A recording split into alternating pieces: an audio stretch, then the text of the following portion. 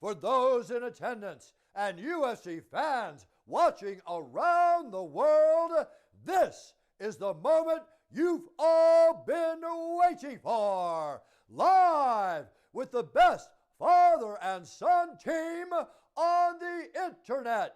It's time for Homie and the Dude. All right, we are here. This is Homie and the Dude. As someone who is constantly told don't meet your heroes, I say fuck that, meet your heroes, because some of them are incredible.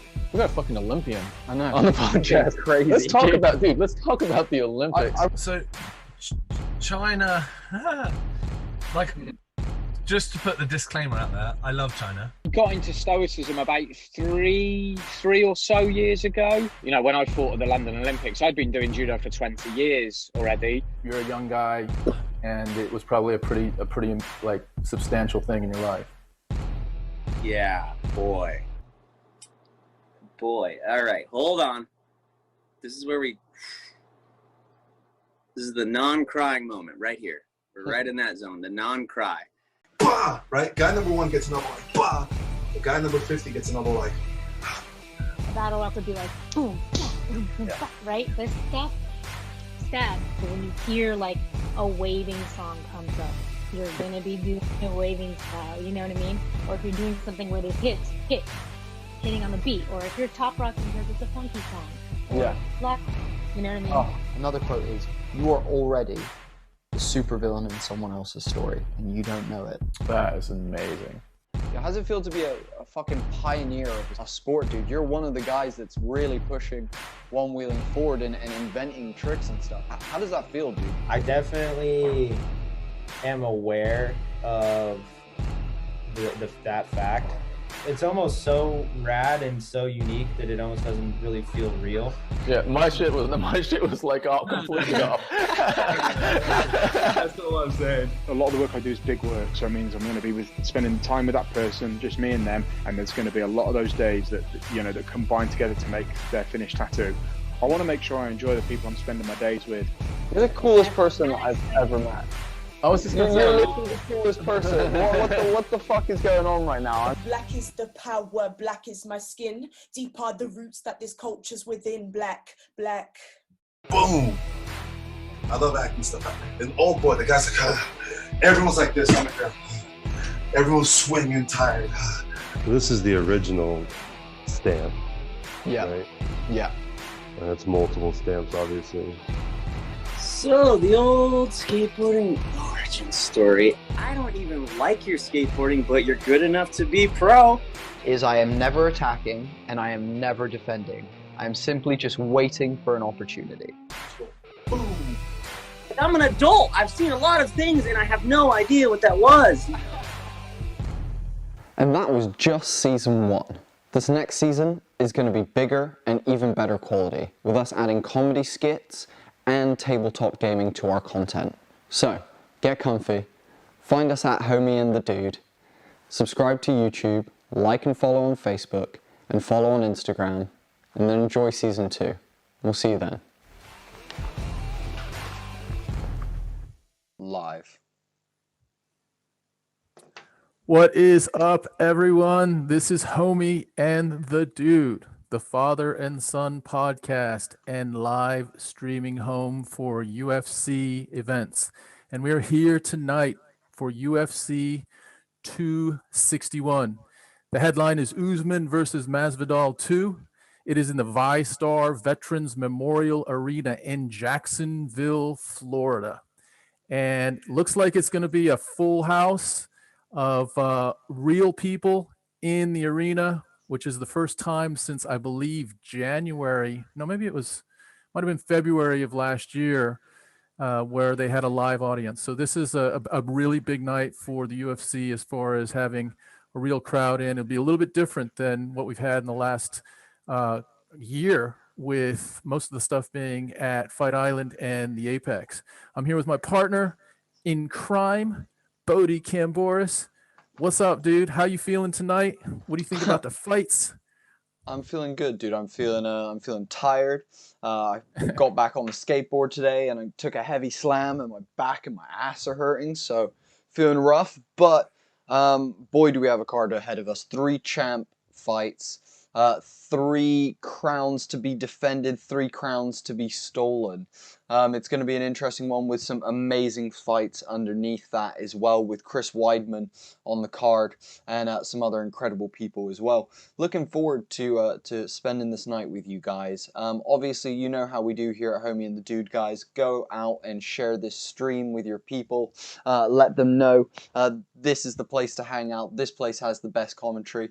And as always, we're going to do what we do, guys, which is spend time with you, give you the best fight commentary in the world, and we're also going to hang out, guys, you know, because that's what it's all about. So we've got about nearly 30 of you in the stream at the moment. I would love to know where you guys are watching from tonight, if you're here to support Usman, if you're here to support Masvidal, whether you're here for Valentina, whether you're here for Andrade, whether it's Wei Ling, or whether it's Rose. Who are you here to support, guys? We'd love to know. So let us know in the chat. As always, guys, something that we do have to talk about is our sponsor for today's episode. That is indeed the man of the hour, Bruce Buffer. If you want an awesome championship intro or championship video message, Bruce Buffer's your guy. Now, if you want to break up with your girlfriend, if you want to tell your grandma you love her, if you want to ask the local, your neighbor to stop trimming his hedge and putting his shit in your garden, Bruce Buffer's your guy. He'll do it for a 10% discount using the promo code DUDE. So head on over to brucebuffer.com, use the promo code DUDE, and get a 10% off your Bruce Buffer championship intro, guys. Let's go through the card. The card is actually, the early prelims have started, and we just got finished with the second bout. We've actually had, this is interesting, because we have Zhang Weili on the main card. She's the co-main event, but we have 2 other, or maybe even 3 other Chinese fighters in the early prelims, which is amazing. Apparently, the early prelims perhaps are being supported a little bit more on the China side of things. But from what I understand, there is a performance institute in China, similar to the PI in Las Vegas, where a lot of the athletes come and they get all sorts of nutrition and, you know, sort of testing body fat and then just full on working out stuff. There's a PI in China as well, but the PI in China is more about specific development of up-and-coming fighters. So there's been a few of those on the card already. The first fight of the card was Liang Na versus Ariane Carnelossi, and Carnelossi actually beat Liang Na in the second round by basically ground and pound. The interesting thing about that fight was Liang Na was 5'9" and Carnelossi was 5'2", so it was kind of fun to watch.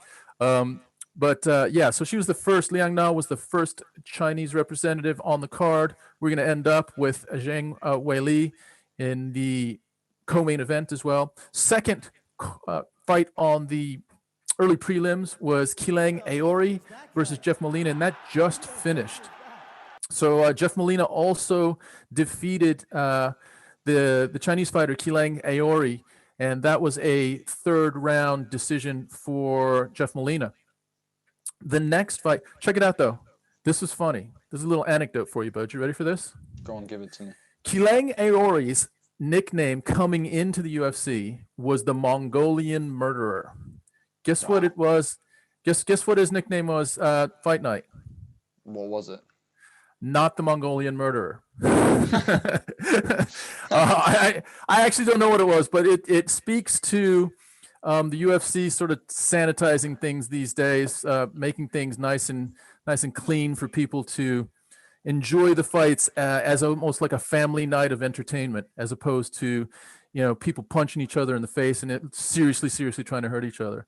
You will have noticed that if there's a serious knockout, if someone's unconscious, that the UFC will cut away from that quickly and feature the winning fighter as they walk around the ring. They'll feature, you know, DC or the other announcers talking about what they saw, but they won't show the blood and guts, which is a shame.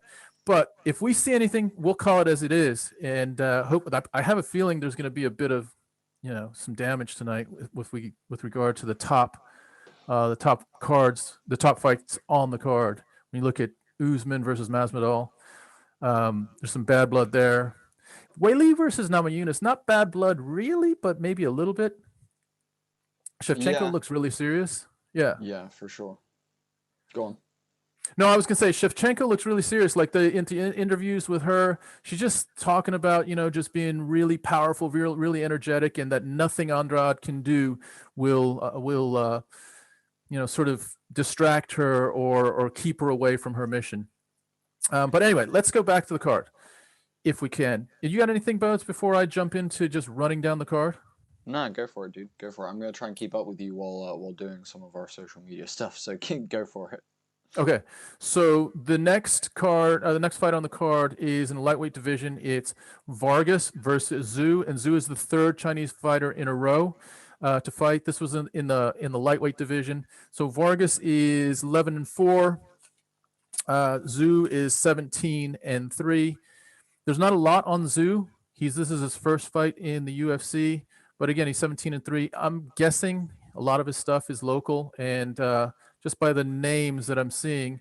So in August of 2020, he beat Han. In September 2020, he beat Shah. And January 14th of 2021, he beat B. So these sound very sort of Asian names. So that there's probably a regional area that he has been fighting. But this is his coming out party in the UFC, and he's fighting Vargas from Kazula Vargas, who is, let me just get a little breakdown of Kazula Vargas for you guys. He is 11-4, and he has lost his last 2. He's lost 3 out of his last 5.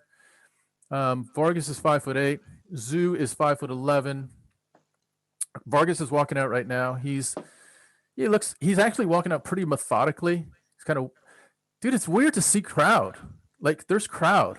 And, you see guys like walking out with, some music on for the last year and nothing except for the echo of the music and the announcers' voices. And you're seeing and hearing the audience, which is pretty crazy. Just as weird as it was not having crowd, it's kind of weird having crowd again, Yeah, for sure. Do you know what I was saying to Tom before this? I enjoyed the fights without a crowd because I felt like it felt very pure. It felt like there was not a lot of crowd contention for both. Because at the end of the day, the judges and refs and even the fighters themselves are in some ways influenced by the crowd, even if it's a very, very small amount. Nail, thank you so much for giving us a follow, man. Welcome to La Familia. Pleasure to have you tonight, my dude. And so without a crowd, these guys are much more focused. They can hear their coaches, that they're in the zone. I personally think it makes the sport more legit in some ways, but also Sure. Obviously I understand that we need to have a crowd back at some point. But at the end of the day, I think the fact that it did allow the fighters to hear their coaches, it did allow for more tactical fighting. It meant that they had to pull the strength from themselves rather than having a fan base behind them screaming.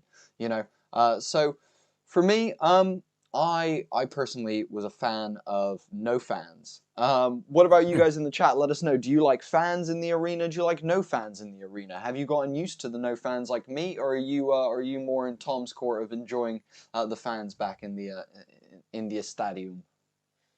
Well, here's the thing that I think's interesting is that, and we saw this, there's a couple examples where we saw this with no fans. I really think Tony Ferguson suffered for not having fans in the arena. When he fought Justin Gaethje, there were no fans. When he fought Charles Oliveira, there were no fans. And Tony really thrives on, it seems like he thrives on the buzz of a bunch of people. And he didn't have that, and then you have the other side of the coin.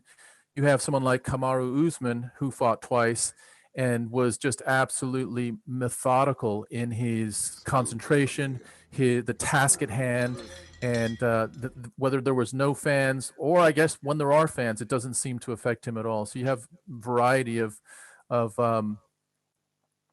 experience of the fighters, of whether they're getting hyped by fans, whether they're nervous by fans. They say well, there's a couple guys that are here and it's kind of home court advantage. you would think home court advantage would be like a real advantage, but for some people, having all of your homies there, having your family there, having your old coaches there, like everyone that's known you since you've grown up there, can be a cause of like additional anxiety and nervousness because you have all of that expectation on your shoulders. So it just depends. Now, for some people, they love it. They feel all the love in the arena. For others, it weighs heavy on them. So here we are in Jacksonville, where you've got Jorge Masvidal, who lives just down the road in Miami.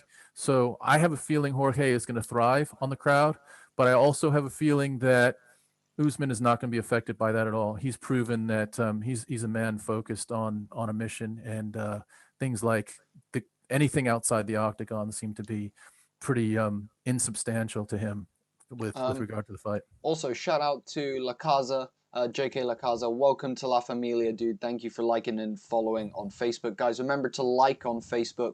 Follows are awesome, but likes are what count because Facebook sucks. So make sure you head to our Facebook page and like our page. Not this post. Go over and like our page so you can stay up to date with the homie and the dude content.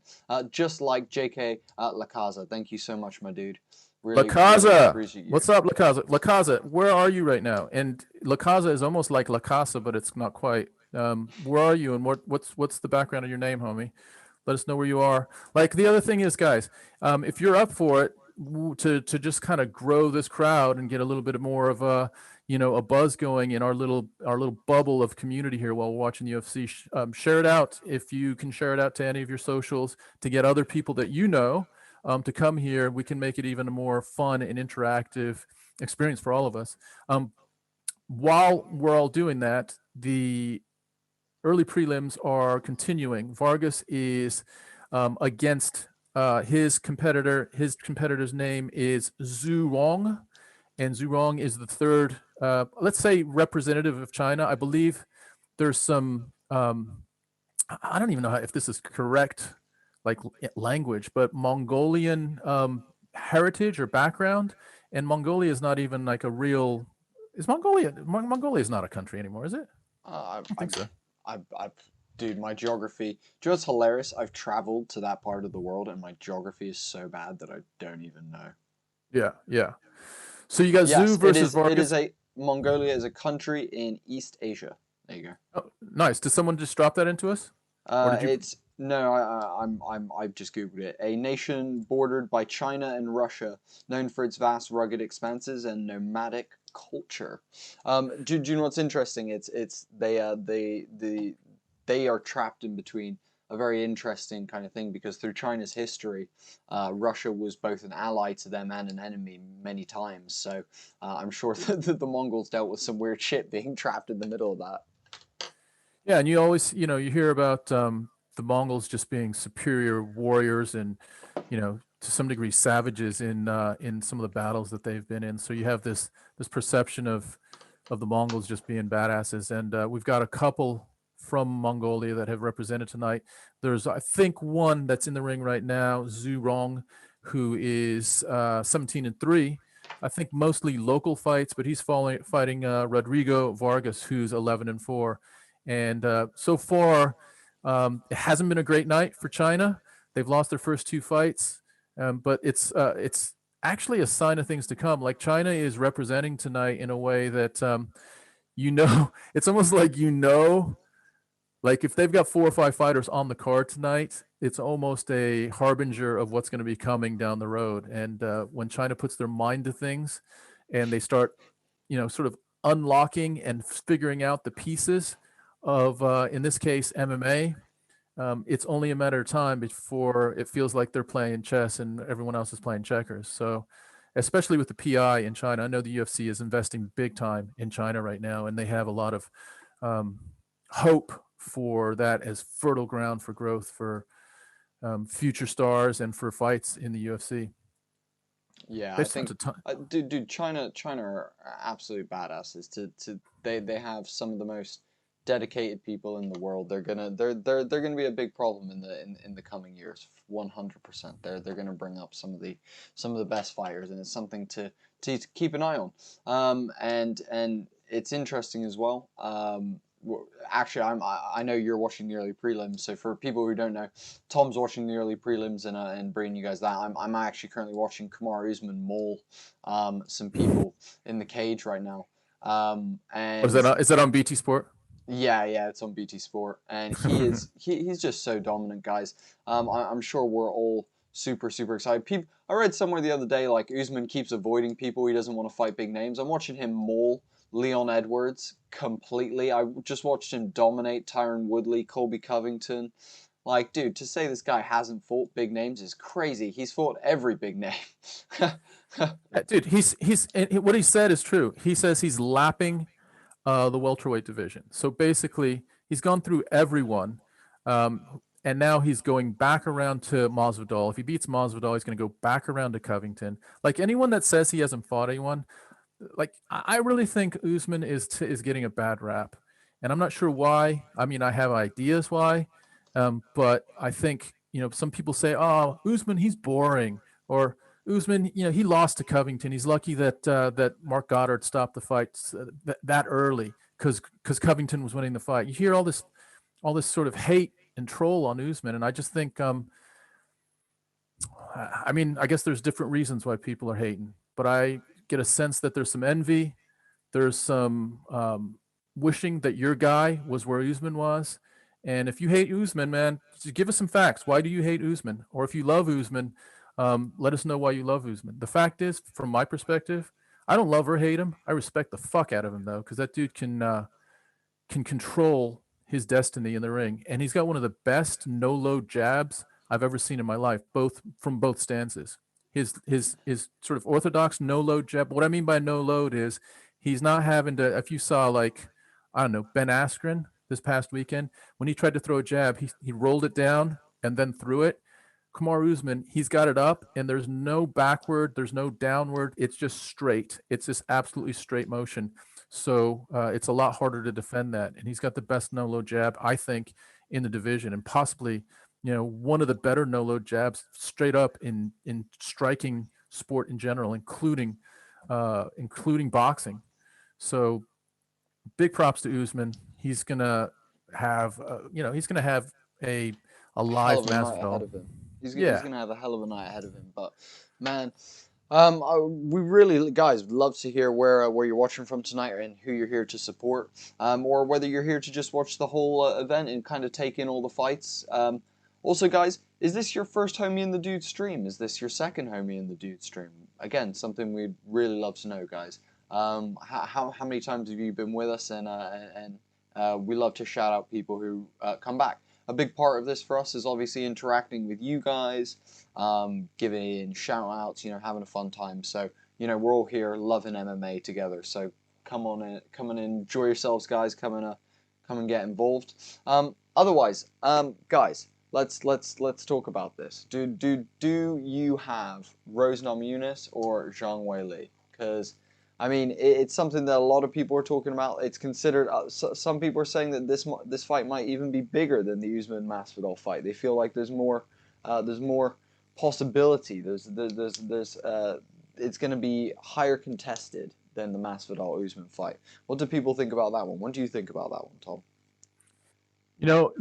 We have ridden the Rose train for a long time, and before she lost to Andrade, the two Joanna fights, we were really big supporters of Rose, and respect the hell out of her. And she's got some of the best stand-up striking and sort of ring management and distance control in the women's division, full stop. Her striking is clean. She's got great combinations. I just think Zhang Weili is really, she's super strong. And when I look at Rose is sort of frail. She looks like she might even be in a different weight class than Zhang Weili. And I guess I'd say that it's gonna be a 5-round fight, and for Rose to withstand the power of Zhang Weili for 5 rounds is gonna be a huge challenge for her. So if I was a betting man, I'd say that Zhang Weili is gonna catch her at some point with something. On the other side of that, there's a statistic that I found out leading up to this fight that I thought was really interesting, and that is that Rose has had, out of her, some places say 9 victories, some places say 10 victories. She's had 4 of them with rear naked chokes. Now, she hasn't had a rear naked choke since like her 5th win. So 4 out of her first 5 wins were won by rear naked chokes. And then she beat Joanna twice. She lost to Andrade. She beat Andrade. And now she's fighting Weili. But is that something? Is the, when they scramble, when they're kind of mixing it up and they are in between standing and the ground, is when Rose tries to wrap up that rear naked choke. Could that be something that is a factor in this fight? I don't know. What about you? What are your thoughts about? I'm mixed about this, but what about you? I love Rose Namajunas, obviously, apart from her slightly not great comments about people from China who are absolutely incredible and a phenomenal culture and group of people. You say that from experience. You've been there. I say that from a lot of experience. I've spent fucking a lot of time there. So yeah, I've spent some time in China. I know what's up. In terms of how I feel this fight's gonna go, Zhang Weili's pressure is pretty hard, dude. Like Zhang Weili's pressure is pretty nonstop. She is a heavy force to be reckoned with, and she's got heavy fists. Not to mention, she really utilizes everything in her toolbox, whether it be knees, elbows, takedowns. She's willing to stand with you if it's a stand-up fight. She's willing to go to the ground if need be. So Zhang is terrifying in many, many ways. Rose Namajunas, like Tom mentioned, has submission wins. So when it goes to the ground, is Rose in trouble? I don't think as much as people would expect. Zhang, is she going to be able to put Rose out? I think I wouldn't be surprised if she did, and it would suck if she did. But man, to count out Zhang Weili is idiotic. However, I really do love her, and I love what she brings to the game, and I love what she's doing. But yeah, dude, Rose Namajunas is our girl. Like we've supported her since like day one. So man, I would love to see Rose come back and reclaim the title. But either way, do you know what's interesting? I come back to something that you and I talk about a lot, Tom, especially with championship fights. We look at it and we go, how do we feel about who's going to be the champion at the end of this fight? How do we feel about like what champion will come out at the end of this? And it's often cases that we go, either way. Like, for example, with the Jan Blachowicz Israel Adesanya fight, whoever was the light heavyweight champion then, amazing. Like, both guys are admirable gentlemen, soldiers who go out on their shield, really respectful guys. I love that. So same with Andrade and Valentina. I think both of them are great champions, great representation in their weight classes. I believe the same thing with Rose and Zhang Weili. And further than that, I think the only fight that I don't think that with is the Masvidal Usman fight. Now, not because I don't think Masvidal would be an incredible champion. I think he would usher in an era of wild viewership and some pretty crazy fights. However, I like respectful champions. I like champions who are honest. I like champions who are down to earth and humble. And Masvidal kind of slides into the McGregor category for me. In of that he is a little bit less humble, a little bit less chill, and thus that kind of comes across. So for me, they're not my favorite types of champions, but I very much think in terms of Zhang Weili or Rose, either way, whichever person wins that fight, we've got a good champion leading that division 100%. Also, shout out to Juan Soto for liking this stream, as well as also heading over and liking and following the Facebook page. Alex, thank you so much for liking and following the Facebook page as well. Welcome to La Familia, guys. It's a pleasure to have you in the stream tonight. We want to know where you're watching from, guys, where you are in the world, so we can shout you out. We also want to know who you're here to support. Further than that, guys, little request, if you're enjoying what we do at Homie and the Dude, if you've watched any of our streams before or anything like that, please, guys, share this out. Just hit the little share button on Facebook. If you're watching on YouTube, just quickly drop into the description below. Copy that link and share it to your Instagram or your Facebook or your Twitbook or your whatever it is. Jesus, thank you so much for liking and following. Welcome to La Familia, Jesus. Pleasure to have you, my dude. And guys, where's everyone from? Where's Jesus? There was Jesus. Where are you from, homie? And yeah, then Jesus and Alex, where are you from? Juan, where are you from? And who you riding with tonight? Yeah, who's your ride or die tonight? Just to give you guys an update, we're still with Vargas and Zhu Rong, and we're in the third round. This is the early prelims, so we're not missing, the prelims. The prelims are going to start here in about a half an hour, and we will do a tight play-by-play on the prelims once it goes live on, for us, it's BT Sport. Zhu Rong just knocked down Rodrigo Vargas with a straight right. They're mixing it up a little bit. I think it's about a 50-50 fight, but it is in the third round with about 2 minutes to go. Zhu Rong is it's seeming that he's winning this third round. They're just standing right now and looking like they're measuring each other to land heavier blows. But I think Vargas won the first round. Second round was about 50-50. So this last round is going to be important to see who wins this fight. Just jabbing, but literally both of them are looking to load up. Guys, let me just run through this card because it's an awesome card. Let me just get this loaded up here for ya. Let's go with the main card, and then we'll go backwards. So the first fight of the main card is Anthony Smith versus Jimmy Crute. And I'm actually surprised Jimmy Crute is favored, but Anthony Smith. If you look at Anthony Smith's record, what would you say Anthony Smith's record is, Boats? Just if you were to guess. Oh, it's in front of me, so I probably would guess somewhere between like 20 and like 5, something like that. Dude, he's fought 50 times. That's crazy. Beast. Yeah, Absolute he's beast. 34-16. I mean, that's definitely a journeyman's record, but he has been to the very top of the mountain in the light heavyweight division. He lost to John Jones. He got really, really beaten heavily, damaged heavily by Glover Teixeira. I don't know if you remember, but he spitting teeth out. It was just a beating that he took from. Yeah, he's spitting teeth out on the canvas. I completely forgot about that. Do you remember, dude? That was bad. Yeah, that was fucking heavy. So I think they might be like the betting book might be looking at it as two guys going in different directions. Jimmy Crute is 12-1, and Anthony Smith is 34-16. So that's the first fight of the main card. Second fight of the main card, interesting fight. By the way, it's 10 seconds left in this early prelim fight. Zhu Rong has just taken down Rodrigo Vargas as the horn sounds for the end of the third round. I have a feeling Zhu may have won that fight.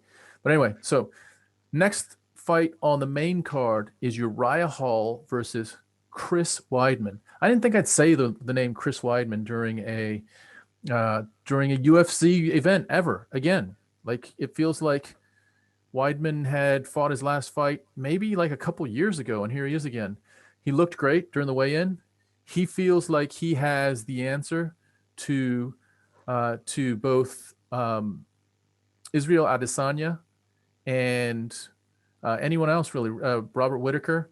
So that is a fight to really look at to see how much Weidman has left. And Uriah Hall, he's kind of a mixed bag, but when he's engaged, when he is really locked in, I think his last fight was against Anderson Silva. Let me just see. And Anderson Silva was his he fought Anderson Silva. That was his hero. Out of his last 5 fights, he's won 4. He lost to Paulo Costa in the second round, got kind of blown out. So that'll be interesting to see what Weidman has left. And that's the second fight of the main card. And then we just go into, championship fights, 3 championship fights in a row.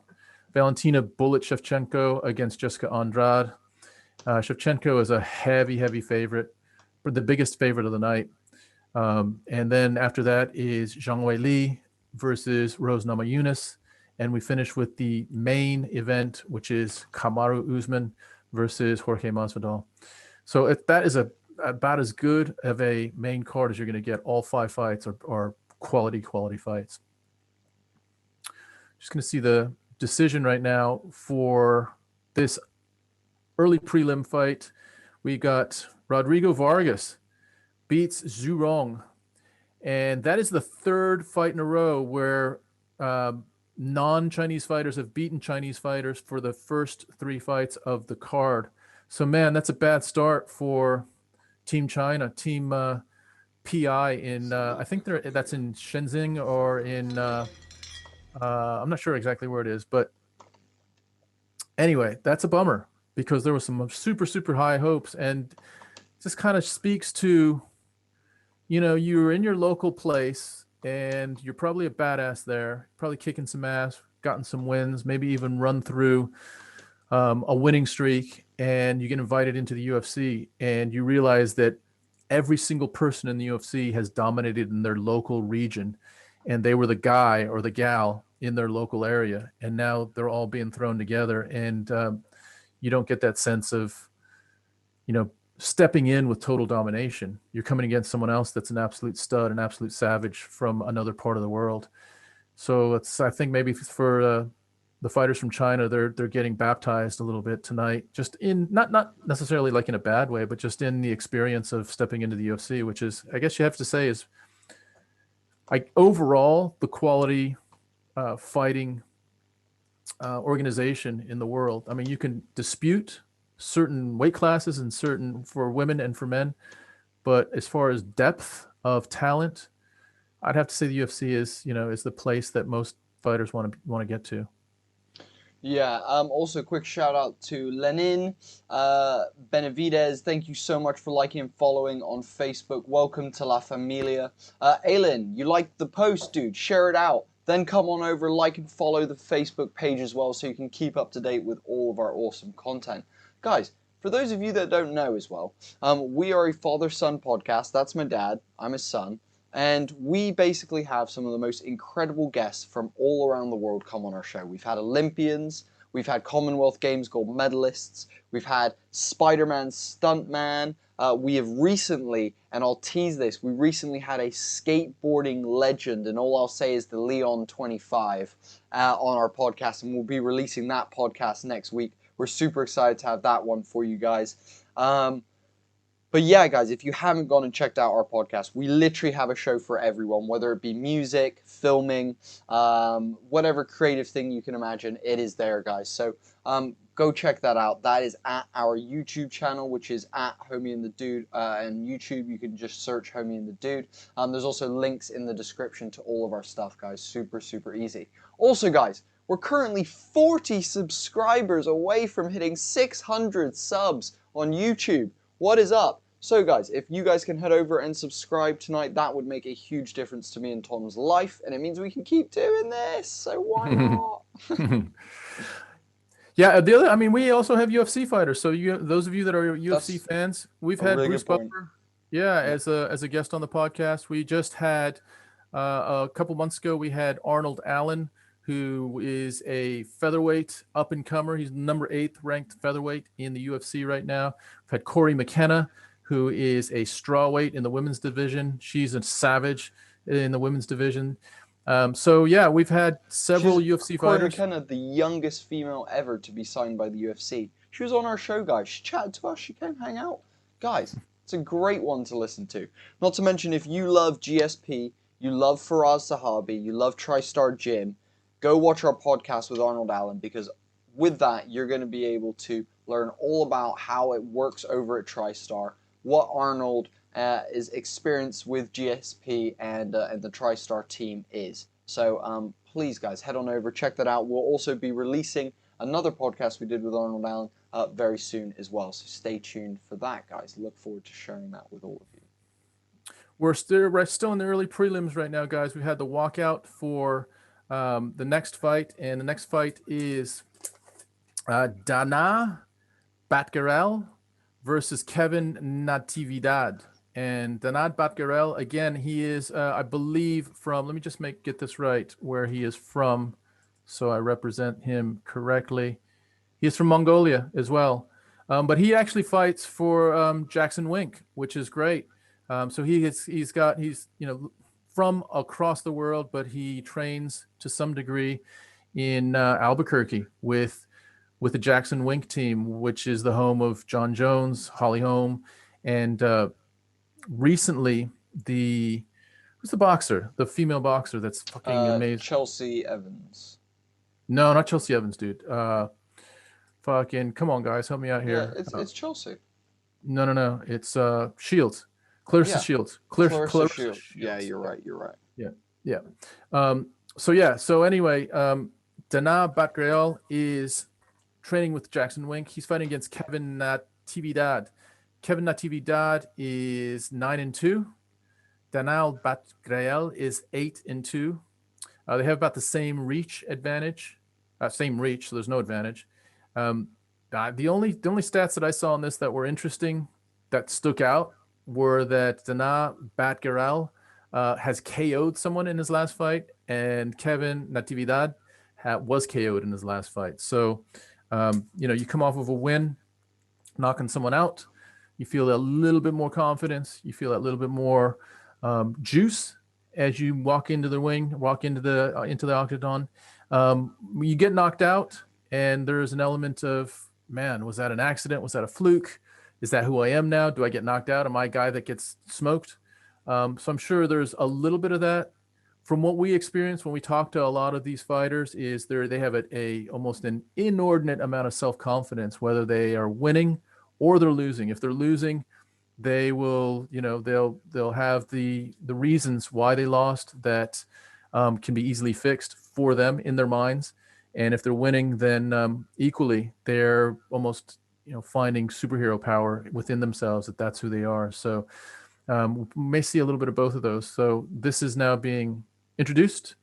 It's Bruce Buffer introducing them. I believe it's her day in the octagon, probably for the first of many times. Yeah, we still got 20 minutes to the prelims, right? Yeah, we're on the early prelim. We have, let's see, Vargas. Yeah, I think this is last early prelim. Yeah, it is Herb Dean. Live now, guys. Come and watch UFC 261. All right, here we go. Round one of the early prelim. Dana versus Natividad. Dana, if you guys are watching, is in the black trunks. Natividad is in the yellow trunks. Natividad is, let me just get where his, so he's from the USA. His team is the Arizona Combat Sports Team. And he is on a 4 out of 5 fight record that he's won. So he's lost his last fight. He got knocked out, but he won his previous 4 fights before that. They're just sizing each other up, sort of gauging distance, as you usually see in the first sort of minute of the first round. Oh, shit. Dana just smoked Natividad. It's over. It's going to be over. It's over. Herb Dean just jumping in there, basically. All right, so, guys, that was the first win for the Asian contingent. And that's the 4th Asian fighter on the early undercard. So first one for them. And Natividad is still down. He's just being checked now by his cornerman, but he's down still. The stool is actually in the middle of the ring. It was just we're literally about a minute and a bit in the first round. So quick knockout. Natividad is still down. He's just resting. I don't think he's hurt. He's not knocked out. He's just kind of got his gloves up against his face. And Dana just does a cartwheel, a victory cartwheel. The classic, the victory cartwheel. The only way to celebrate. Yeah, it was a counter left hook as Natividad was coming in. Dana was moving backwards, sort of a counter left hook, sort of like an Israel Adesanya left hook. And as Natividad was coming in, he used his own momentum against him in a sort of quintessential martial arts type way. So that is it. He missed with it was just a front kick to his face. And as Natividad is lunging forward, he just gets clipped. And then there's a couple hammer fists at the end, and Herb is there. Herb is barging in, pushing Dana off of Natividad, and there's your winner. And I believe that takes us through the early prelims, and we're going to be switching over to, certainly in the UK, you have Fight Pass for the early prelims, and then you switch over to BT Sport for the rest of the card, the prelims and the main card. Whoop! So we're almost to the prelims. It's good to see that China has one in the victory books, because that would have sucked if they would have had 4 losses leading up to the Weili fight. that would have sucked, right? I mean, Weili is probably viewed as. Is there another Chinese fighter that is as prolific? Yeah, as accomplished, has as many accolades as Weili? I don't think so. Weili's 21-1. Did you know that she lost her first fight and is on a 21 fight win streak? That's unbelievable, isn't it? Yeah. That's freaking believable. You know what else is unbelievable? Fucking Chris Weidman is the 11th ranked middleweight. How is Chris Weidman the 11th ranked middleweight? He hasn't fought in like. He's still got it, dude. He's still also just to say as well, dude. In terms of, I didn't realize today. Do you know who Joe Lozon is? Yeah, of course. Joe Lozon? Yeah, he's part of the what do they call him? The New England Mafia or something like that. Yeah. He's a big player in as far as a coach. He used to be a great fighter, decent fighter. He's still active. He's still active. I was like, what? I like somehow stumbled upon it. I was like, no way is Joe Lozon actually still in the roster. He's hella still active. I did not realize. Like, and do you know what's interesting to me? Like, I remember I was thinking back to when we first started watching MMA, and I remember I used to watch a YouTuber back in the day called Woody's Gamertag, and Woody's Gamertag had a podcast called PKA, and in PKA he would often bring up his close friend Joe Lozon, who he would go and train Brazilian Jiu-Jitsu with. And Joe Lozon was in The Ultimate Fighter, this thing where two dudes get in a cage and fight each other. And I remember hearing that on the podcast as a really young lad, like in between like 11 and 14, and being like, wow, that sounds wild. And then like as I got older and we actually started watching it, and I saw Joe Lozon fight, I was like, holy shit! After years of listening to Woody, that's where it all comes from. So that was really that was a nice little blast from the past for me for when I saw Joe Lozon fight. I was like, damn, Woody's Gamertag knew a legit badass. Like he wasn't even messing around. This guy's a straight badass, you know. And he's a decent gamer as well, wasn't he? Oh, Woody's content was better though, not because of his gaming. He was actually better for all the stuff he did outside of that. Actually, no, I'm talking about Lozon. Oh, Lozon. I'm not sure if he games. I'm not sure if Lozon games. He wasn't gaming with Woody at the time. I know they were just bros, and like I said, I think Woody would go train jiu-jitsu. Because again, that's another thing. Like Woody used to preach the fact that he's like, you know, striking's great, but the moment you get on the ground, it's a whole nother ball game. Like it really changes things in a way that you're not expecting. But yeah, so we'll see what goes on. But guys, fucking Rose Namajunas after that last fight with Jessica Andrade, looking beat up, swollen eye, blood in the teeth. Grinning nonetheless, though. Grinning nonetheless. This girl is a straight up badass. Yeah, Rose is interesting, isn't she? Because she, like, in some ways, she's really soft and respectful, and she's religious. And I just remember, the stare down when Joanna was like talking shit to her and almost like really like saying some, I don't even know what. And Rose's answer to that was, I think she was saying the Lord's Prayer, or she was saying some sort of like chant or something like that to completely almost like drown out any mojo that Joanna was trying to throw her way. And it worked. Like Rose, Rose actually, if you think about Joanna, she is one of the best ever. And Rose had her number twice, knocked her down with a left hook, really dominated her in the second fight. And that says a lot about Rose. Like, I sometimes underestimate Rose, I guess because she looks so frail. I know she's a badass, but when I look at Weili, it's just like, man, how the hell is Rose going to cope with Weili? Like, I don't know how she's going to cope with that. That's the issue for me.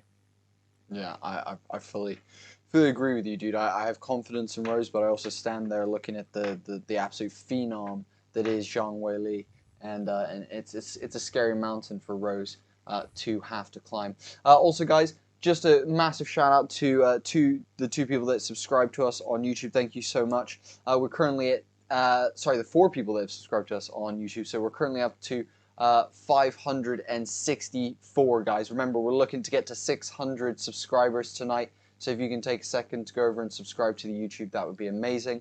Other than that, guys, we're getting into that prelims, and we're going to be giving you, as always with Homie and Dude, that's absolutely top-notch, best in the world, play-by-play commentary. Tom giving you the striking, me giving you the ground and pound and the ground stuff. So stick around for the prelims. This is the place for you guys. Now, a couple things I do want to say. We've got about 20 of you here watching at the moment. We would love to see a bunch of you get in the chat. Let us know where you're watching from. Tell us what's going on, guys. What are you eating tonight? What's your like go-to drink while you watch the UFC? For me, it's water because I like to stay hydrated for the entire stream. Keep me on my best for you guys. So give us a message in the chat. Let us know what's going on.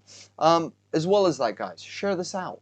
Take a second. Go share this out. Let's get more people in here. Let's get as many people as we can watching this. That way we can share this with as many people as possible. We love hanging out and watching fights with other fight fans. That's the reason we do Front Row Live. So yeah, guys, let us know what you're doing here, where you're from, and share this out. While you do that, I'm gonna quickly disappear off and go for a piss quickly. Go for it, Tom.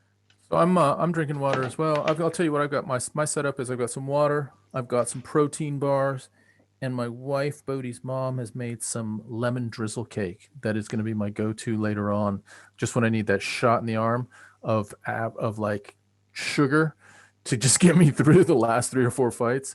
I've been trying to, like, my usual routine has been, because we're in the UK, so when the undercard starts, it'll be 1 in the morning.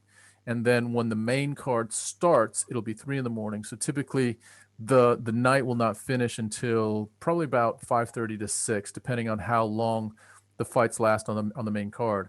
So I typically have taken the sort of the choice of drinking coffee, and I'm pretty clean sort of living and running usually. And so even 1 cup of coffee, certainly it just gets me through the night. But then I feel like that, along with just staying up all night long and my age has contributed to me like having about a 2 to 3 day like UFC hangover and I'm not drinking anything. I'm drinking water and just coffee, and staying up all night just completely takes it out of me. So tonight I'm going cold turkey. I'm just going to have water. I've got these protein bars, and I've got some lemon drizzle cake. All of that is within my, sort of my remit of stuff that I can handle. Hopefully I can recover a little bit better over the next couple of days. Guys, let me ask you this. Let's have any of you just let me know where you're from. Typically in the past, we have had a cross-section of people around really the world. So I'm thinking, depending on who's on the card, like at times when we've had, let's say, Israel Adesanya on the card, and there's been a representation. Well, tonight is another one where there's been a representation from, from Africa. We've got Kamaru Usman, lots of people sort of that part of the world. And anytime we have anyone from, let's say, the Middle Eastern part of the world, or, places like Malaysia or Indonesia, real big supporters of some of the fighters from sort of Khabib's way, or Russia, or anyone that's sort of in that sort of Sambo style. Oftentimes we have lots of people from the US. We have some people from the UK that are crazy enough to stay up all night like we are. But it's also South America as well. If we have someone from Brazil that's fighting, which tonight we have Andrade from Brazil, we might get some play from South America as well. I'm just looking at Uriah Hall. I thought Uriah Hall was American. Uriah Hall is actually from Jamaica. Quick shout out as well to ITU Lorenko. Thank you, Mr. Lorenko, for liking and following on Facebook. Welcome to La Familia, my dude. It's a pleasure to have you joining us for tonight's fights. Guys, we're Tom and Bodhi, Homie and the Dude, the father and son team, bringing you the frontest and the most rowest of lives that exists. Yeah, father and son team. I'm just watching. You watching this Kimura being laid out? Yeah, heavy Kimura by Jimmy Crute. By Jimmy Crute, man. Jimmy Crute might be bringing the heat. There was another Kimura. He popped his arm out. He actually popped his arm out. Oh man, he's throwing Kimuras. Look at that. That guy. Do you see that guy's legs? That's like bicycle kicking, saying I don't want it. Wow, Jimmy Crute. I'm just watching highlights of Jimmy Crute smoking people, dude. Just Jesus. dude, just trying to sync this up so we can sync this up together. Yeah. Are you watching on the advanced player or not? I am not. I don't think. Has it got the square? Has it got the square in the corner, like the stop button square? Cool. Okay, so can you see Michael Bisping and those guys talking right now? I can. Yeah. Is it the red guy talking? Yes. Okay. We need to try and find it. We need to sync this up, guys. Basically, part of what we're doing is obviously because we do this remote from each other, especially during this COVID times, we need to make sure that we've got our streams locked in so we can give you guys the best play-by-play commentary that feasibly exists, guys. And that's a fact. Anthony Smith punches by 1-2.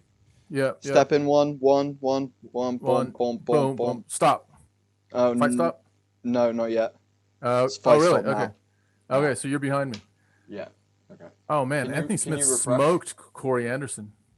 Can you refresh for me? Yeah, sure. Hit me with a refresh. That should be a good fight. That should be a real good fight. I'm looking forward to seeing Anthony Smith fight, dude. I've always been a big fan of his, both of his heart and his skill. He's an awesome guy, and you know he's had a rough career. He's a journeyman, and he's working his way back to that title. Man, I would love to see Anthony Smith challenge for the title again. He's like I said, lovely guy. I would be on board with him being the light heavyweight champion. That would be dope. But he also got, I mean, he's been rinsed a good few times by a few people at this point in his career, you know. So that beating against Glover was memorable. That was not something you come back from very easily. And people got savaged. And people wrote Glover off for that. People literally wrote him off as if like he didn't have a chance to win. And you're like, you've got to be kidding me, Glover.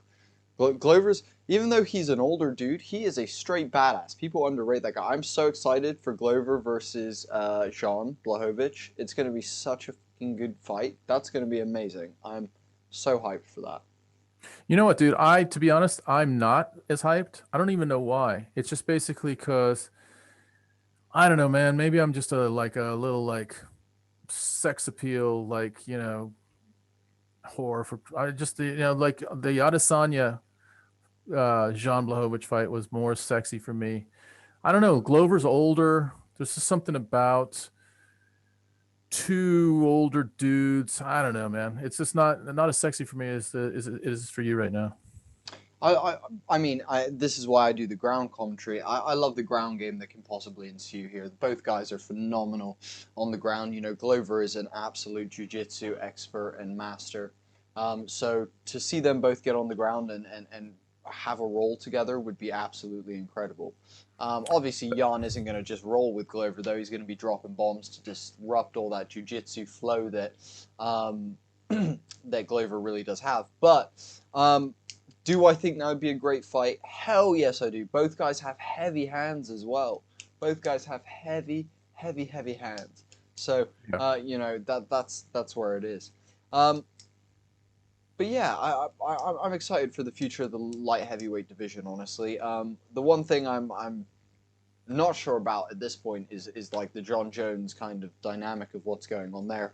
The other thing is, like we talked about, this year is a kind of a interesting one because we've got McGregor possibly taking a belt back.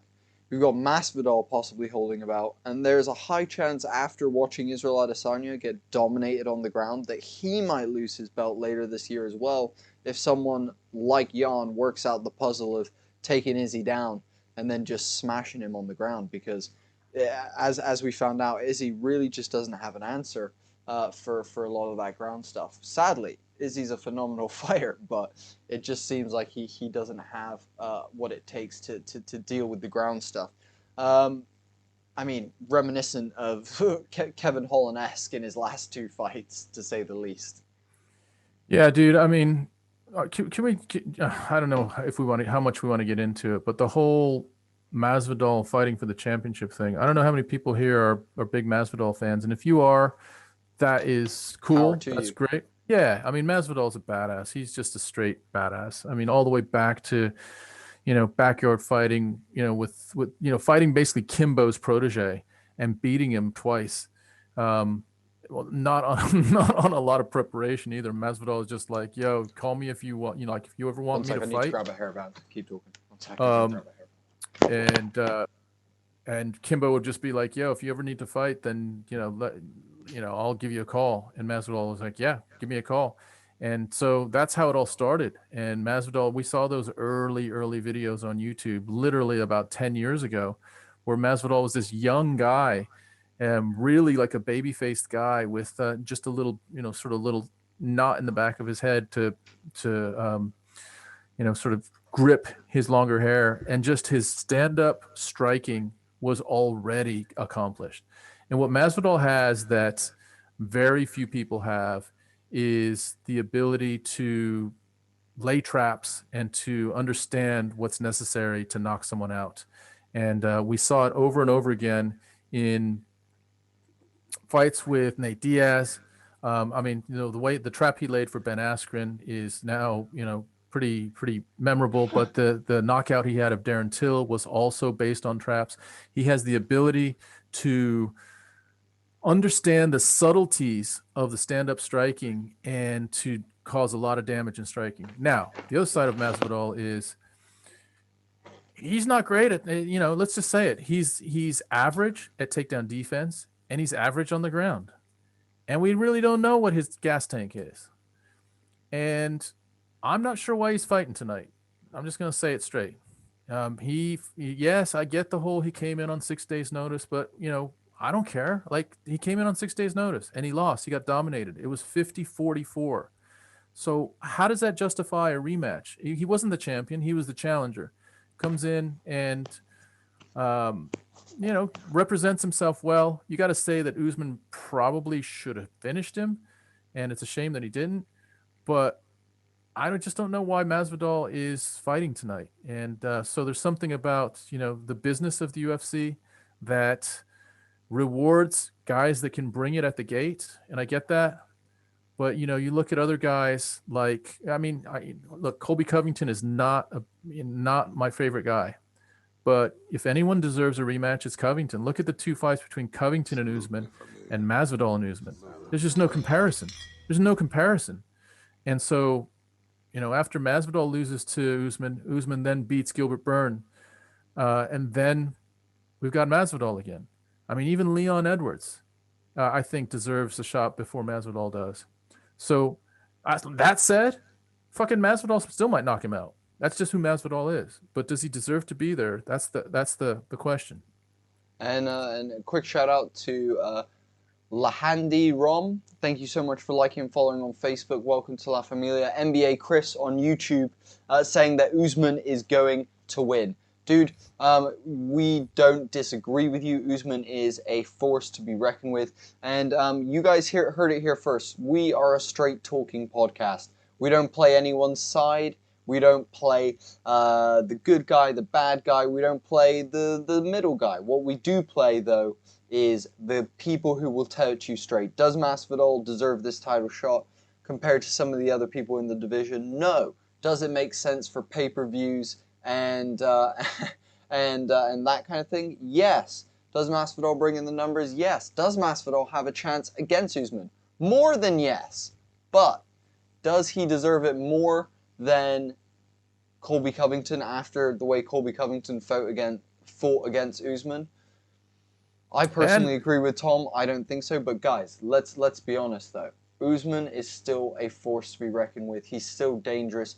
You never know what he's going to pull out. And the guy is straight up one of the best boxers in the UFC. If Usman wants to stand and punch with him, he's going to have problems. Don't get me wrong. Tom mentioned it earlier. Usman's jab on from either stance, orthodox or regular, he's dropping it out unbelievable. He's hitting you with that thing, with speed, accuracy, and zero wind up, zero like telegraphing. So to say that Usman won't be able to stand with the boxing is a whole nother thing. But guys, Masvidal does have a chance. Does he deserve this chance?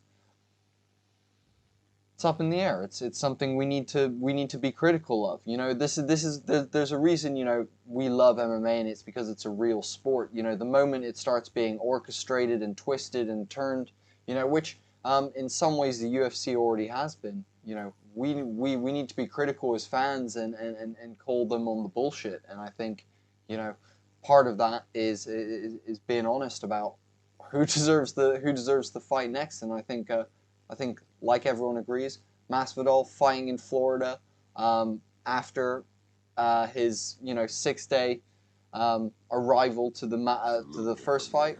Shit, it's a great decision on the UFC's behalf. But is it the one that is right for the division?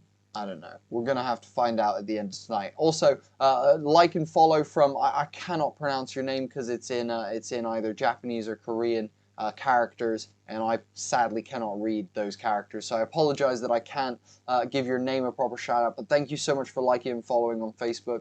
I hope you're enjoying the content tonight wherever you're watching from, guys. There's about 20 of you watching right now.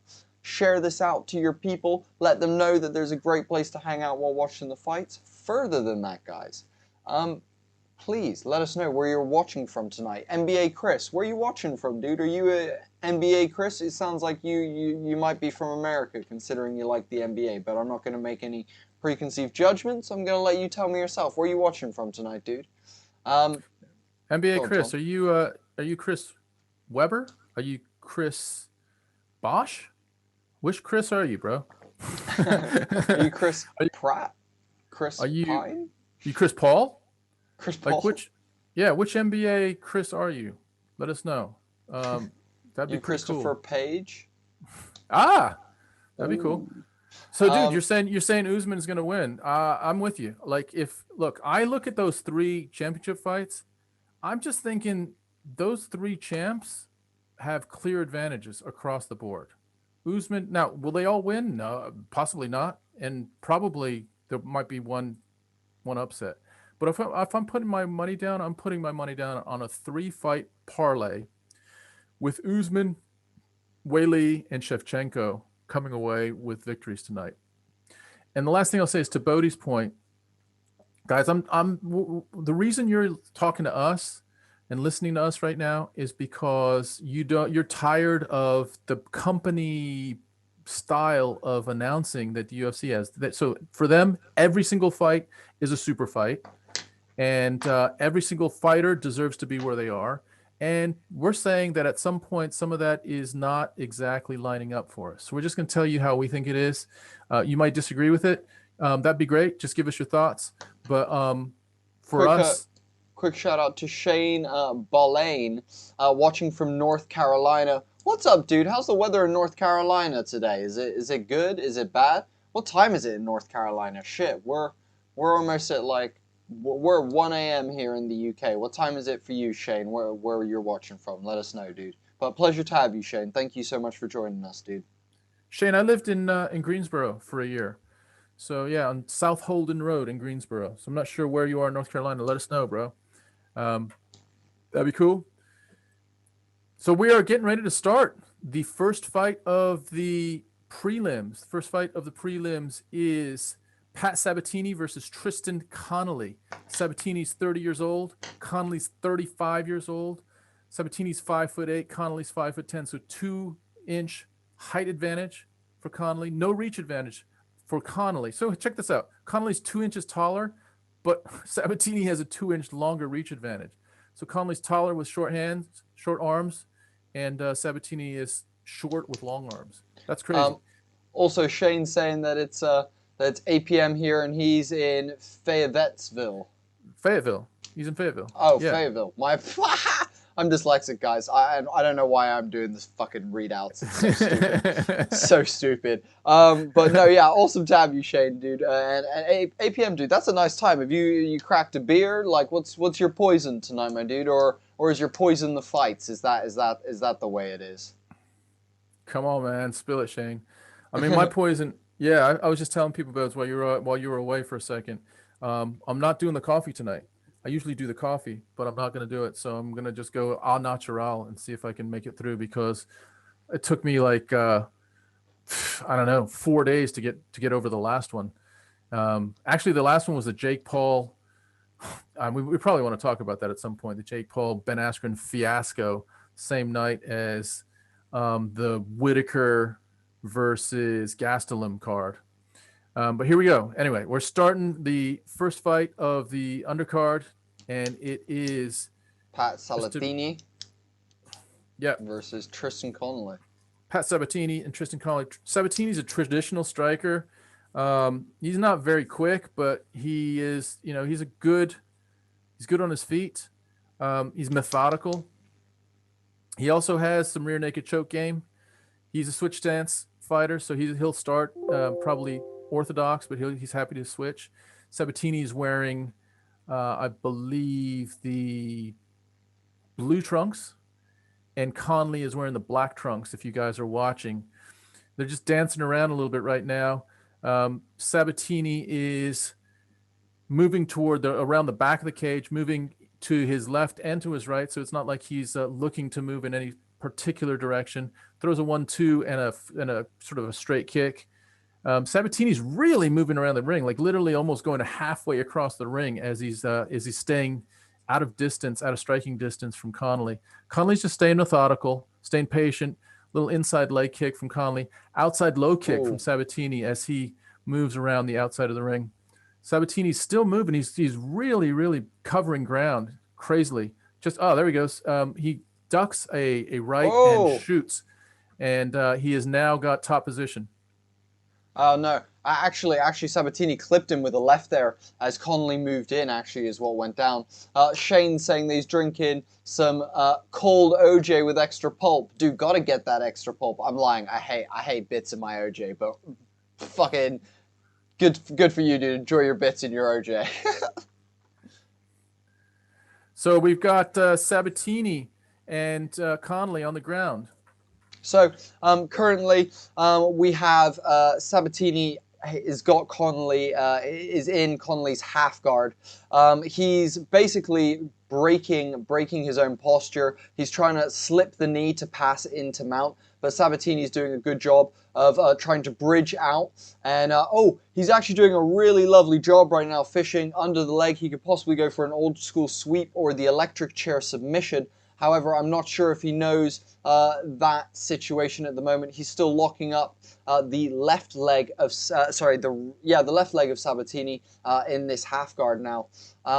Sabatini spreading wide and trying to really lay some ground and pound, but some really nice half guard from Connolly. He's playing real deep half guard right now, which makes it hard for Connolly to really. For Sabatini to land any heavy ground and pound.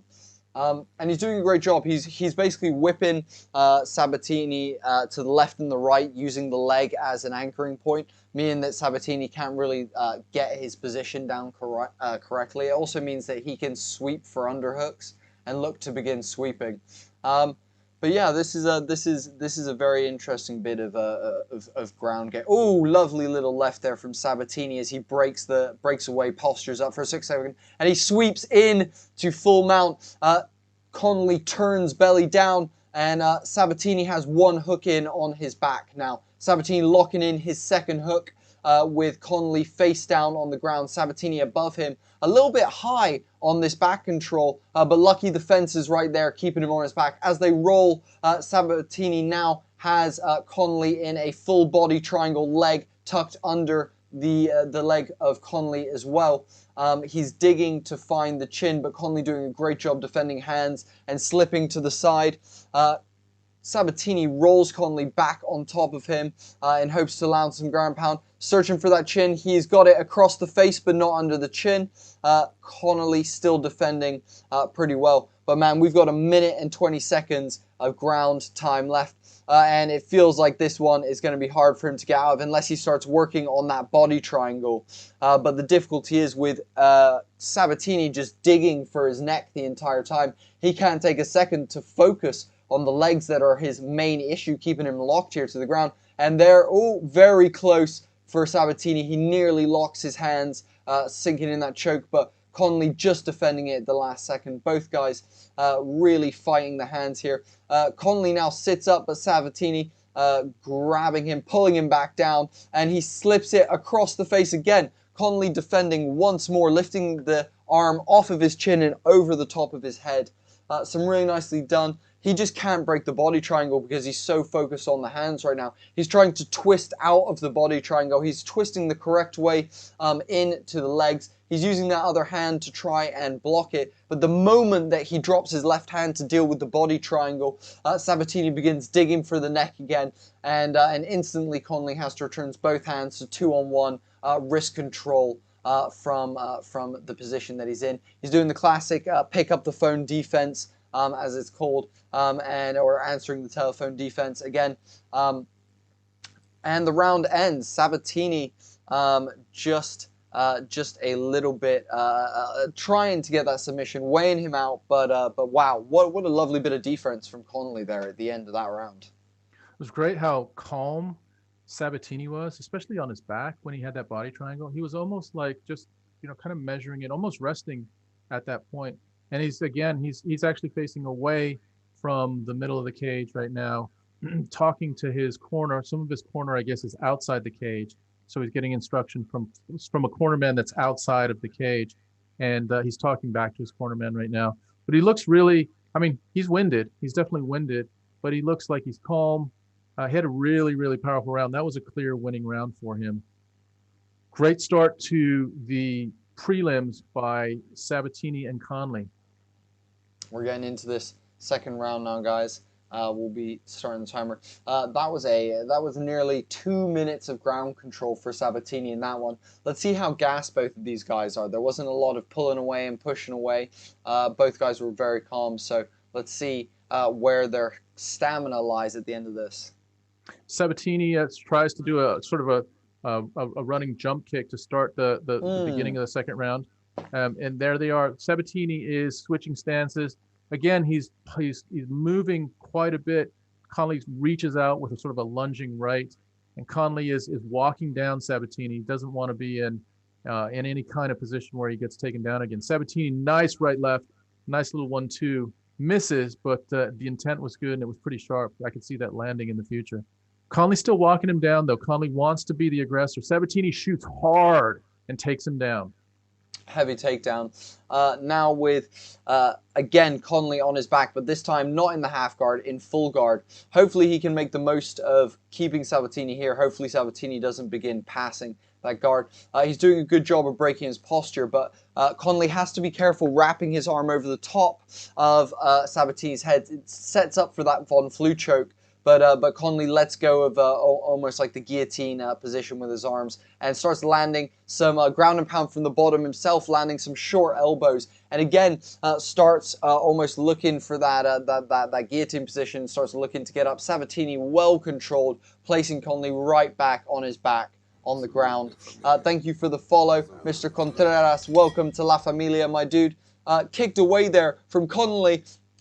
Conley lands a huge up kick, actually, that Sabatini takes right on the side of the head, but he comes back in and actually passes to the side guard or side control, whichever you prefer, of Conley. So now he is in a very dominant position. Not to mention, Conley almost has one of his hands a little bit trapped. He manages to get it free, and they're back in the classic seatbelt position with Conley in side control.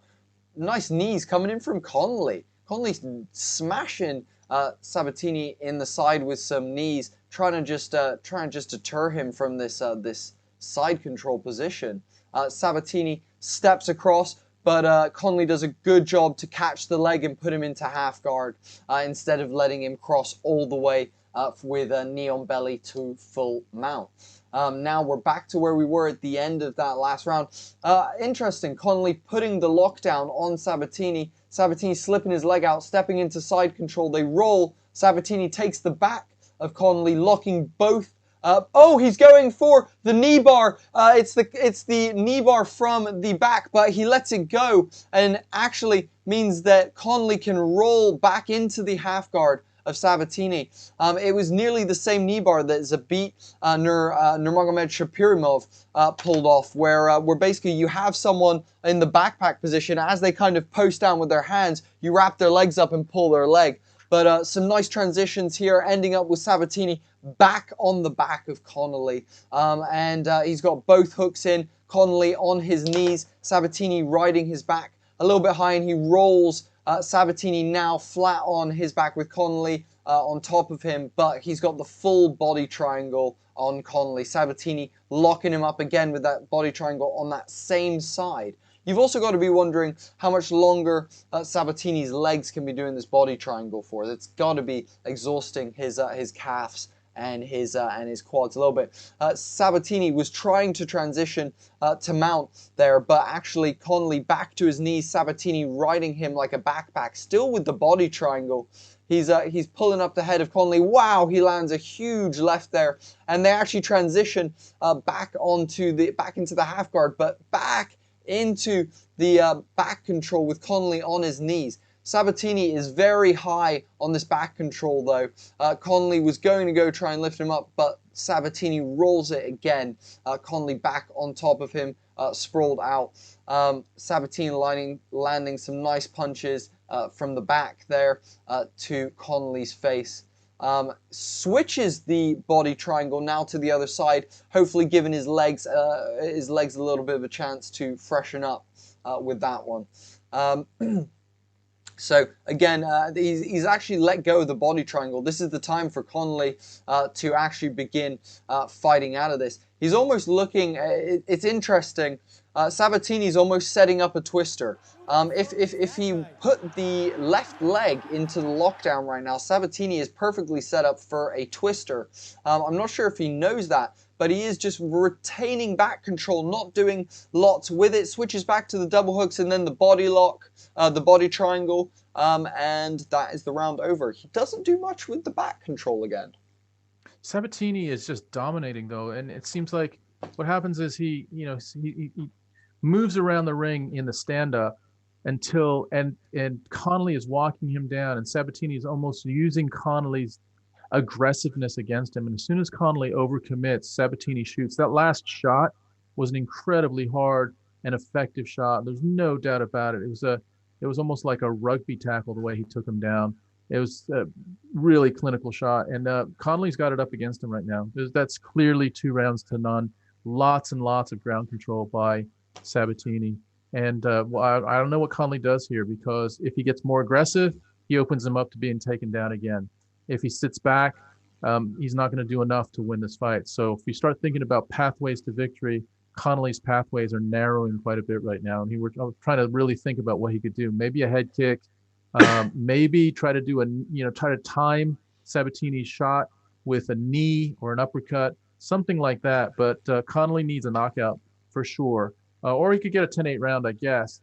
But he definitely needs a decisive round to have any chance at all. And here we go again. This is the same old story. Connolly is walking down Sabatini. Sabatini is moving really hard, really sort of around the outside of the ring, and now clinches and gets it into a clinch up against the fence. Sabatini leaning against Connolly. Connolly takes him into a little bit of a headlock. Sabatini returns the headlock. They're sort of fighting for underhooks. Sabatini grabs a single leg, and Sabatini's just really sort of, oh wow, trading left hooks. That was big left hooks they traded, separate, and they're now back in the middle of the ring. Back to Connolly walking Sabatini down, and Sabatini just moving, like literally circling the ring with big steps. And then Sabatini sort of, it's a semi shot, but they're now clinched up against the cage. Connolly has one underhook. They've got just fighting for hooks right now. Both stood up. Sabatini looking to control the head position as well. Sabatini turns him and now is leaning up against Connolly, up against the fence. Sabatini looks like he was loading a knee to try to deliver a knee to Connolly's knee. Sabatini's just hunting legs though, just hunting for, and I'm not sure if he's running out the clock right now. There's 3 minutes and 38 seconds. So he's got the single leg. He's got it locked up, and what he needs to do is actually Sabatini needs to pull Connolly away from the fence and circle him round in hopes that he can put him off balance. However, he lets go of the single leg, and they're back to the neutral position. Oh, Connolly looks to link up a guillotine and is placing Sabatini in there, but Sabatini looking to link those hands behind Connolly's back and gain that double leg. Connolly linking a underhook in there, managing to block the double leg, and Connolly turns Sabatini straight into the fence, reverses the position. Sabatini then reverses it right back. And Connolly right back again. Look at this. A little pirouette dance these two are doing up against the cage. And Sabatini reverses it again. Both men with strong Windsors and underhooks, basically fighting the position. Nice little shoulder strike there from Connolly, but I'm not sure how effective it was. We're at, interesting, Connolly tries to throw a knee and Sabatini catches it but puts it down again, throws another, throwing shoulder strikes left, right and center from Connolly. Oh my goodness, lovely combination from Sabatini there on the break. And they separate up, and now they're back in the middle of the cage. It looks like Sabatini again moving. It's almost like he uses movement to set up his shots. He stays outside of range, and then he closes range very quickly and gets into clinches or into shots where he's trying to take down Connolly. Connolly has not figured it out. Little sort of inside low kick by Connolly. That was nice. Connolly needs to do something big here. He's less than 2 minutes in this fight, and Connolly is decidedly behind right now. Sabatini could just run out the clock, and I'm not sure if he is, but his movement is, it's tough to to track him down, to get him into range. Connolly lands a nice straight right. Sabatini sort of taps his chin and says that's not going to do it, and then Sabatini immediately shoots and gets Connolly semi down, but Connolly reverses it, and Connolly has now Sabatini up against the fence. Connolly still clinching up against the fence. Connolly has delivered a little inside knee to Sabatini's inside of Sabatini's thigh. Another knee, this time closer to the inside of Sabatini's thigh and to his own knee. Sabatini sort of releases out of the clinch, breaks from the clinch with a nice power left hook. Yeah, that was a gorgeous left hook. Do you know what? Sabatini's been throwing this really nice 45-degree angle uppercut as well that he's been linking into a lot of his combinations that I've really, really been enjoying. Oh my goodness, lovely overhand right from Connolly there. That was, yeah, and that's what Connolly needs. Connolly needs to deliver more. There's 45 seconds left. Connolly needs to hunt right now, hunt big shots. But every time he goes for a big shot, it's almost like he overextends. Nice trip by actually Sabatini, which gets Connolly down and on top of him. And now Connolly inside control is actually looking to slip his knee across Sabatini's belly. Is actually in his half guard right now. Now Sabatini playing a deep half guard just the same way that Connolly did. He's got both legs wrapped. Connolly countering it by wrapping Sabatini's leg. This is an absolute wrap up, and we end up with Sabatini digging for a heel hook, but Connolly shucking his leg out. He steps back in, and with that, Sabatini throws some up kicks and digs for a heel hook at the end of that round. That is the end of the third round. That fight will go to the decision, and from everything that we see, guys, that fight will be a win for Sabatini. Pat Sabatini is 13-3.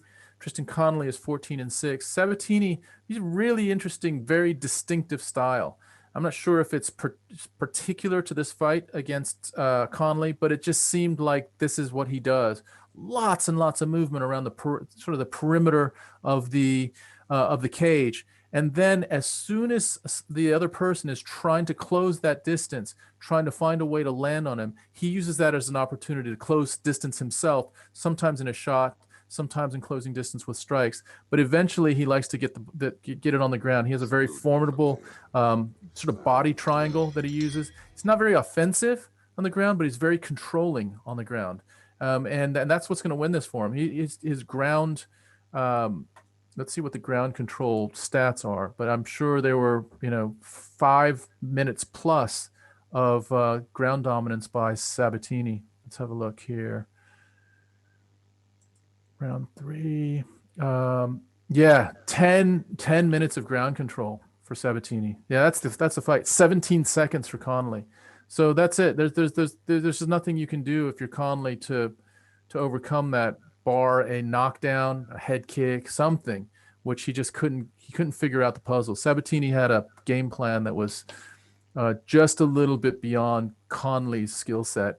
And Conley already can tell he's lost. He fist bumps Sabatini, almost accepting that his name is not going to be called tonight. I'm waiting for the final decision. Both guys are being held by the referee, and I don't even know who that referee is. That's a new referee. And Sabatini's arm is raised. Guys, it's a full house in Jacksonville. This is a super spreader event in Jacksonville. There's going to be, I have no idea how many thousands of people are going to be heading to the medical center. Let me also quick shout out to Jonathan Garcia. Thank you so much for liking and following. Suleiman, thank you so much for liking and following. And Jojo, you as well. Welcome to La Familia, everyone. Thank you so much for joining us for this awesome event right now. Guys, let us know where you're watching from. Let us know who you're here to support. And further than that, guys, we want to shout you all out. But guys, we are trying to get to 600 subscribers tonight on YouTube. We are currently, I will tell you, at 565, guys. We are literally 35 away, guys. Give us a little bump. Head on over to our YouTube. Link in the description. Hit us with a subscribe. Makes a massive, massive difference to us, guys. And at the end of that fight, I just want to let you know, there was literally 9 minutes of ground control for Pat Sabatini. 9 minutes of ground control. That is redonkulous, guys. 9 minutes of ground control is crazy, crazy, crazy, crazy. So, guys, please, please, please, let us know where you're watching from. There's about 30 of you here. We want to shout you guys out. We've got one guy watching in North Carolina. We've had a couple of people in the UK. And hello, Fernandez. Thank you for liking and following on Facebook, my dude. You're an absolute legend. Welcome to La Familia. Love that. Really, really appreciate it. And guys, who do you have tonight? Well, I mean, I'm here to see the 3 champs, but who I'm most here to see, Masvidal versus Usman, because man, Usman's my boy. Usman's my boy. He's my boy. He's my boy. Also, Danny Sabel saying, yo, what's up, Danny? Pleasure to have you, my man. Welcome to this evening. Danny, where are you watching tonight, dude? Where are you watching from? Let us know. And loving the broadcast, dude? No, we're loving you being part of this broadcast. Without you, Danny, this wouldn't be the broadcast that it is, my dude. Yeah, thanks. Yeah, exactly. Thank you, Danny. Where are you from, homie? Let us know where you're from. While you're doing that, dude, let me just give you a little heads up on the next fight. This is a good fight. We got Brendan Allen versus Carl Robertson. Brendan Allen, he actually beat, you guys remember Kevin Holland? Do you guys remember Kevin Holland? Do you remember Kevin Holland? Does anyone remember Kevin Holland? Damn, look how many people are there. Also, Danny says that he's from Dirty Jersey. Ooh, oh shit, where are you from, homie? Oh, dude, I lived in Jersey for let me see, how many years? For 8 years. I went to high school in Jersey. Where are you from in Jersey, homie? I lived in South Jersey, in Ocean City, which is just north of like Wildwood, Camden. I'm sorry, not Cape May, and south of Margate, that whole area.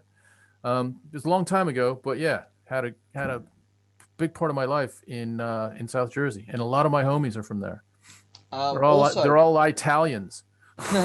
Also, Saliu says that he's watching from Nigeria. He's from Nigeria. What's up, Saliu? Pleasure to have you tonight, my dude. Thank you for liking and following. I know you just went over and did that. You're a legend. Saliu, if you want to see all of our content, head over to YouTube, subscribe.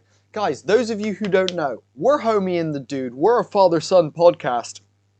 And we have had guests from Bruce Buffer to 8th ranked featherweight Arnold Allen, all the way through to Spider-Man's stuntman, Olympians, like musicians, artists, filmmakers, anything you can think of, guys. It's on our YouTube channel. So go lap up some of that great content. Not to mention, if you don't like watching the video, you can always listen on Spotify or Apple Music, whatever your thing is.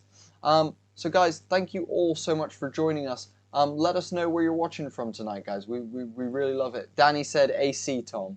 Do you know what that means? Fucking Atlantic City, dude. You're not too far from me, bro. You're like, 35 minutes up the coast from me. So yeah, dude, I spent plenty of time in AC, and we played basketball. So AC was in a different. I don't know. I'm not sure how long you lived there, homie, but it's in a different. It was in a different conference, and AC always had a great basketball team. But dude, AC is also. AC is when I was living there, it was kind of rough. You didn't want to be there for certain parts of the city in after dark. Let's say it was pretty gnarly. But that's where all the casinos are. Boats. AC is where all the casinos are on the East Coast. That was where all the first casinos were. From Las Vegas, Atlantic City was the first legalized gambling after Las Vegas had it for so many years. Let's talk about something that just came up in the chat. Chris Farley, who risen from the dead, is saying that he wants to fight Conor McGregor. Chris Farley, tell us, dude, what's it been like in hell, bro? No, Chris Farley, dude, you want to fight McGregor? That's crazy, dude. No one wants to fight McGregor, except for Dustin Poirier, who doesn't want a championship but wants to fight McGregor because some people are a little bit loco. But that's how it is. Also, shout out to Rahul. Friend of my missus, shout out to you, my dude. Welcome to Homie and the Dude. Thanks for joining us tonight. It's a pleasure to have you. Damn, man, damn. We've got some big fights ahead, dude. Are you, Tom, what are you most anxious for? What are you most anxious for? What are you sweating the most for? What gets your palms the sweatiest? Which walkout is going to get my heart going the most? Yeah. I mean, I got to say probably it's almost a tie. I would say Rose and Zhang Weili is going to get me going for sure. But I think it's the Masvidal Usman bad blood. That's the one that's going to get me super hyped. But I think, Shevchenko versus Andrade, dude. I think Shevchenko is going to school Andrade.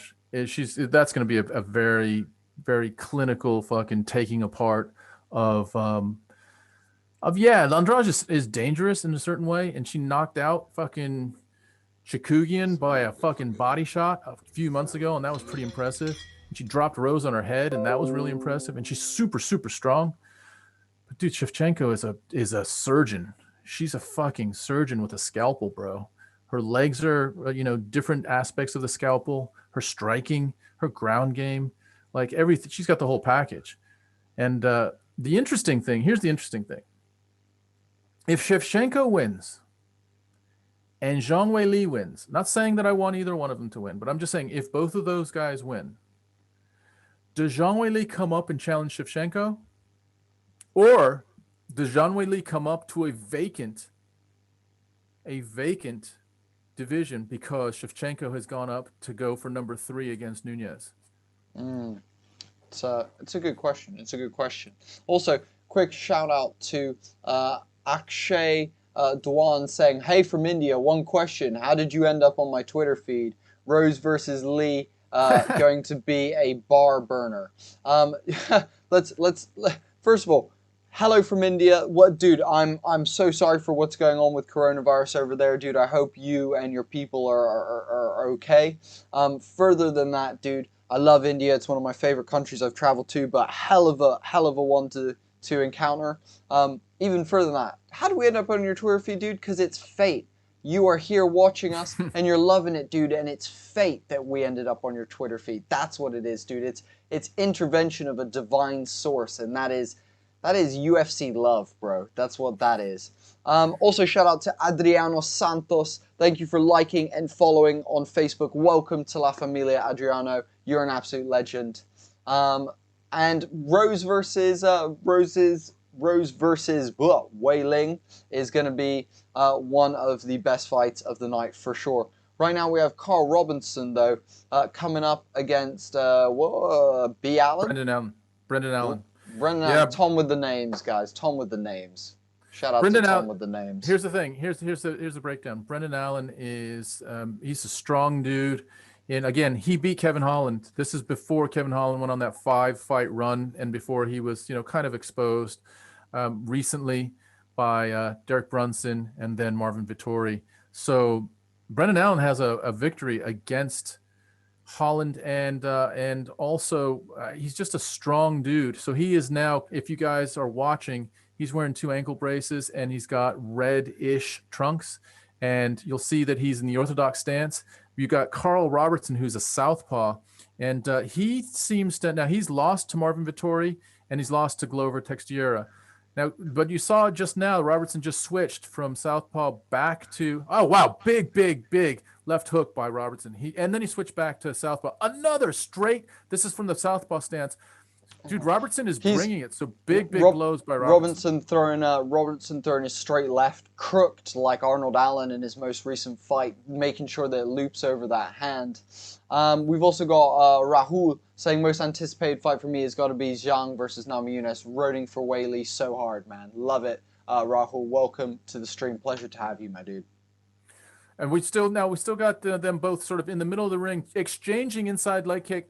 Carl Robertson, inside leg kick, and then a high outside leg kick to the head. Robertson seems to have a little bit more fire. He's switching quickly. There was a nice right by Allen. Robertson's throwing some heat. Allen shoots, sort of kind of closes distance, and Robertson ties him up. Each of them has an underhook, and Robertson is splaying himself, sort of spreading his legs sideways against the cage. Looks like Allen wants to bring him down and does bring him down. He just slams him down.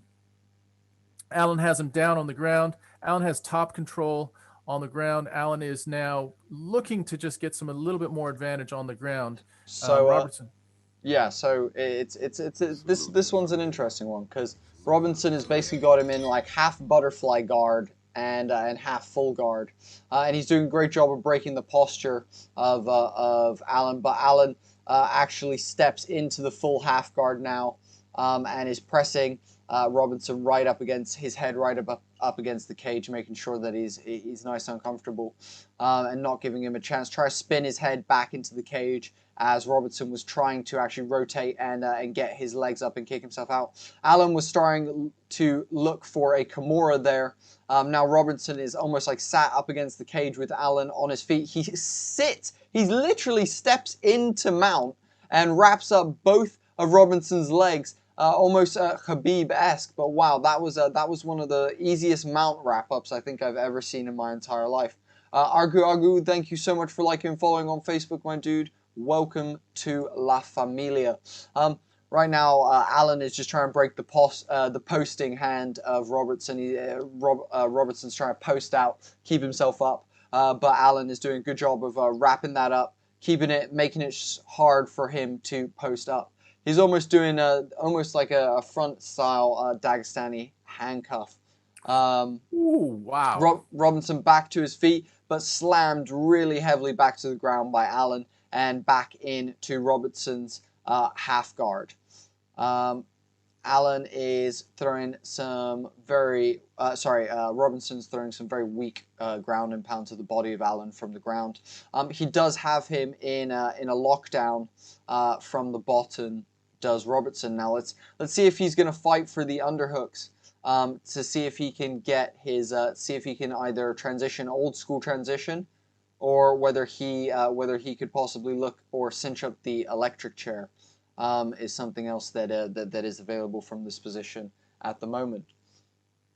Just a little shout out from Rahul.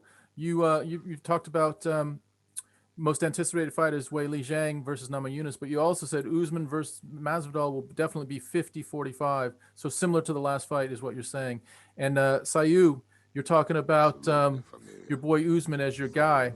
Fantastic. Farley, you're back with wanting to fight McGregor. Say more, bro. Say more. Also, Nissa, thank you so much for liking and following on Facebook. You've got Allen still just very much on top right now, dominating, still in that half guard position. Not a lot of damage being done. Oh, beautifully wrapped up by Robinson. Robinson swinging for the old school sweep, and he actually switches to the legs, and he's digging for a heel hook. Both men digging for heel hooks. Allen actually went for the old school sweep by using the half guard lockdown to sweep under the other leg of Allen. Allen manages, though, to pull off both men's digging for heel hooks, but Allen manages to pull off the heel hook, and Robertson taps there right in the last second of the round, actually. What time is the final, says Mendoza Ashton. The final fight, we're not sure what the final fight is, but the main card will be at 3 a.m. UK time. So I'm not sure where you are, Mendoza, but 3 a.m. UK time is when the main card starts on our end. Masvidal is hard to take down, and no, a full camp would be interesting. Yeah, you're not wrong, Akshway. It's going to be interesting to see what Masvidal can do with a full camp as well. I'm very, very interested to see that as well. Wow. Did you think this was an early tap? Do you think this was an early tap? Or I guess let's watch it. Let's see what happens here. So he's got it right there. And no. He slips his arm under the heel and starts tweaking. Not at all. Look at how much he's tweaking. No. So what people often don't understand with heel hooks is that the way that it tweaks is literally twisting your ligaments and your tendons around your knees, basically. So if you don't tap quickly, you're gonna pop your knee, basically, and it's gonna be really, really bad for you, basically. Tom, can you hit the refresh on yours, because I think you're still like a couple of seconds in front of me. I just refreshed mine, so hopefully I'm a little bit closer. I've just got Allen sort of pumping his chest. Now we've just gone to commercial. Okay. Are you close? I think I'm now ahead of you. I'm gonna be chucking a quick refresh. Guys, just to give you some quick stats on that. That was a super, super quick fight. But let's just look at the stats on that. So the stats on that were just complete dominating ground control from Brendan Allen. I mean, more strikes for Robertson, but a lot of those were like to the body, very weak from the bottom. He just didn't have it. Rahul saying heel hooks are terrifying, man. Ryan Hall did a nasty one on BJ Penn a while ago. It was crazy. Yeah, dude, you're not wrong, Rahul. Dude, heel hooks are one of the most dangerous ones, and they're one of the ones where if someone doesn't let go of a heel hook when someone taps, that can end someone's career potentially. So it's such a big thing that when someone taps, you let the submission go, especially with things like heel hooks. Because you can really, really damage someone. You can put them out for a very long time, and in some cases you can end their career. So that's a gnarly way to go. And they just plain old hurt. A heel hook just hurts. Yeah. That was a nice bit of submission game from Allen. An ankle lock. It's officially an ankle lock, and it's 4 minutes and 55 seconds of round one. So 5 seconds to go. Looks like Robertson's actually limping on his strong leg. So there could have been an injury there. So Robertson is limping away, but 5 seconds till the end of that round, and Robertson may have popped something. His Achilles or sprained his ankle, or not sure exactly what. But big win by Brendan Allen. Submission, heel hook, or ankle lock, whichever we want to call it, in 4:55 of the first round. Takes Brendan Allen to 16-4 and drops Robertson down to 9-4. It's a big win by Allen. Allen is he might be formidable in this division. Just going to go back to his record again.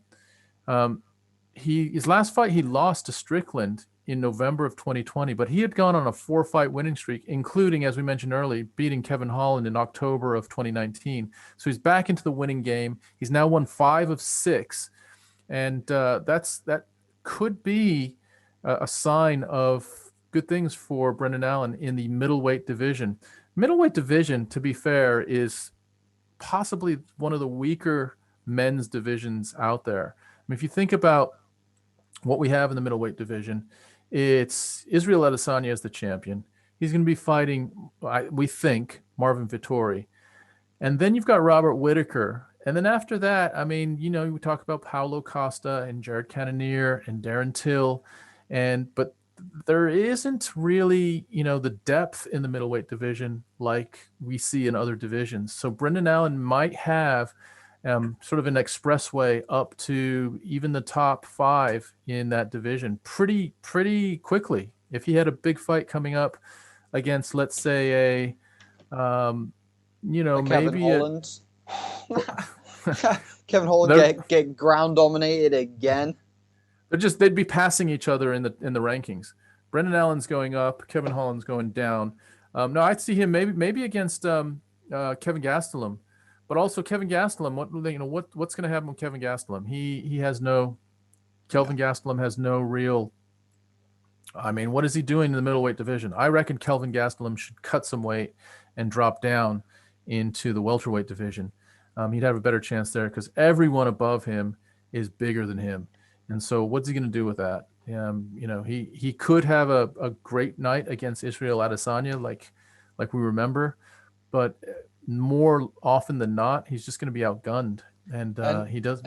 And you know what, Rahul making a great point there, saying that there's a lot of good strikers in the middleweight division, not many submission artists, and I agree, man. There's a chance, there's a vacancy within that division to allow for a new submission artist to come up through the ranks and bring something new to the game. Guys, we have 30 of you currently watching the stream. We've got a bunch of you talking in the chat. We'd love to have every single one of you talking in the chat. Let us know why you're watching tonight, where you're watching from, all that kind of good stuff. Chris Farley saying McGregor is ducking me. I'm not surprised, Chris Farley. You're dead, bro. Like what? But no, Chris Farley, love you, dude. I love that you're on this tirade against McGregor. Incredible. The depth of the division, but top two are just so much better than the rest of the other guys. I agree with you, Akshay. You're not wrong that the middleweight division top two are like on another level. But let's see whether Izzy's ground game has been exposed in his next couple of fights, whether he brings his takedown defense up or whether he really starts working on his ground game so that he can get out of those positions. Jay Green, what are your picks? Our picks, interesting, great question. So our picks for the main card. Tom, do you want to go first? Yeah, let me go through the main card. I won't take too much time on this because we've got another fight coming up, but I'll just go through the bottom of the main card up to the top. So the first fight in the main card is Anthony Smith versus Jimmy Crute. I'm actually going to go for Smith, even though Crute is on a run right now. I just like Anthony Smith, so that's more of an emotional pick for me. Let's see what happens. That's probably, if I was betting money, I'd probably be giving my money away there. Chris Weidman versus Uriah Hall. I'm going with Hall. I mean, I haven't seen Weidman. I didn't even know Weidman was still in the UFC, to be quite frank with you, and I don't know if he still should be. He took some bad losses toward the end of his what I thought was his career, and he's back in the UFC. What I will say is he looked great during weigh-ins. So I'm going to go with Uriah Hall there. And then the top three fights, I'm going champ. Shevchenko, Zhang Weili, and Kamaru Usman, all of them to be winners. I think Zhang Weili may stop Rose. I think Shevchenko may stop Andrade, and I think Usman will just mush Masvidal. I don't know if it'll be a stoppage or not, but I think he'll just dominate Masvidal. That's where I am. What about you, dude? I personally think that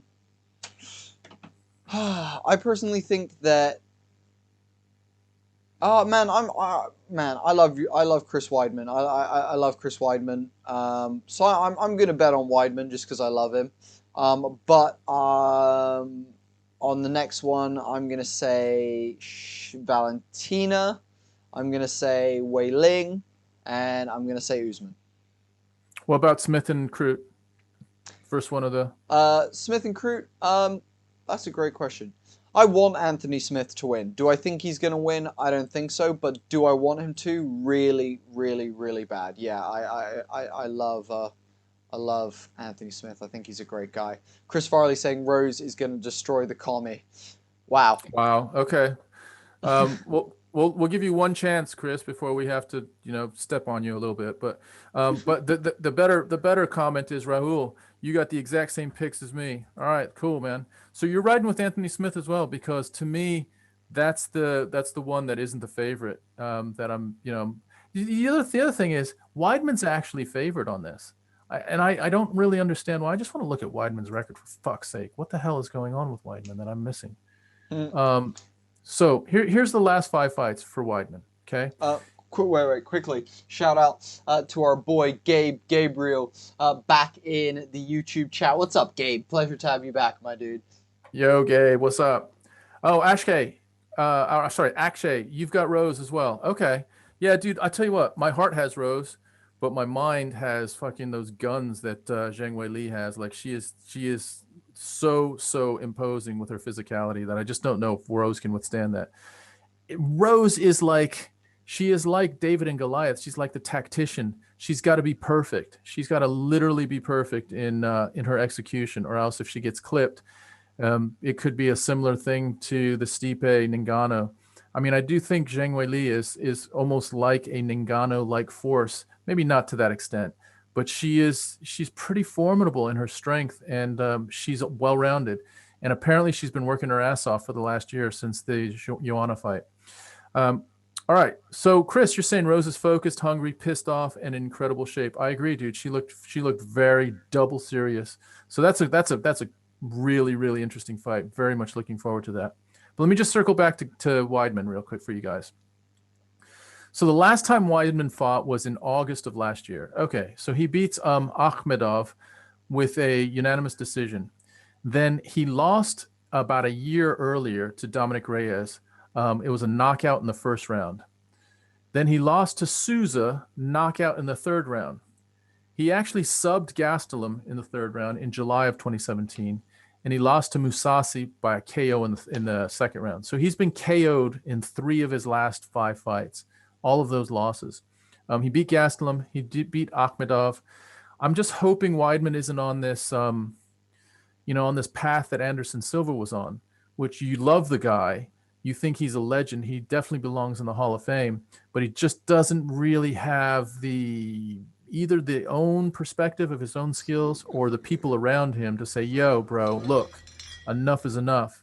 You're messing up your legacy right now by going out there when you should be hanging it up. Why don't you get into the gym and coach some of these other guys, mentor some people, develop the rest of your, the career that you could have outside of fighting based on all the people that love you. Can you like manufacture some additional path of motivation in some other area, whether it's coaching or announcing or something like that. I don't know if he's there or not. We're going to see tonight because he is going to be tested. Like Uriah Hall is legit.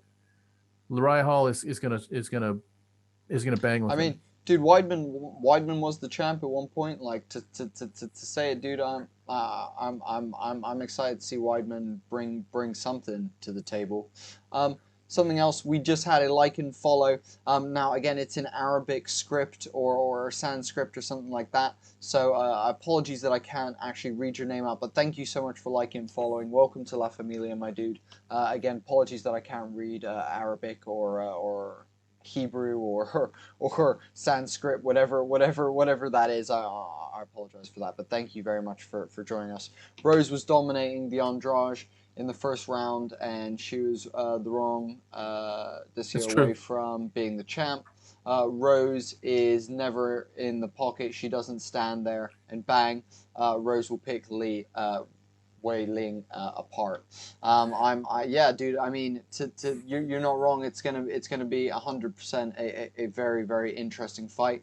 The actual matchup of a very mobile, bouncy fighter versus one who plants their feet, walks forward, and throws bombs is super, super interesting. We are about to see 2 of the best female fighters in all of history collide tonight, and it's going to be a beautiful one. In saying that, guys, I do want to just quickly mention tonight we are trying to get to 600 subscribers on YouTube, guys. We're currently at 565 subscribers. If you guys could head over, there is a link in the description. Head over to the YouTube and subscribe. It takes a couple of seconds and it means the world to us, guys. So if you're enjoying the commentary, if you're enjoying hanging out with me and Tom, please head over and do that. It just takes a couple of seconds. Otherwise, guys, hit us up in the chat. What's going on, guys? Well, what are you watching on tonight? Where are you watching with your family? Are you watching with your missus? Are you watching with your dog? Are you drinking tonight? Are you smoking? Are you sober? Are you drinking coffee? Like, what's your poison, guys? Let us know what you're doing. Yeah, what's going on as far as, are you in the lockdown? So you're just enjoying like a little like moment of happiness watching the UFC. Look at that crowd. Guys, if you're not seeing the feed right now, this is Jacksonville, Florida.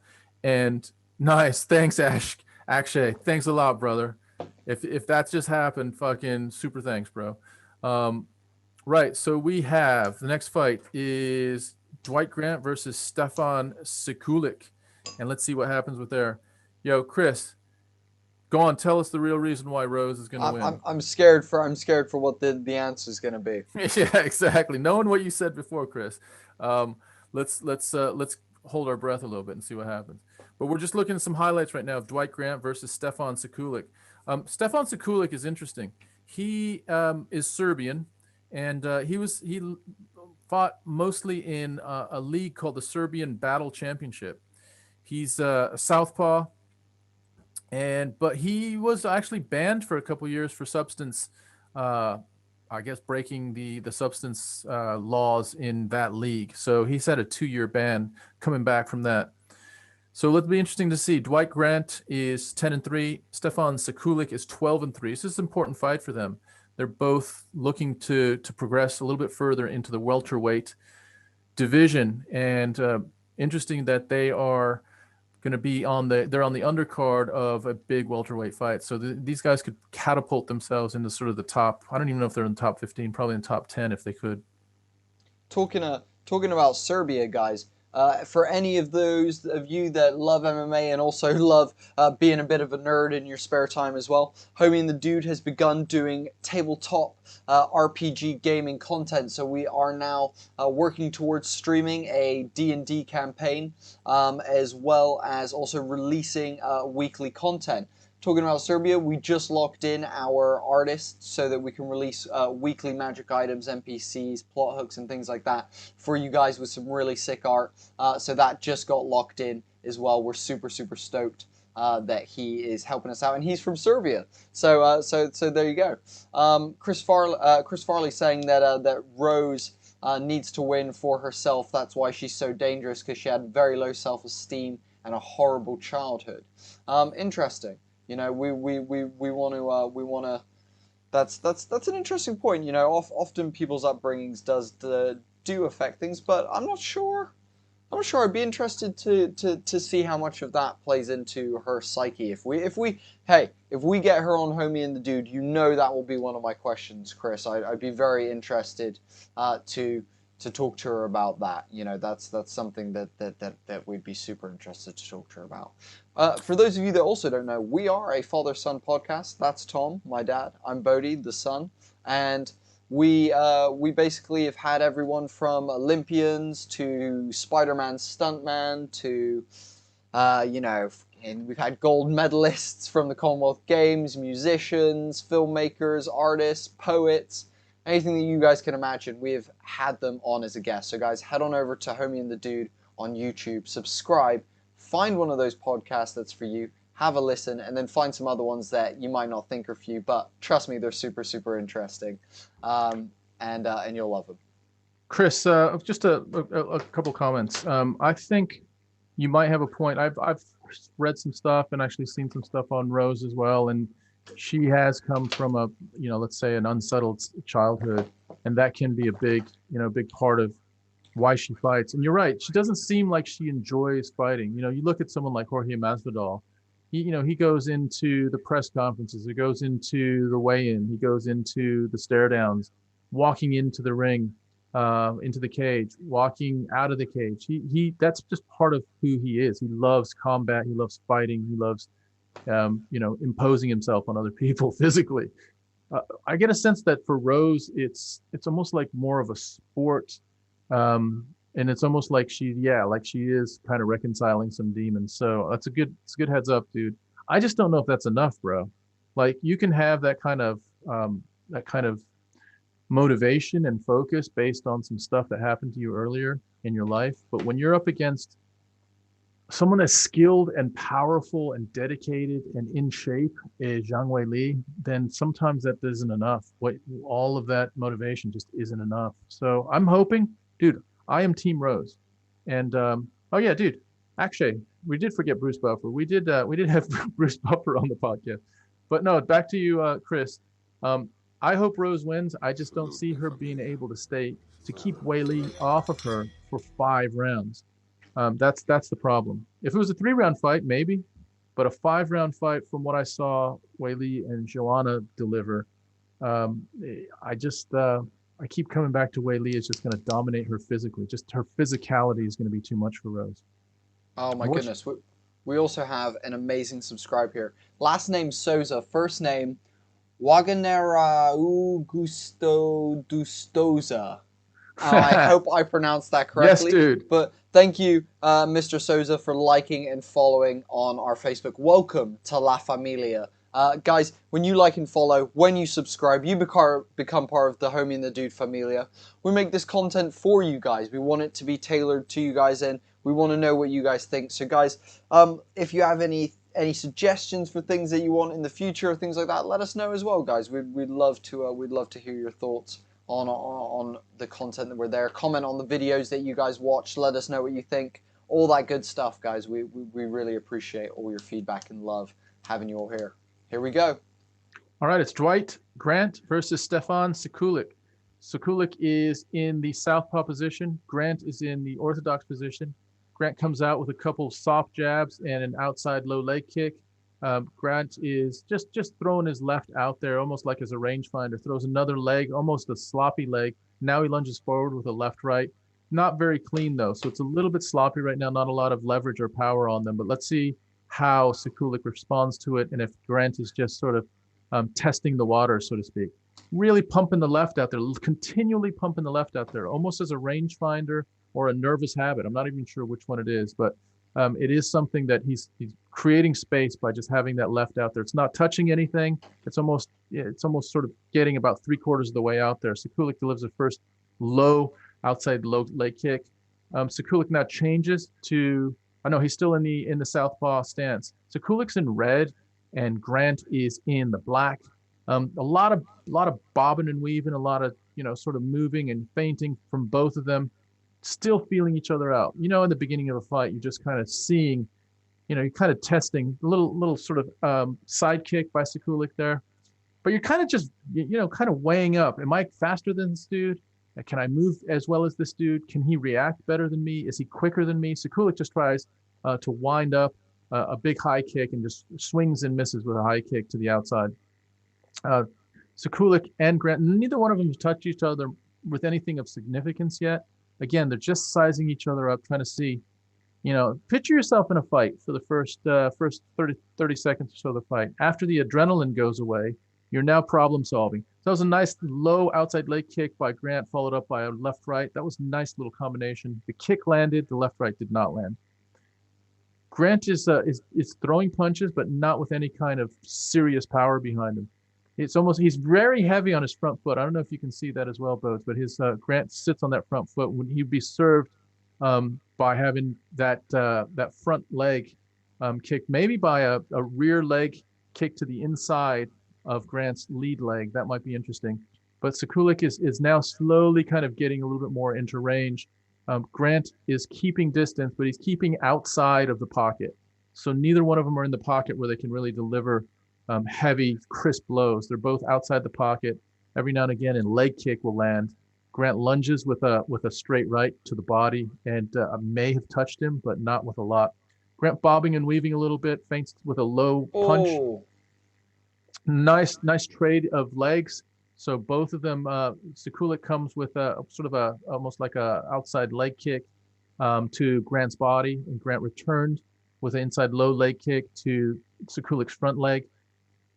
Not a lot of action. We're 2 minutes left in the first round, still feeling each other out.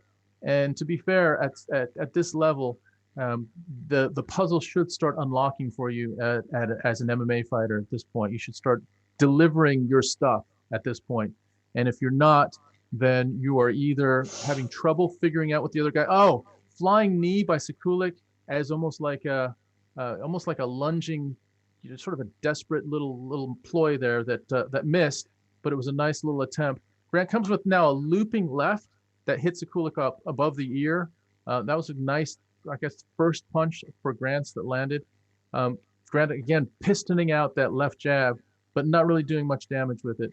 Sekulic's, Sekulic's patient. He's not been hit with anything, so he's not, I don't think, scared of anything at this point. Sekulic is using almost like a karate stance. Tries a little front, almost like a teep kick, but it was to the head. Grant, again, just trying to find some space in there. It's interesting. Oh, nice little, almost like an oblique kick to the knee by Sekulic. That was probably the best blow of the first round so far. 50 seconds left in the first round. Grant looks like he's slipping as well. So this octagon, nice little outside high leg kick to Sekulic's head. That landed partially. I think it was blocked partially as well. Still nothing significant that's landed. 30 seconds left in this fight. Grant tries almost an air combination. Sekulic goes for the first shot, and he gets both legs, and he's taken Grant down. Both legs. He's wrapped both legs, and now he's wrapping his legs with his own legs as well. Tom, I'm a little bit behind you because I'm on the advanced player, basically. Okay, so Sekulic now has back position. Yeah, and Sekulic now, Grant gets himself back up, and Sekulic takes advantage of sort of an angle up against the fence, and that's the end of the first round. Tom, can you hop over to the enhanced player so that we can both hopefully be more in time with each other? I will do it. This is the end of the first round, and Grant is back into the corner.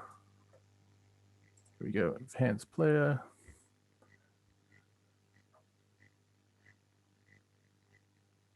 Actually, I won't be able to do that. It says download the BT Sport app. Not sure what that's about. Oh, okay. Are you on your tablet for it? Is that why? No, I'm not. So we're coming back to. I've got to log in again. Why don't you take this, Boats? Because I'm just logging back in. Yeah, okay, don't worry. I will do when it starts up again.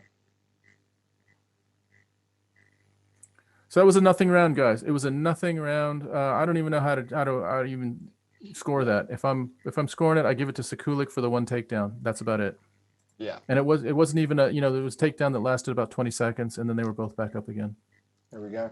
These guys both ready. Neither one really sucking any air, but both looking really ready. We're about to get into it. Did you manage to sort the player, Tom? I am back in. I'm at 455, 453, 2, 451, 450. I'm not live. Go for it, Tom. Okay. And let's see if I can. Just coming back into it. They're now still standing in the middle of the ring.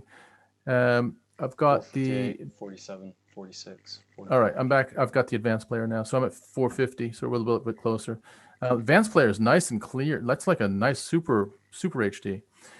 So again, here we are back in the same predicament again.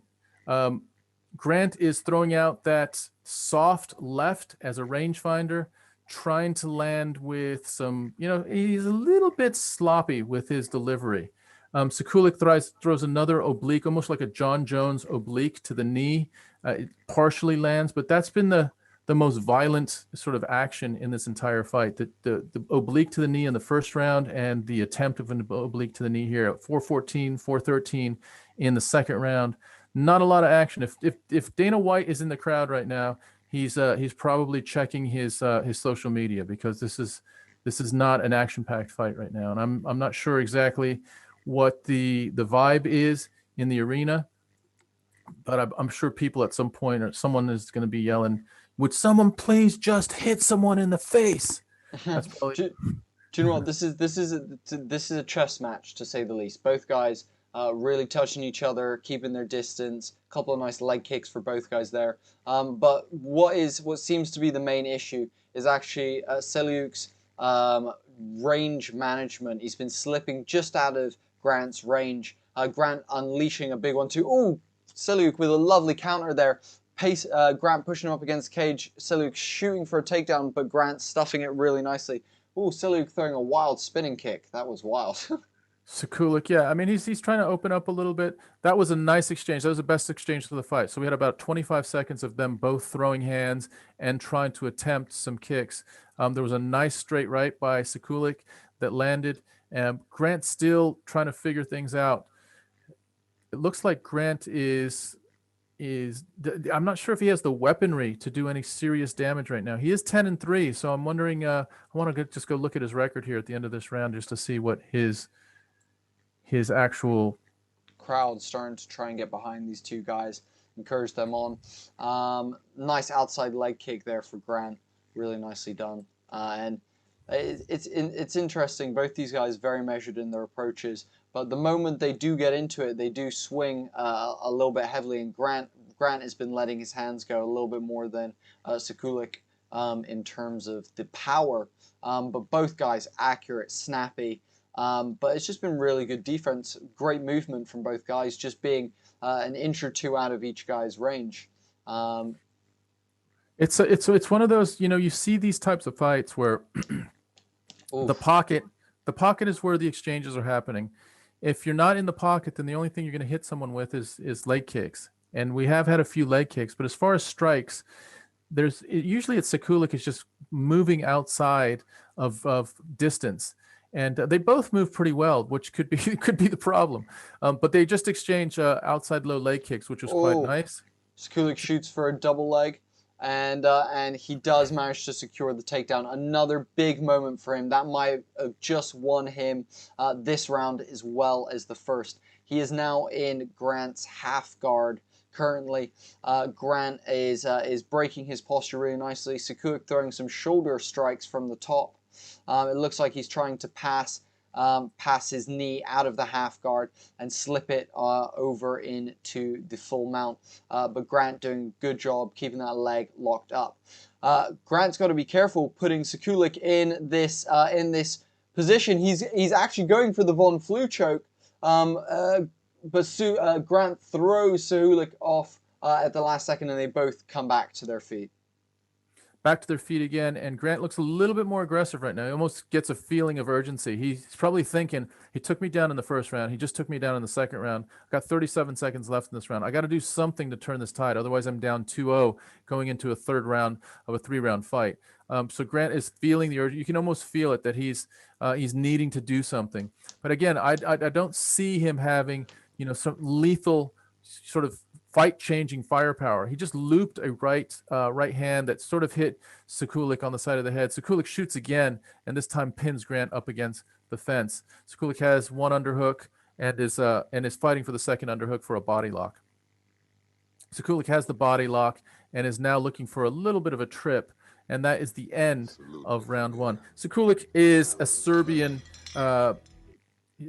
Battle Championship fighter, so I'm sure he's in that part of the world. There's a lot of emphasis on grappling, on trips, on judo throws, and so you could see that Sekulik has secured 2 rounds just by having two takedowns. Not a lot of damage, but if you take a guy down in a round and nothing else is going on, you're going to win that round, and he's done that twice. Damia, thank you so much for liking and following on Facebook. Welcome to La Familia, my dude. Guys, in between rounds, we'd love a bunch of you to head over to YouTube and subscribe. It'd make a massive difference to me and Tom's night and our lives. It helps us out massively. We're trying to get to 600 subscribers tonight. Alexis, thank you so much. Alexis Salamanca, thank you so much for liking and following on Facebook as well. Welcome to La Familia. Absolute pleasure to have you as we are about to get back into this one. Tom, tell me when it starts for you, because I want to try and sync us up a little bit more.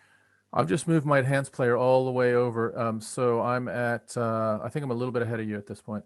Just started the round. I'm going to count it down. So round 3 has just started, and at 4:56, 4:55, 4:54, 4:53, and Grant comes out with a high outside leg kick, trying to land that. Again, this doesn't land. Grant's swinging, though. He is now absolutely swinging. Goes for a short body kick. Side kick by Sekulik that does land to the body. Grant is still trying to close distance. I'll tell you what, here's the problem. Both guys are really good at their distance management, and they're both managing distance so that neither one of them is getting into the pocket for any period of time. You're in the pocket for literally less than an instant, and then the guy's gone. And neither guy is prepared to sit in the pocket and just exchange. So that's why we're getting a little bit of lunging, a little bit of almost nothing, and then a takedown. Right now, Grant just took down Sekulik, so that's the first time that Grant has had a real positive forward offensive movement. Lovely little ground and pound from Grant, but Grant stands back up and ushers Cejulic back to his feet. Also, Alexis Salamanca, gracias, salud desde Puerto Rico, salud de los United Kingdom, my brother, mi hermano. Reino Gran Bretaña. Gracias, Alexis Salama. Front kick, almost like a teep kick by Sekulik, and Sekulik still sort of sitting there. Another oblique kick. That has been the kick of the entire fight. Two very good oblique kicks and one that wasn't that great, but those are damaging kicks. If you think about John Jones delivering that oblique kick, it's to crush the other person's knee. It's actually to almost to hyperextend their person's knee backwards. It's not a very sporting move. It's almost like a back alley. It's kind of like something you would do to really devastate someone. And lovely outside leg kick for Sulik there. Yeah, there was a great outside low leg kick by Sekulik. But at this point, if you're Grant, you're thinking either I've lost this and I'm just going to cruise out here and not get totally dominated, or you start trying to almost bring out as much offense as you can in this last little bit. Sekulik dives for a shot, takes a double leg shot, and then takes down and secures the takedown and wraps both of his legs almost like Khabib would do, except Grant isn't up against the fence. He's sideways to the fence. Grant does get up, and they are standing again. So Grant has been taken down again. It wasn't I wouldn't have called that a decisive point takedown, but a takedown's a takedown. So Grant has had a takedown. Sekulik's had a takedown. I think Grant's was probably a little bit more valuable because he had a little bit of ground and pound in there. Oh. That was the biggest hit of the fight so far. That was a big straight left. So remember, Sekulik is a southpaw, shoots the left and hits it with almost like a straight left, shoots again to try to take down.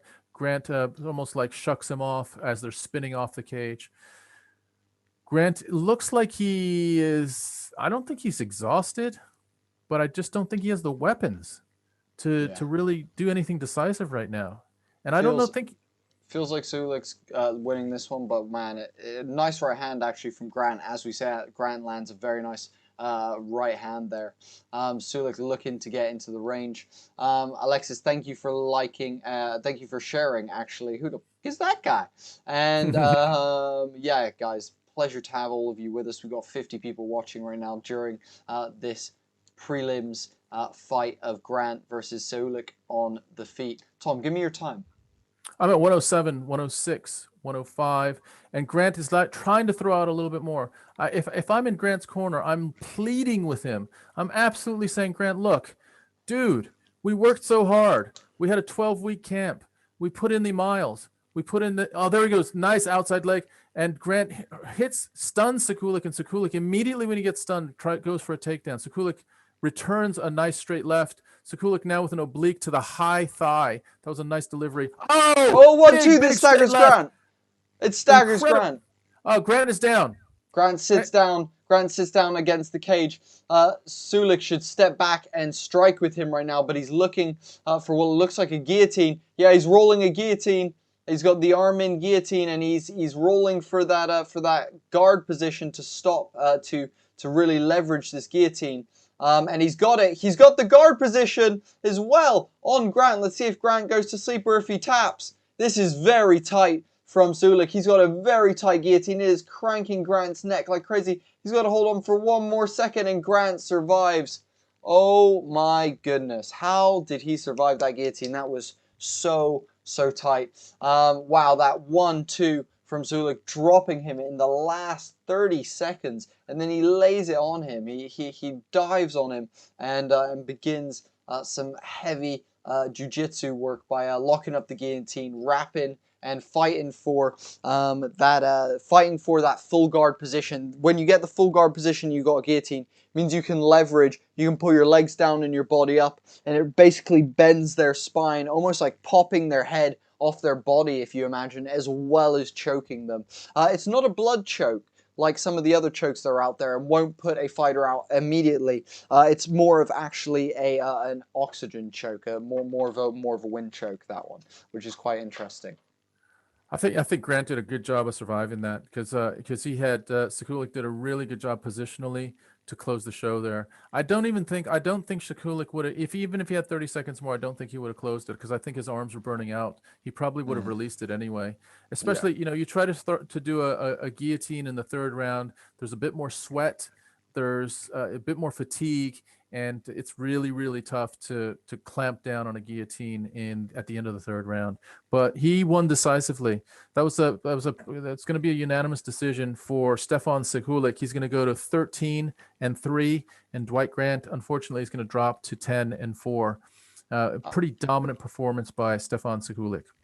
Got to shout out our man Aussie Med on Facebook saying, guys, thank you so much, great commentary. Nah, dude, thank you so much. We try and do this and give you guys the best commentary. We learn these moves and we try and understand this game as best as possible so we can bring you the very best commentary in the entire world, guys. So if you have enjoyed the commentary tonight, if you have enjoyed Homie and the Dude in any way, shape or form, guys, the best way you can help us is by going over to YouTube and subscribing. Oh my goodness, Grant won!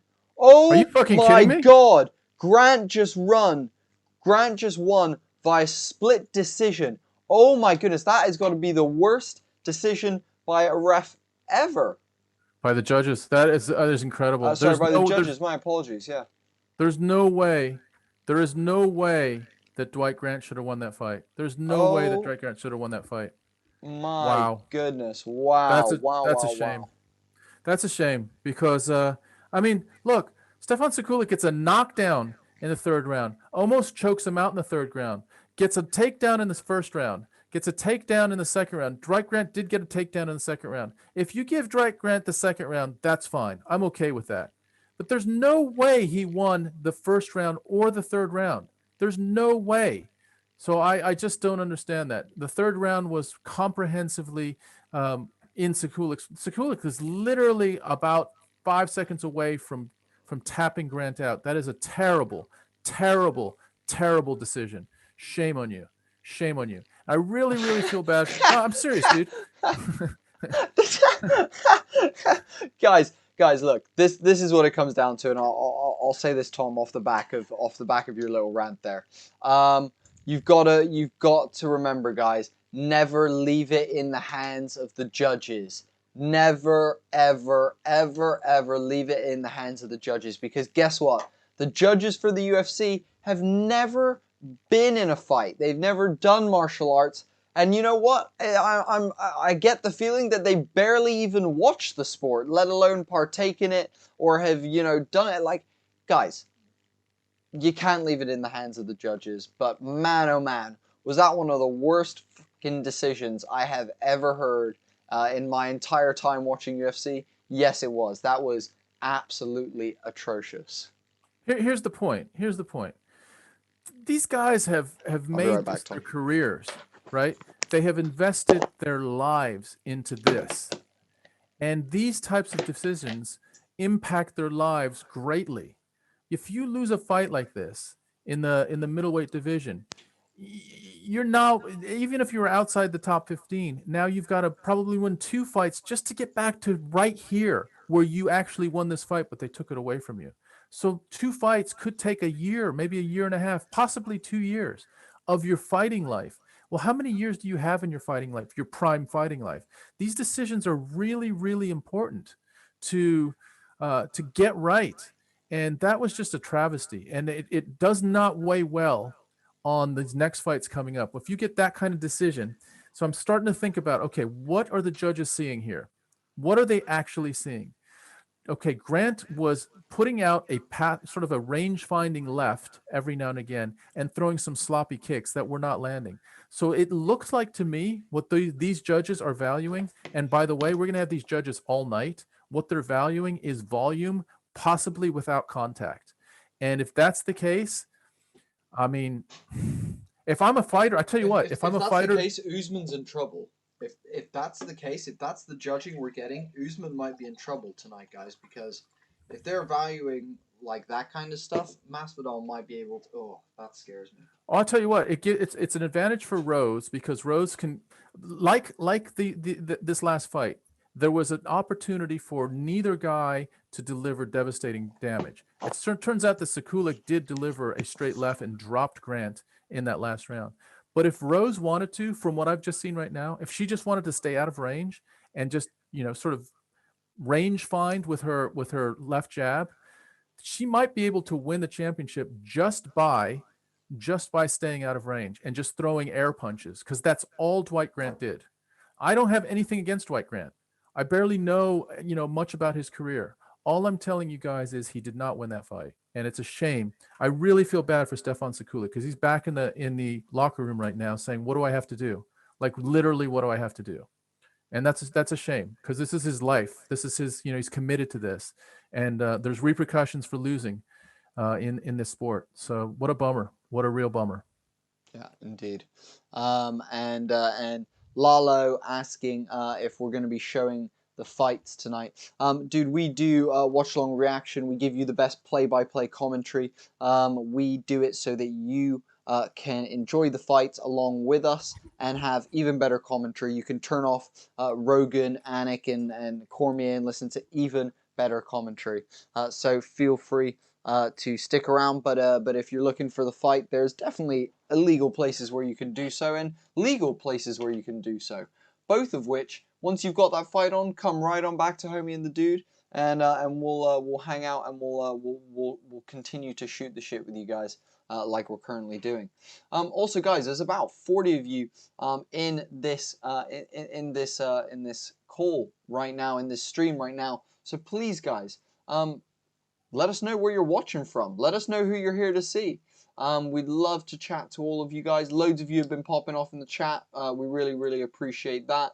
And guys, look, we're Homie and the Dude. We're a father-son podcast. And we try and bring you loads of awesome content from our amazing podcast to our UFC live shows. And then further than that, we're working on some Dungeons and Dragons content at the moment for all of you nerds out there like me who want to get into some of that stuff as well. So you can check some of that coming up on our channel as well.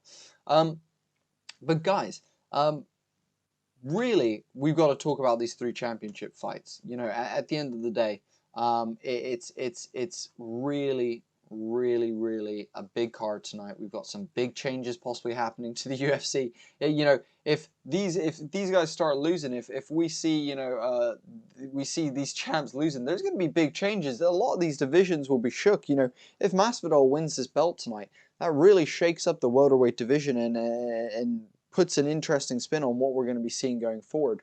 By the way, next up we have Oliveira versus Brown. This is an incredible fight. Alexander Oliveira is a veteran in the sport and looks great when he's in there. Really, really excited to see this fight coming up next, guys. Watching out of West Virginia, what's going on? West Virginia, born and raised, is where playing on the playgrounds. That's where I spend most of my days, something like that. Edgar, thank you so much for liking and following on Facebook, dude. Welcome to the stream. Really, really happy to have you here. Really, really excited to have you joining us for the fight. Thank you for liking and following. You're a legend. What's up? All this spam in the chat, guys. What is this about? We don't want to see spam. We want to see you guys chatting about stuff. Actually, from Newark, Ohio. Actually, no, from Newark, Ohio. Someone says.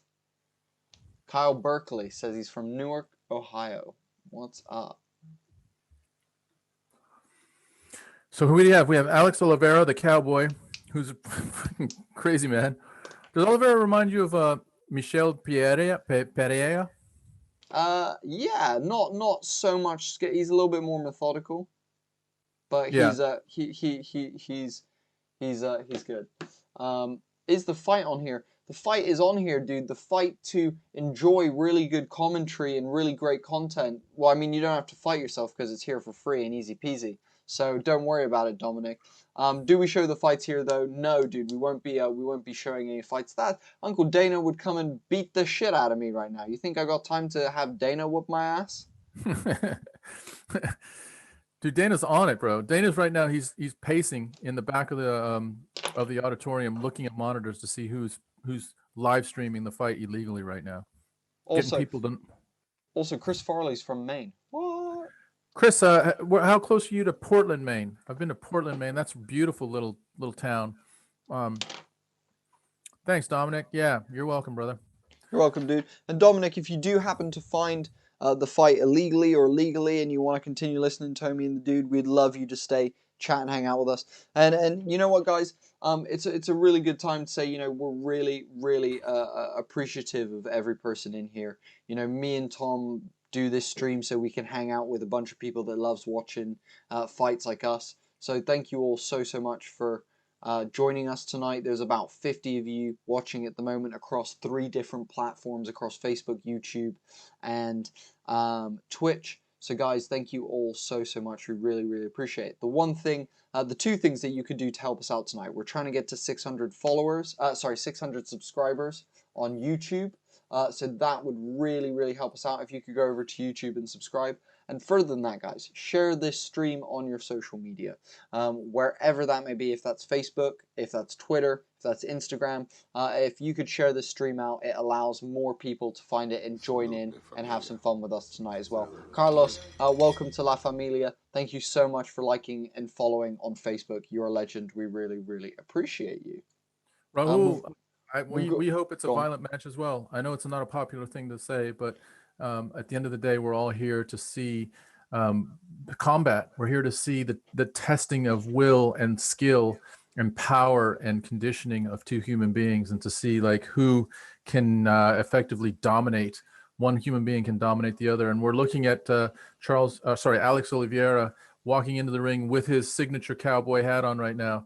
He's got some badass cornrows as well. And he looks good. He's loose. He's kind of moving to his entry music. And what do you think about the Venom kit? I think I'm gonna. Let me quickly jump in with something that's super interesting. So his cornrows are actually in the shape of a $sign with money.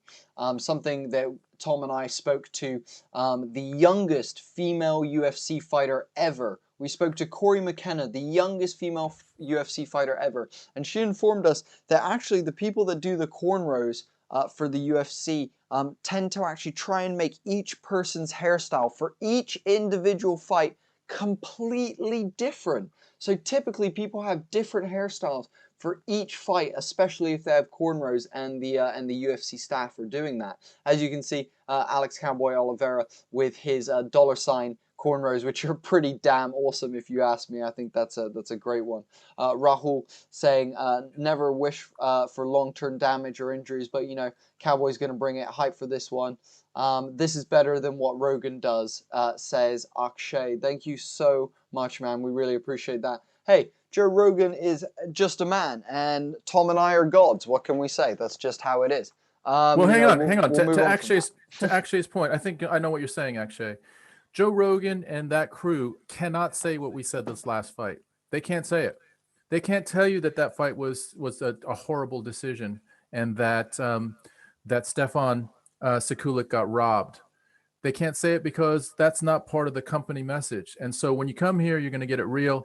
We have nothing against any fighter, but if we see something against, you know, that a judge does wrong or a referee does wrong or a fighter does that is kind of giving themselves a great opportunity or working against themselves, we're going to call it the way it is. So you're right.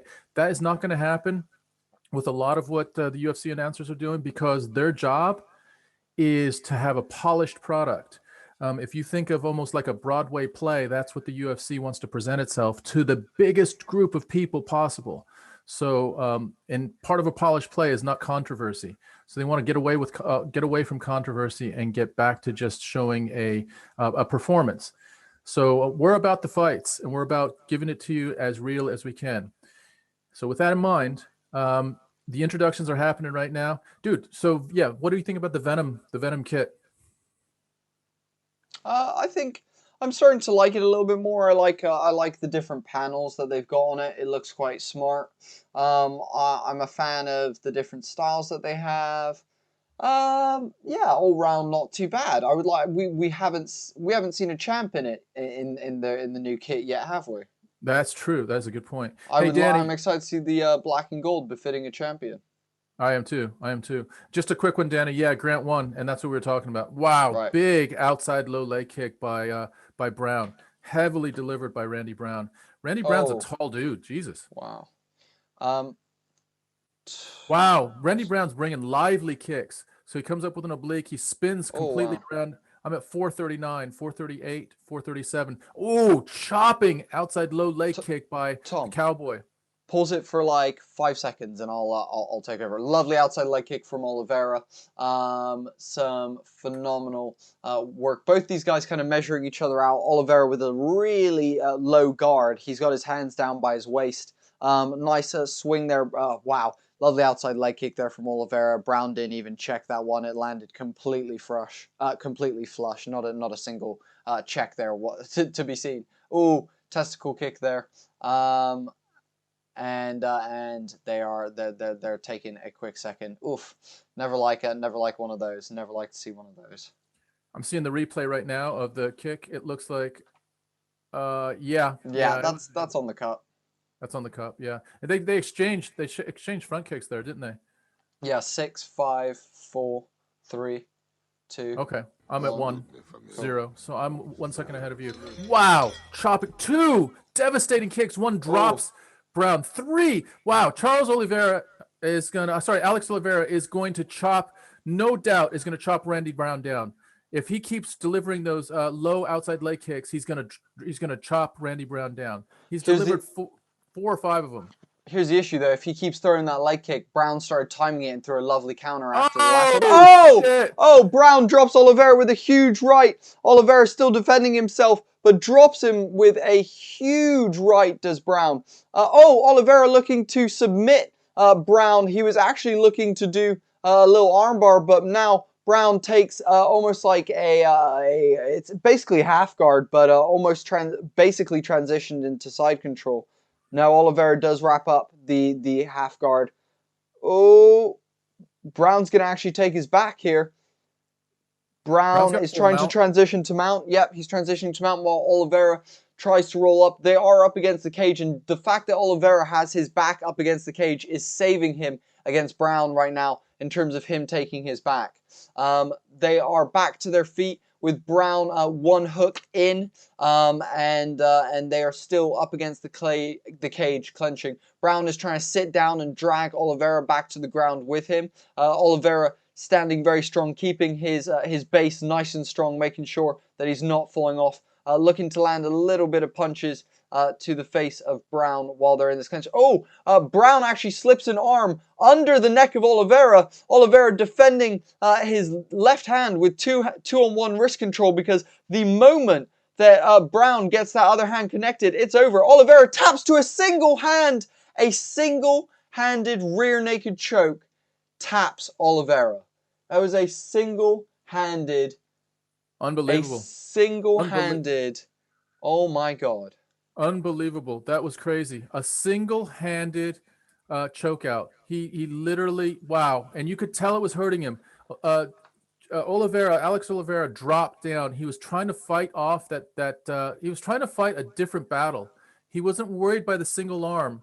And then he realized that it was really sunk in there, and he dropped to his back, and the pressure continued, and he choked him out with 1 arm. You do not see that very often.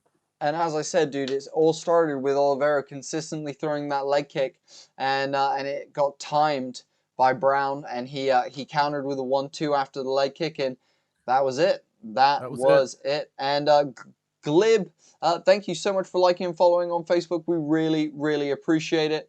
Damn, parlay busted indeed. Rod, pleasure to have you, my dude.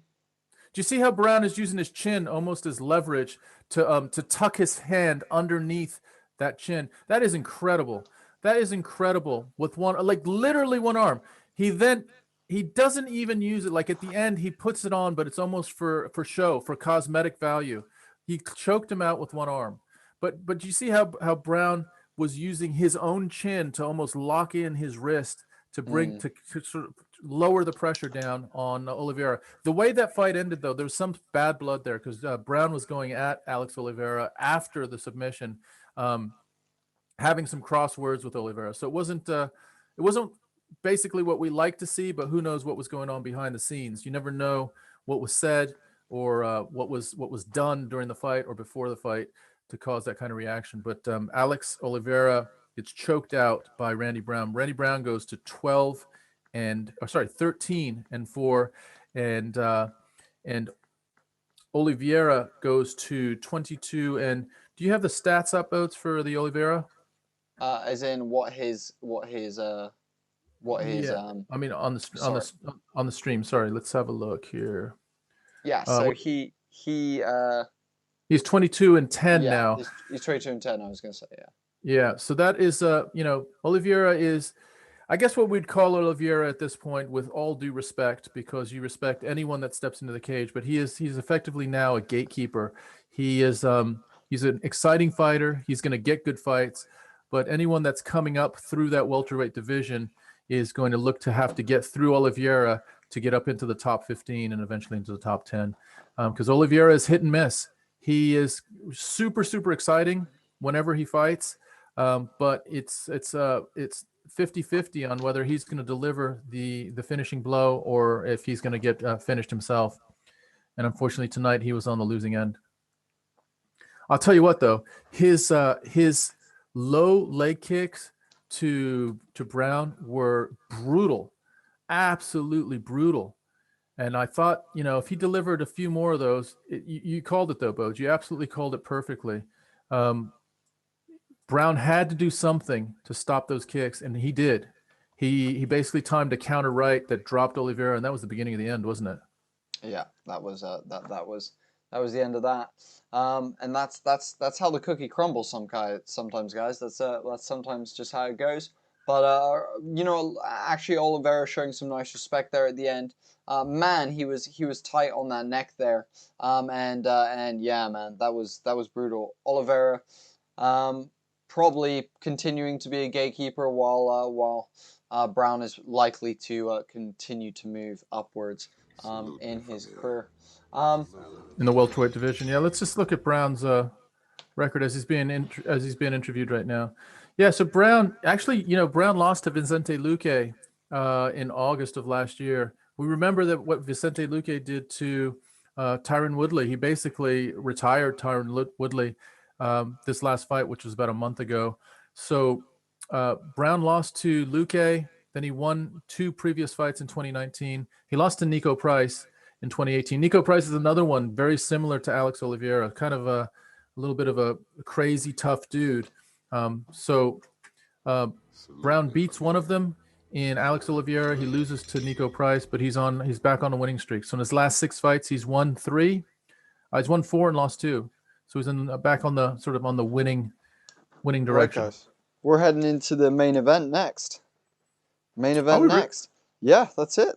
We're into the main event next. Shit! Quick shout out to George Allen. Thank you so much for liking and following on Facebook. And Haley, thank you so much for liking and following on Facebook. Welcome to La Familia, guys. We are honored to have you joining us tonight. Also, guys, we are going to be taking a quick commercial break in just a second. Me and Tom, we're gonna be taking just a quick commercial break for you guys, but we will be back very, very soon with that main card. So I'm just gonna switch over to that. Stick around, guys. We will be back in just a quick jiff. See you in a second. All right, we are here. This is Homie and the Dude. As someone who is constantly told don't meet your heroes, I say fuck that. Meet your heroes, because some of them are incredible. We got a fucking Olympian. I know. On the podcast. That's crazy. Let's talk about the Olympics. So, China, just to put the disclaimer out there, I love China. Got into stoicism about three or so years ago. When I fought at the London Olympics, I'd been doing judo for 20 years already. You're a young guy, and it was probably a pretty substantial thing in your life. Yeah, boy. All right, hold on. This is where we This is the non-crying moment right here. We're right in that zone, the non-cry. Bah! Right? Guy number 1 gets another like, bah! The guy number 50 gets another like, That'll have to be like boom, boom, boom, yeah. right? This stuff, sad. So when you hear like a waving song comes up, you're gonna be doing a waving style, you know what I mean? Or if you're doing something where there's hitting on the beat, or if you're top rocking because it's a funky song, or Yeah. black, you know what I mean? Oh, another quote is, "You are already the supervillain in someone else's story, and you don't know it." That is amazing. Yeah, how does it feel to be a fucking pioneer of a sport, dude? You're one of the guys that's really pushing one-wheeling forward and inventing tricks and stuff. How does that feel, dude? I definitely am aware of that fact. It's almost so rad and so unique that it almost doesn't really feel real. Yeah, my shit was like all completely off. That's all I'm saying. A lot of the work I do is big work, so it means I'm going to be spending time with that person, just me and them, and there's going to be a lot of those days that that combine together to make their finished tattoo. I want to make sure I enjoy the people I'm spending my days with. You're the coolest person that I've ever met. I was just You're gonna say, literally the coolest person. What the fuck is going on right now? Black is the power, black is my skin. Deep are the roots that this culture's within. Black. boom. I love acting stuff. And oh boy, the guys are everyone's like this on the ground. Everyone's swinging tired. This is the original stamp. Yeah. Right? Yeah. That's multiple stamps, obviously. So, the old skateboarding origin story. I don't even like your skateboarding, but you're good enough to be pro. Is I am never attacking and I am never defending. I am simply just waiting for an opportunity. Boom. I'm an adult. I've seen a lot of things and I have no idea what that was. And that was just season 1. This next season is going to be bigger and even better quality, with us adding comedy skits and tabletop gaming to our content. So, get comfy, find us at Homie and the Dude, subscribe to YouTube, like and follow on Facebook, and follow on Instagram, and then enjoy season 2. We'll see you then.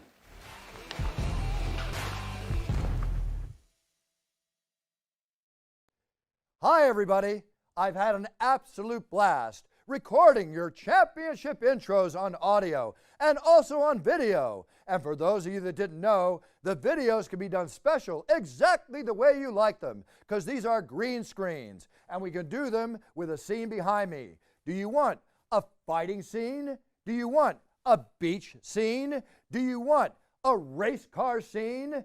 Any scene you want, we can give it to you. It's your theme and my pleasure. Just write our offices and we will answer you with the exact fee involved and how it'll get done. So here we are, and now it's time, and it's your choice. Cheers! And we are back, everyone.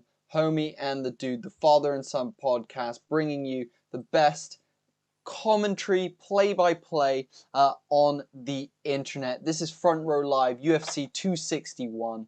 I want to say a massive thank you to everyone watching right now that has gone over to our YouTube and subscribed. We are 30 subscribers away from 600 subscribers, guys. Thank you so much. If you can take a quick second to head over to our YouTube and subscribe, that makes a massive difference to Tom and I and helps us out massively, guys. We really appreciate it. And yeah, other than that, also guys, quick shout out to our sponsor who you just saw there, Bruce Buffer. If you want a championship intro, if you want to tell your mum that you love her, if you want to tell your neighbor that their house smells, if you want to tell your cat that they're your favorite person in the world, if you want to break up with your girlfriend, go over to brucebuffer.com, use the code DUDE, and you can get 10% off your Bruce Buffer intro. That is exactly how that works, guys. So yeah, that's Homie and the Dude, and we're back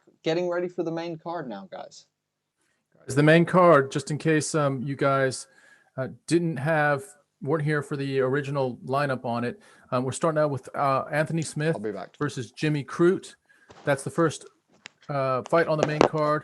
Then we go to Uriah Hall interesting one versus Chris Weidman. So Uriah Hall is trying to establish himself in this division, and Chris Weidman is trying to say, look, I'm not done yet. I'm back here. I think I match up well with Israel Adesanya. I match up well with Robert Whittaker, and let's see if Weidman has one more run in him.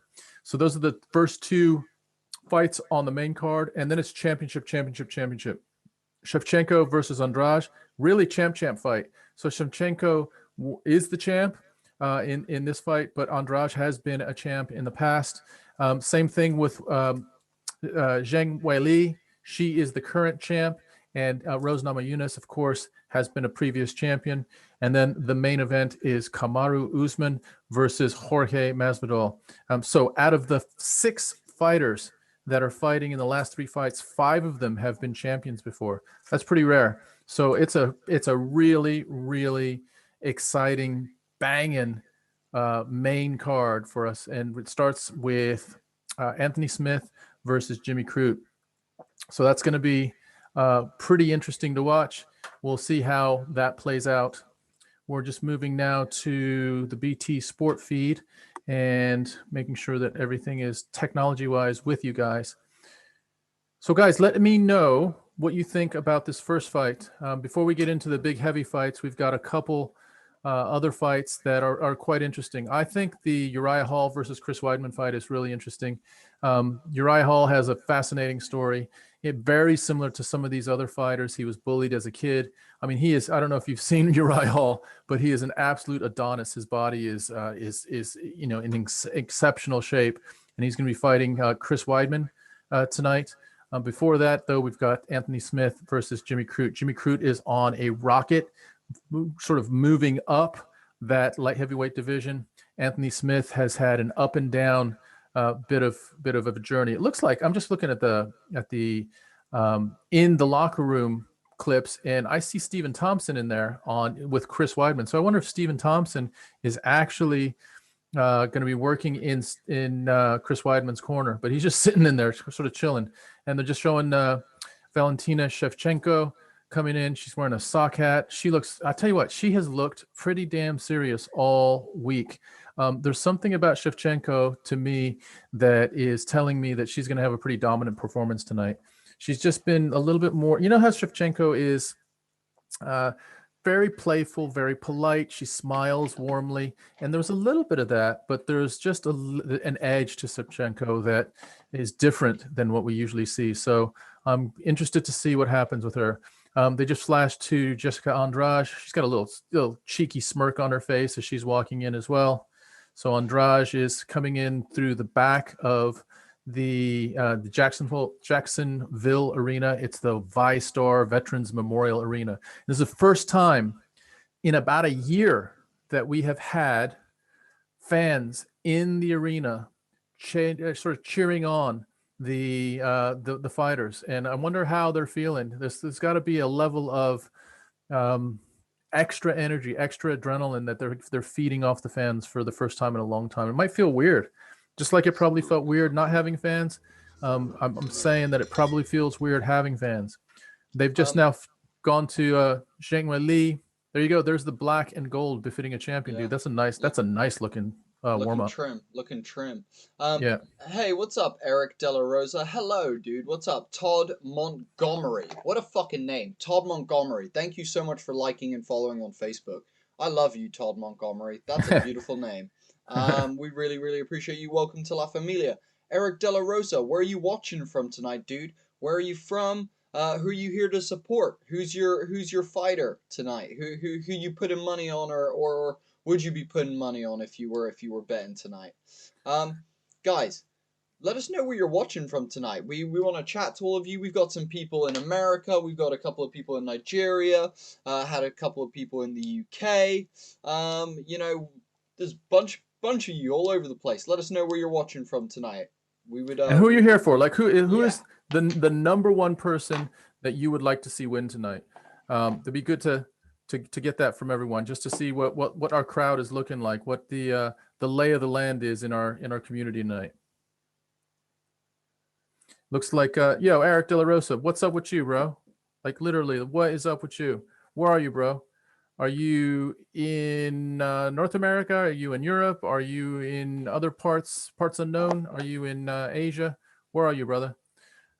Guys, I just had a look. I'm having a look right now just to be more up to date. But we are at, I think, 571 subscribers on YouTube.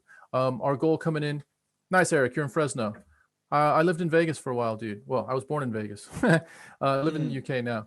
But guys, our little goal that Bodhi and I set for the evening was to get up to 600 subs by the end of the night on YouTube. We're at 571, so that's 29 away. If you haven't subscribed, if you're having a good time hanging out, if you can pop over to the YouTube and hit the subscribe button, that would be awesome. And then you'll also get notifications next time we do this so we can hang out again. Nick Ortega, Masvidal, Shevchenko, and Mighty Rose watching from Colorado Springs, Colorado. Nice, Nick. So you're going with 2 champs and an upset with, well, I guess it was an upset with Rose. Boats, you know what I'm saying?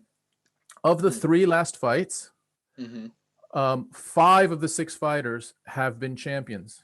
Incredible. The only one that hasn't been a champion is well, technically Masvidal with the BMF, it's not a championship, is it? We're not going to call that a championship.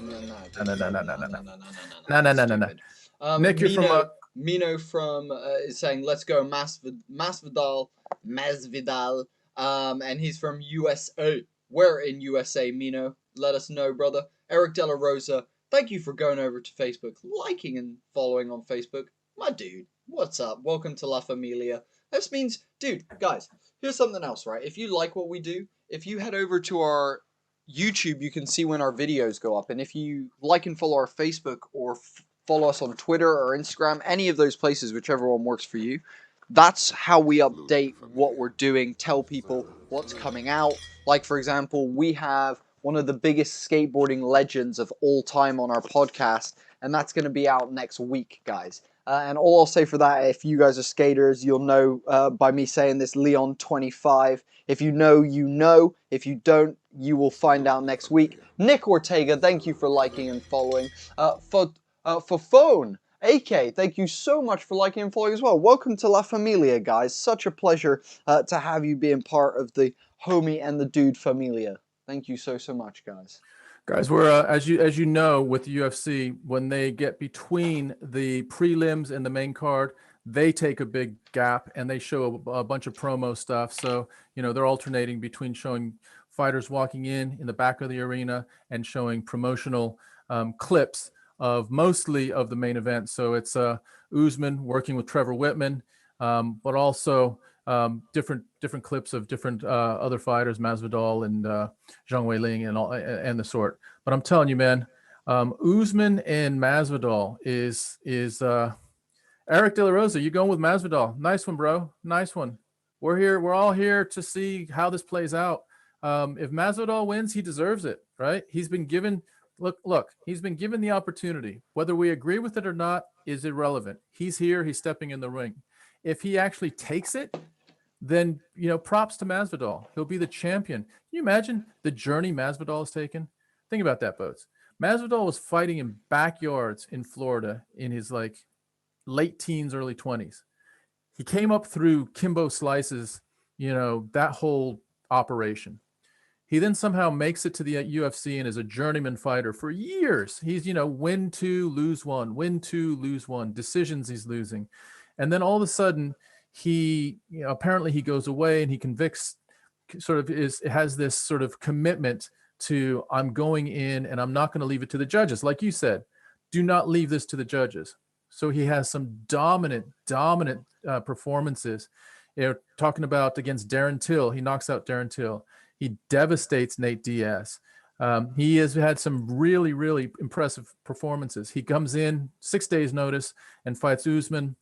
The 6 days notice thing, whatever. Let's. I'm not sure how real or not real that is, but he's got a full camp this time, so we'll see. We'll see what he has and if he can deliver. Yassine Ali, first round Masvidal via TKO. Dude, you know what? Honestly, if Masvidal wins, I see him winning in the first round via TKO. I honestly do, dude. Like shaking Usman with some sort of like timed combination, a counter, something like that, some sort of crazy unorthodox combination, the equivalent of that flying knee, but with hands. So if he does win, it's that way. If he doesn't do that in the first round, I can see utter domination by Usman, just sort of doing what Usman doing to Masvidal, what he did to Woodley, basically. A couple of things. Zabi Koloji saying, okay, thanks, let's unsubscribe. Later, dude. Been a pleasure having you. See you around. Thanks for the views. Also, Rahul saying, honestly, can't see anyone other than GSP beating Usman in his prime. One of the cleanest fighters on the roster. Fully agree with you. Akshay saying, if Masvidal wins, it will be on par with Bisping's title win.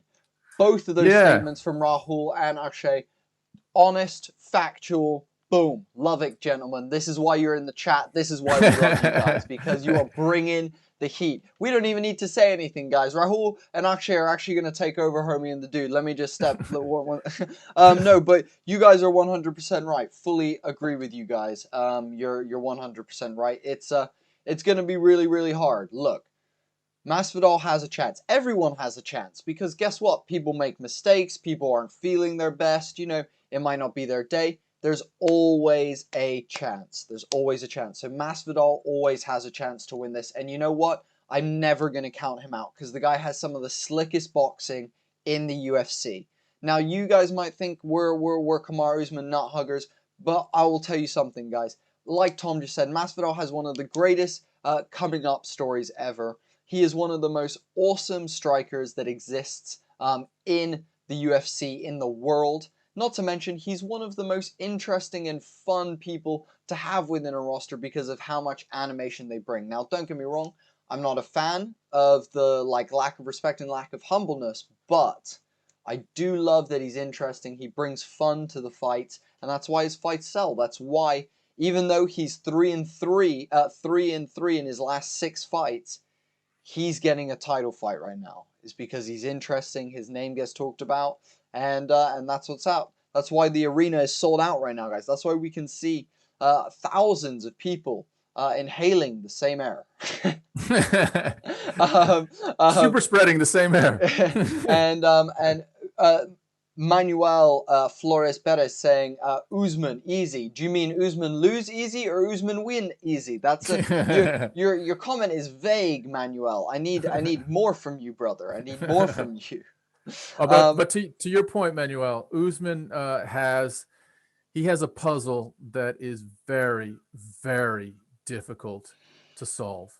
He now has stand-up striking that can compete against anyone. We know how his wrestling is. We know how strong he is. We know his cardio is through the roof. We know his grappling is through the roof. I mean, how do you beat Usman? I guess you beat him by how Gilbert Burns almost did, by hitting him with something very hard early until Usman figures it out. And I really think Masvidal has that chance. But if that window closes, it's going to be a long night for Jorge. It's just going to be a long night for him. But he's got a shot. He's got a shot. But to your point, man, Usman is, he's up there with GSP. He's running out some serious numbers as far as wins. Let's just have a look at. I fully agree with you, and he's a beast. He's really, really bringing something amazing to the game. Usman is 18-1. And do you know what's interesting? People say he's boring, but dude, like, you need to, if you're bored because someone's grappling or something like that, then MMA and I'm not trying to be an asshole, and I'm not calling you a casual either. I'm just telling you that if you find grappling, jiu-jitsu, clench work on a cage, anything like that boring, then MMA is not the sport for you. MMA is the place where all of that is legal, all of that is encouraged, and if your opponent definitely has a weakness, why in God's name wouldn't you exploit that? And if that weakness just so happens to be grappling or clench work or something like that, that you consider less interesting, dude, then this sport isn't for you. But let me say this. If you want to learn, if you're interested in what the clench work does and actually why people value jiu-jitsu so highly, then guys, stick around. Kamaru Usman's one of the greatest at it in the world. His chain wrestling is unbelievable. His strength up against the cage, unbelievable. So whether you stand on the side of striking or not, this is going to be a banging fight. But at the end of the day, if you go wow, it's a boring fight because Usman's clenching up against the cage and stuff, you really need to consider, is this the sport for you? Because kickboxing might be way more up your street. K1 is like left way, Muay Thai might be way more up your street than this. But I tell you what, guys, for those of you that like grappling, that know what's going on, this is going to be it's going to be amazing to watch Usman work if we get into those second and third rounds for sure. A couple of people in the chat popping off. We've got Sammy saying analysis doesn't win a match. Inside the octagon is a whole different ballgame. You're not wrong at all. Come on, we all know Usman can take it down if he wins. If not, Masvidal is going to KO him in the 4th round. Interesting. So you, Jose Trejo, you're telling me that you think Masvidal has the stamina to outlast and continue swinging into the 4th. I'm really interested in and look forward to seeing that. I'm not sure whether he has that level of stamina, but dude, if he does, that would be sick. Yeah, I think Masvidal's best chance is to land something super slick in the 1st or 2nd round. If he hasn't, the chances are that he is going to be pinned up against the cage or have been taken down, and his power bar, his energy bar, is going to be going down a lot faster than Usman's. And then at that point, guys, do not forget Kamaru Usman striking with that jab is an absolute difference maker in a fight. The Usman jab completely nullifies a lot of offense that other people have striking because it's lethal. It's like a jab that's coming through like a cross. Really, really powerful. And by the way, he's switching it over and over and over again. So it's a really, really effective weapon that he has. So Masvidal is a genius with timing, with angles, and with feints. He's a genius with that stuff. Can he unlock something early? And the thing is, he's been with Usman for 25 minutes, so he might be able to. He might have figured out the puzzle, or he might have some sort of idea on how he can do this. Really, really interesting. I do not count Masvidal out, but I think his best chance is in the first 10 minutes. And after that, his chances go down. Yeah, I fully agree with Tom.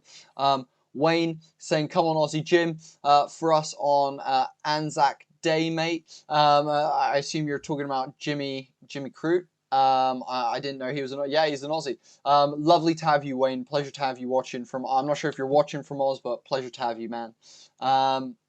We've got lots of stuff in the chat here. Only chance Masvidal has is a lucky punch or some elbows in the clinch that forces Usman to shoot. That's an interesting thought.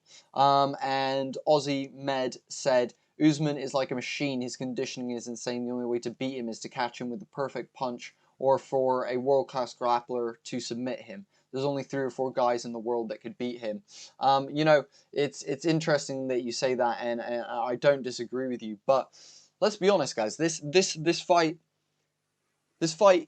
is at the beginning of the fight 50-50. As we get into the later rounds, it definitely leans more towards Usman. Jack Walker, thank you for liking and following on Facebook. My dude, you're a legend. By the way, guys, we're trying to get to 600 subscribers on YouTube. We are very close.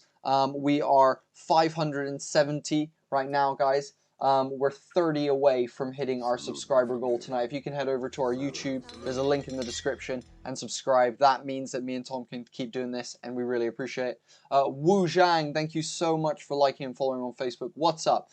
Parker Boo, Parker Grundy saying boo. I don't know. Yeah, mate, Jimmy is Aussie. Cheers from Australia. Hey, pleasure, Wayne. Glad to have you with us, man. Australia's hot. Beautiful beaches and great drinking culture. You guys really know how to drink. Wayne, can I ask Wayne a question? Wayne, we've seen Jimmy fight just in sort of in highlights. Can you give us a little breakdown on what you think Jimmy's strengths are and what you think he'll bring to this fight against Anthony Smith?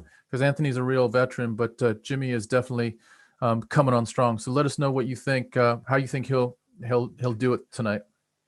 Yeah, 100%. And we're about to get into Jimmy Crute and Anthony Smith in a second. We're about to hit the walkouts in just a quick second. Paulo Silvia thank you so much for liking and following on Facebook. What's up, my dude? You are now part of La Familia. Guys, we can't do this without you guys. You're all here. We have nearly 90 of us watching right now, guys. And the whole reason me and Tom do this, and I love saying this every stream, is because we are all fight fans. Doesn't matter what creed, race, religion, sexuality, gender, species, you know, it doesn't matter what, guys. We're all here loving MMA together and spending time together and hanging out. That is what this sport is about. That is what MMA is about. And that is what we at Homie and the Dude are about as well. So guys, thank you so much for being here. Thank you for being a part of this stream tonight. We love every single one of you, and from the most sincerest place in our hearts, every single person here means a lot to us. You're helping us do this and helping us grow. So guys, if you get a chance, please share this out with your people. Subscribe to the YouTube. Both those things allow us to keep doing this. We really appreciate it. Guys, I don't know if you knew, but we're a father and son team. So Bodie and I are father and son team that love MMA. I've loved fighting, boxing, and MMA my whole life, and Bodie has come along and is also have found a passion for it. So this is something we come together with and really enjoy, and it's all the better that we can all do it together. We're just seeing the walkouts right now, and Jimmy Crute is coming in. He looks fucking beast right now. He looks confident. Just rips his shirt off. And so Jimmy Crute is 6'2", weighing at 205 pounds. It looks like Anthony Smith is 2 inches taller, both orthodox fighters. Let me just see what sticks out. Takedown accuracy is something that pops out for me. So Jimmy Crute is a 75% in his takedown accuracy. So when he shoots, he's pretty accurate. 3 out of 4 times he's going to get a takedown, whereas Anthony Smith isn't quite as accurate on that. Other than that, it's sort of pretty up the middle as far as stats. Yeah, they're pretty even. Jacob Bachman, thank you so much for liking and following on Facebook. Welcome to La Familia. Bonbon on our Twitch people. What's up, people on Twitch? Thank you so much for joining us tonight. We know that we don't have a large community over there on Twitch, but thank you for joining us. Bonbon saying, "Let's go, Crute." I got beat by Zurong. And then we also have Yasin Ali saying Masvidal baptizing blue, scared, uncomfortable Usman, calf kick and elbow out of a clench, left jab followed by a big mighty right hand, shutting the eye of Usman, beating him down to the canvas, dead body. Yasin Ali, let's talk about a couple things here. Great description, dude. I love your descriptive words. You use such beautiful descriptive words in there. Now we need to just implement some commas, some full stops, because that's confusing as fuck to read though, dude. Like I'm trying, dude, I'm trying. Aussie Med asking, what's our thoughts on Namajunas versus Zhang? Not as popular as Masvidal, but still an important fight for both those women. We've said a couple of times, but I think for me, the big thing is Namajunas is fast, she's quick, she's great on her feet, she can move like a beast. She's going to piece her up from the outside if she can. The big question, though, is does the pressure from Weili driving forward, bringing those heavy bombs, is that going to be too much for Rose Namajunas? Now, again, I come down to it can really go either way. It really can go either way, but both women are terrifying. Rose looks like she's in some of the best shape of her life. Weili is just consistently a beast. She's, what, Tom, 21 wins in a row now? Yeah, she lost her first fight and she's 21-1. So she's reeled off 21 wins in a row. And apparently since she fought Joanna, which was about a year ago, she has been just literally beast mode training and really assessing what her weaknesses were from that fight. So I'm really interested. I think there is a chance, and I don't want to say this because I don't really want it to happen, that Zhang Weili may just overwhelm Rose. She just may overwhelm Rose. I don't want it to happen, but I think there's a chance of that. Bonbon, when you say you got beat by Zhu Rong, was that a parlay that you put in, or was that a something to that it was a personal bet that you made? So just give me a, or did you actually fight him? Yeah. Are we speaking to the guy who just lost to Zurong? That would be insane. Bonbon just said, I shared the live feed to my friends. Hey, dude, Bonbon, thank you so much, guys. If you want to share this to your homies, they will really appreciate it, and I'm sure we will also very much appreciate it. Giovanni saying, I'm rooting Namajunas and Usman tonight. What's up, Giovanni? Where are you watching from? Bonbon saying, it was a parlay and a single. Yeah, bummer, dude. Yeah, I don't know if you saw, dude, but there was 4 Chinese fighters in the early prelims, and 3 out of the 4 came up short. So that was a problem. We're just having Anthony Smith come in. He is absolutely jacked with the crowd. He's like playing off the crowd. He's doing this. He's like getting them to root for him. He threw his hat into the crowd as he walked in. He is super jacked. This could be a banging fight. And by the way, it looks like Anthony Smith has put on a little bit more ink. That back piece looks. Is that new? No, his back piece is a little bit older. What you can tell is brand new is his fresh chest piece. His fresh chest piece at the moment. His adage to his what I like to call a mix between a lion and a cat, and a much smaller kitty cat. On his chest, that mandala that he has in the middle of his chest, you can actually see from the color of the ink, it's definitely a lot newer. Also, guys, for those of you who haven't seen a Homie and the Dude stream before, we love tattoos. Jimmy Crute has got a stunning right sleeve, and he's also got an anime symbol tattooed on his chest as well. I believe it's I want to say it's either an Avatar The Last Airbender symbol or it's a Naruto one. If people know in the chat, let me know, but I believe it's one of those two. I could be wrong. I'm not as huge an anime buff as some of my homies are, so I'm trying my best, guys. Damn, Bruce Buffer is that back piece is crazy, bro. What the fuck? The Dreamcatcher, yeah, it's nice. So Bruce Buffer is doing his work, introducing both guys. You know what's cool, guys, is when you during this introduction you see 2 individuals, and you usually see 2 people that look like they're really, they're there, they want to be there. But particularly with Jimmy Crute and Anthony Smith, they're both gacking to get in there and mix it up. Like this is sizing up to be a banging fight. I would not be surprised if some heavy blows are thrown and landed earlier on in this fight. It looks like both of them feel confident that they could hurt each other. They're both walking just in that phase of almost like at a bar or outside in a parking lot where 2 guys and their homies are talking about each other, and they're slowly elevating their own emotions to walk towards each other and just let fly, absolutely let fly. And that's what we're seeing right now. Anthony Smith is absolutely ramped up. Also, Wayne saying tats are the go, fellas. I agree, whatever the go means, yes. Aussie Med saying still pissed about the Grant fight. I fully agree with you. And Becky Moffat, our eye in the sky moderator. Love you, Becky. Absolute legend. Letting us know it is the Earth symbol from Avatar The Last Airbender. That's why you're here, Becky. And eye in the sky, Beck. Rahul also saying love the anime tattoo as well. Right, here we go. Here we go. Round 1 has just started. I'm going to give you the countdown: 4:54, 53, 52. Anthony Smith is in white, and Jimmy Crute is in black. Jimmy Crute delivers a sort of a half outside low leg kick that missed. They're sizing each other up, but it looks like they're sort of just outside of the pocket, but it looks like they're going to get right in it here in a minute.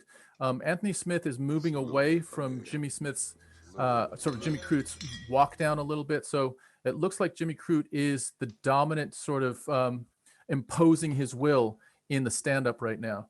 But Smith is looking for his shots. You can tell right now he's looking at angles. He's looking right at Jimmy Crute's chest. They're both very, very focused. Both of them are orthodox fighters. And it looks like nice teep kick by Anthony Smith, and a nice jab as well. And a lovely body kick return by Jimmy Crute there as well. Anthony Smith, lovely leg kick from Jimmy Crute. Anthony Smith doing the right thing, moving to the weak side of Crute, moving to the right, making sure he's stepping outside of the power of Crute rather than into the power of Crute. Very similar to the way Arnold Allen was in his last fight, but he's doing it a little bit less mobile than Arnold. Arnold looking a little bit sharper in his last fight. Lovely outside leg kick from Crute. There was a really, really stiff jab by Anthony Smith about 20 seconds ago. There was a looping, almost like a jab hook by Anthony Smith. Looks like Anthony Smith has a little bit more range, a little bit more reach. Oh wow, another stiff jab that actually pushed Jimmy Crute back. Anthony Smith's jab is going to be a weapon in this fight. His jab is strong and straight, and it's getting to Crute before Crute can get to Smith. Smith's reach is a factor in this fight, and his jab extended out is going to be a big factor. Big outside low leg kick to the outside of Anthony Smith's leg, his knee by Jimmy Crute. That was a big, powerful kick. More of those will cause a lot of damage. Smith is just landing. It's almost like if both guys reached out with their jab, Smith's is just a little bit more powerful and more into Jimmy Crute's face. Another double jab there. Lovely double jab. And Crute's face is already showing the damage from Smith, guys. Like it is swelling and is red already very much. Crute's already pawing at the eye as well. He's pulled at it twice since I've mentioned it. Yeah, it's wow. The whole stand-up right now is based around Anthony Smith's jab. He then sets it up to throw a straight right, which he missed by a whisker. Also, guys, I'm just getting note of Anthony Smith's left leg is actually locking out here and there and not looking super great. The leg kicks of Crute already have slowed Anthony Smith's movement down drastically. You can see he's actually, he's looking a bit like a little bit like slippy slidey on it. I'm wondering if those leg kicks have done a little bit more damage than Anthony Smith is letting on right now. Nice jab leg kick. Yeah, jab leg kick. Oh, big right by Anthony Smith. Oh, and Crute returns and they both stagger each other for a quick second. Both men surprised by what the other guy threw. Both throwing heavy bombs right now, guys. Crute throwing a lot of damage with his low outside leg kicks. That you're right, Boats. There's stripes across Anthony Smith's legs. There's literally a stripe across his thigh, a stripe across his calf, and another stripe across his knee. His leg is hurting. You can tell his leg is hurting. He's got to mask it. He's got to camouflage the pain on it, but he is being compromised right now with that outside leg kick. He's been hit by about 5 or 6 outside leg kicks that are causing damage. There's one from Anthony Smith. Thing is, when you get your front leg kick, your front leg hurt, it compromises everything. Looks like, oh, wow. Anthony Smith just dropped Crute with a leg kick. I don't know what happened there. I think he might have just blown out his knee. Anthony Smith might have just blown out Crute's knee, but Crute doing a great job taking Anthony Smith down. He currently has Anthony Smith's back, is landing some ground and pound. Anthony Smith getting back up to his feet. Thank you, Luis, for the like and follow. Shaden, thank you for the like and follow. Mildred, thank you for the like and follow. Welcome to La Familia. Anthony Smith on his knees with Crute pushing into him. Nice little bit of ground and pound from Crute. Nothing super damaging. But he's weak on his leg. Crute cannot stand on his left leg at all. He tried to stand up there and he almost collapsed again. He pulled Anthony Smith back down, but boy, this one is interesting. You can see that Crute is pushing a lot of his weight. He cannot stand on that left leg at all. He cannot put any weight on it. But he manages to take Anthony Smith down again. Anthony Smith needs to break away, stand up, and throw punches, but we have a couple seconds left in the round. Bloody hell. Wow. Jimmy Crute can't walk. Oh, his leg, he can't walk. His leg is fucked. His leg is fucked. He cannot walk. Oh, he's done. He's not going to be able to continue. He can't walk. The doctor's going to call it off. He can't even stand. His knee keeps buckling. There's a nerve. I think there's nerve damage in his leg. Literally, his toes are rolling over as he's trying to walk. He cannot move his leg properly. There's no way he can continue this. There is no way that they're going to be able to continue unless he gets some sort of quick recovery. It looks like it's nerve damage. It's straight to the outside of the knee. It's either a torn ACL or it is complete nerve damage. So for people who don't know why the outside calf kick is so potent these days, is because there's so little muscle and fat right at the knee, basically. If you feel over the outside of your knee, there's so little muscle and fat there. When you hit that, there's actually one single nerve that stretches across that part as well. When you hit that nerve, if you either break it or damage it hard enough, it numbs out the entire leg. Jimmy Crute is actually having to lift his leg and struggle lifting his leg. He keeps rolling his ankle, and the fight is called off by the doctor. The fight is called off by the doctor. The doctor asked him to walk forward, and he cannot walk forward. There was just no way. There's no way that they could have left that continue. There's no way. He had some sort of nerve damage in his leg.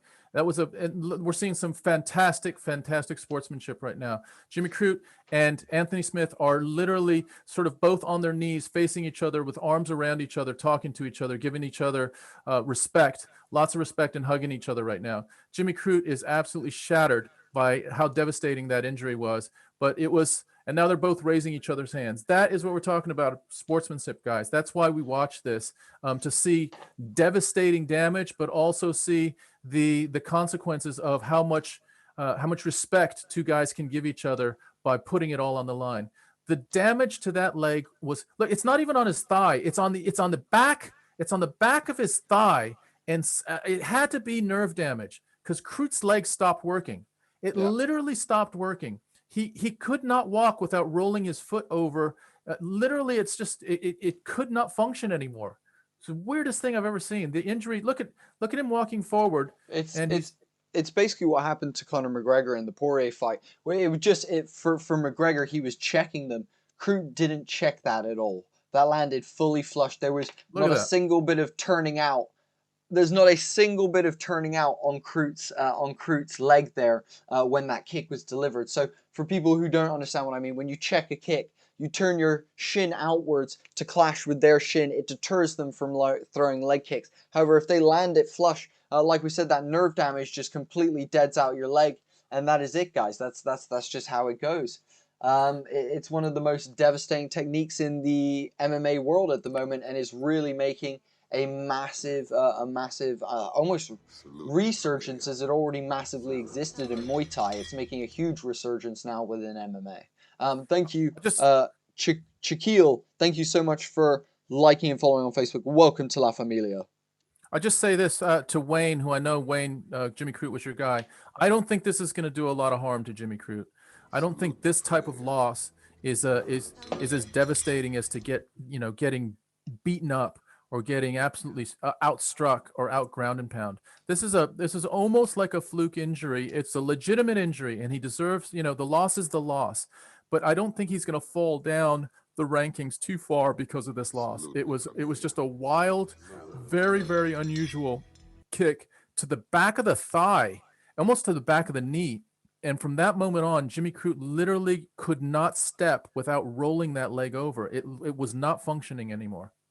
It's the craziest thing.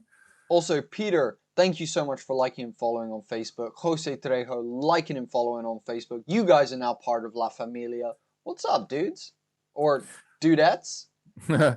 So it's right to the back of it's almost to the hamstring. And it's almost like did some kind of nerve damage. And the leg, I mean, you're watching him roll around and his leg is just kind of flopping around like it's not part of his body as much. I will say this though, guys. Although that stopped the fight, Anthony Smith's jab looked tremendous.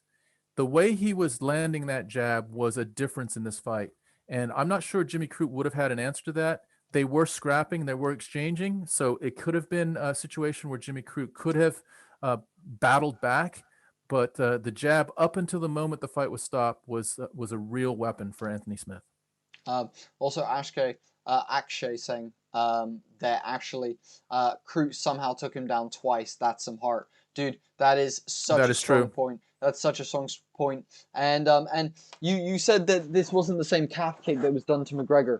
It may not have looked like the foot landed there, but the leg, the actual shin landed to the outside of the knee, which when we're talking about low calf kicks or outside calf kicks these days, a lot of them are aimed to the higher end of the calf near that knee section where there's less muscle and fat to hit that single nerve that spans that area. If you literally Google your calf and you look at there's literally a single nerve that spans up there that is literally just covered by a tiny bit of skin, and that's how it goes, guys. It's just how it goes. Genkar saying, who's in advantage now? Anthony Smith won via advantageous leg kick and is now in advantage for and he's in advantage if that's what you're wondering. But guys, we're now on to the three big fights. We've got Uriah Hall. We've got Chris Weidman and Uriah Hall. You're totally right, Tom. My bad. I'm a And what I would say is this is to you, Akshay. I agree that it wasn't a pure calf kick. When I saw the replay, where he actually landed was behind the leg, and I think it was slightly above the knee. And that nerve, I think that nerve runs all the way straight down the leg. But it was definitely something that where the kick had almost like unplugged that nerve and made the rest of the foot, especially down lower in the foot, it looked like his foot just wasn't operating properly. So I do think it was a nerve kick. I don't think it was a pure calf kick, but it was, kind of in that same weaponry. Mohammed Al-Dalai, thank you so much for liking and following on Facebook, dude. Welcome to La Familia. Akshay saying, reminds me of Condit versus Woodley. Hell yeah, it does. That's exactly what it looked like.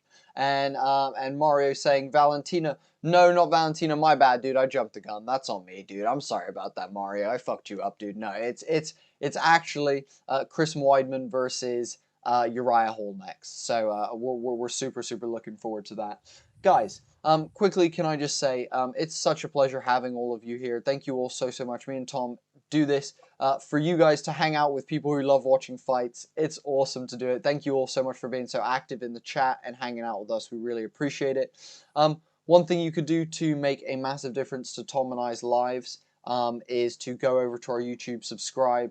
We're trying to hit 600 subscribers today. We've taken a decent chunk out of it with you guys today already, but there's a couple more of you that could definitely help us out. We're at 573 right now. We're looking to get to 600, guys. So if you could take 2 seconds, hit the link in the description and subscribe. Makes a massive difference to us. Rahul saying, would love to see more of Smith tonight. He was fantastic. Great jab. Yeah, man, shame that fight was ended early. It would have been nice to see those guys go the distance, because I think that one was probably going into, second or third, but I think it's probably ending via TKO one way or another. Well, we talked about it. At the beginning of the fight, we all said, look, this looks like, there's different degrees of MMA. On one level, it's a sport. On the other level, it's two guys really trying to, effectively hurt each other badly. And you're getting different degrees of that in a UFC event, where you have some people that really look at it as a sport. They want to outpoint you. They want to have top control for a certain amount of time. They want to win by points. They're happy to do that and take as little damage as possible. On the other end, they want to go out there and throw, and they want to hurt you, and they want to hurt you badly. And they're willing to risk themselves to do that. And what happened in this fight is you had two guys, you could see it. You could absolutely see it at the beginning of this fight. They were both ready to throw down.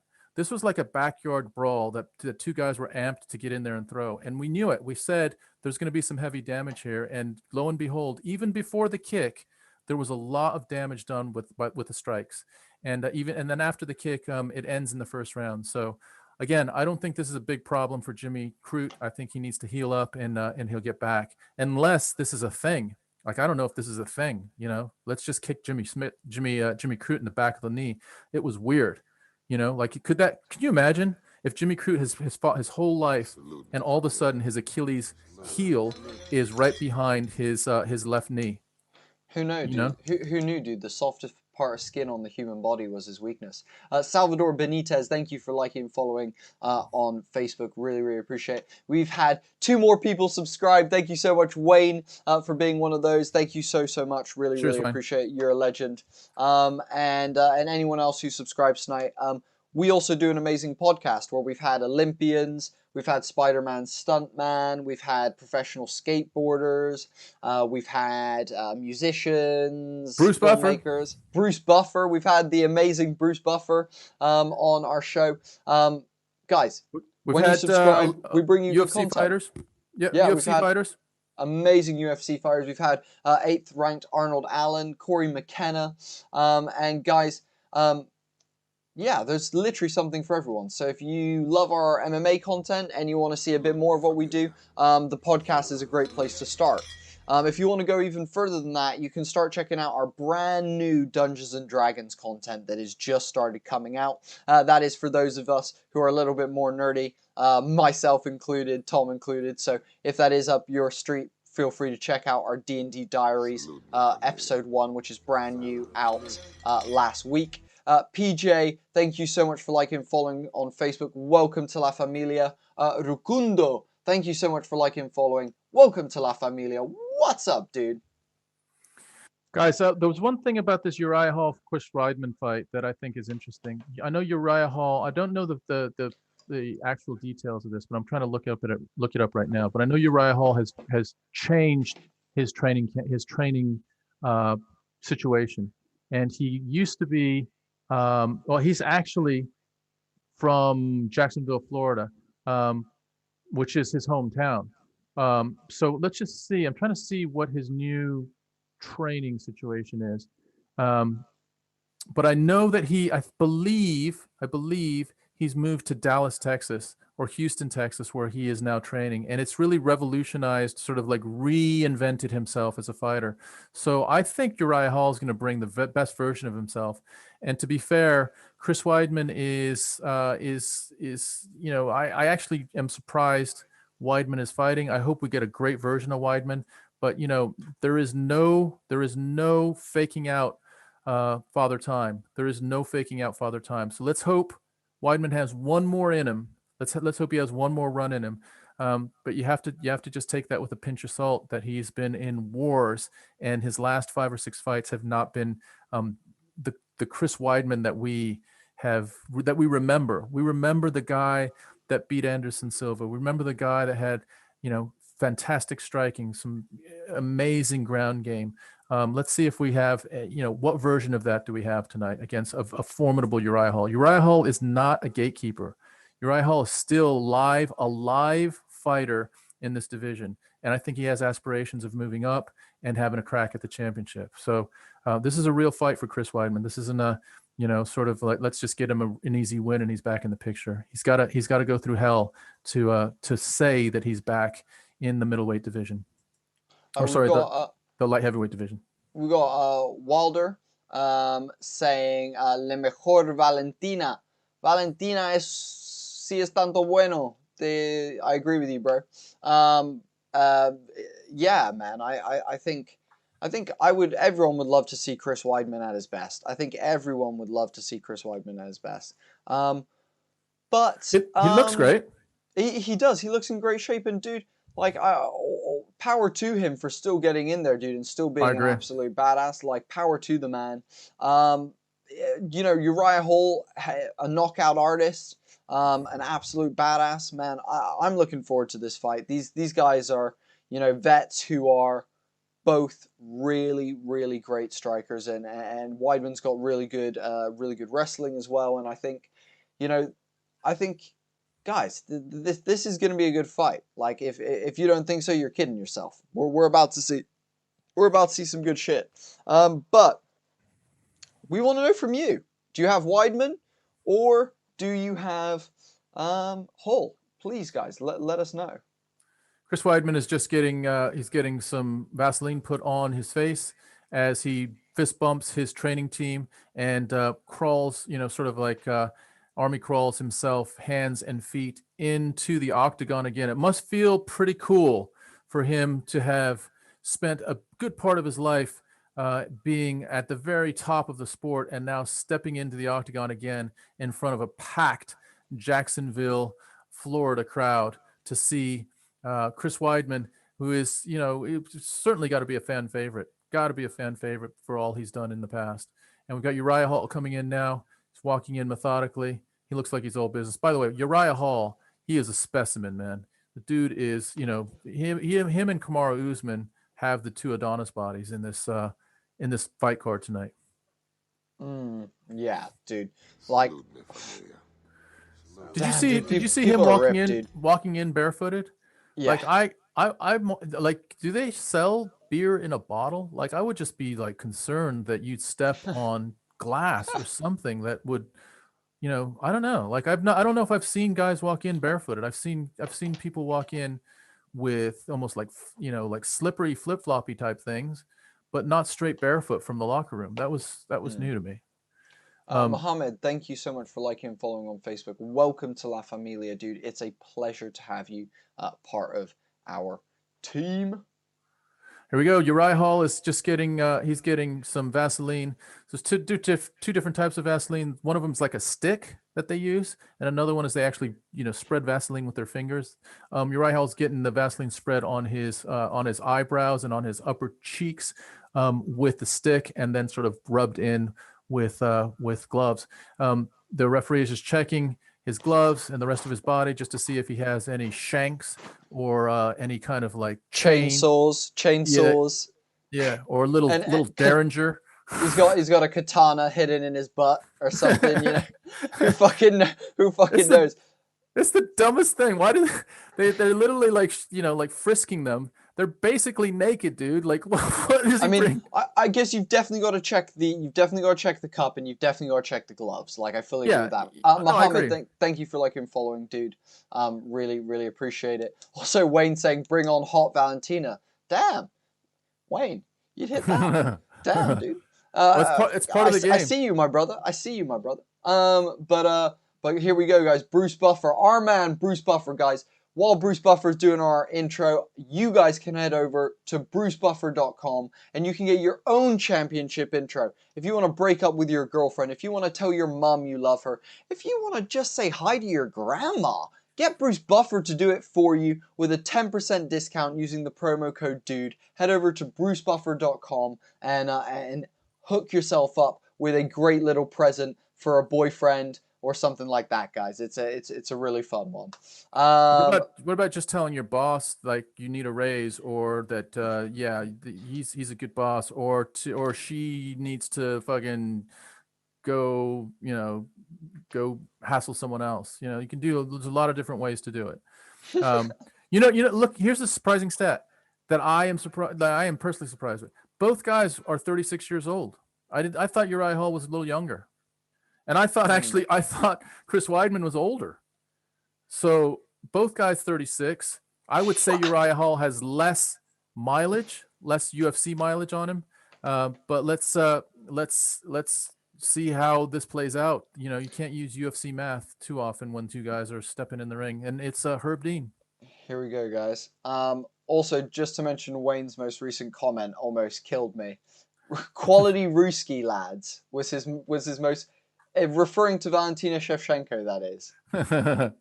What's cool, here's what I would say, Wayne. I'll say this after the first round because we're just starting right now. Round one starts. So we have both guys. 56, 55, 54. Yeah, I'm 1 second ahead of you both. So both guys are orthodox. Uriah Hall is taller than Weidman. Weidman comes with a head. Oh, wow. He broke his leg. He did the Anderson Silva.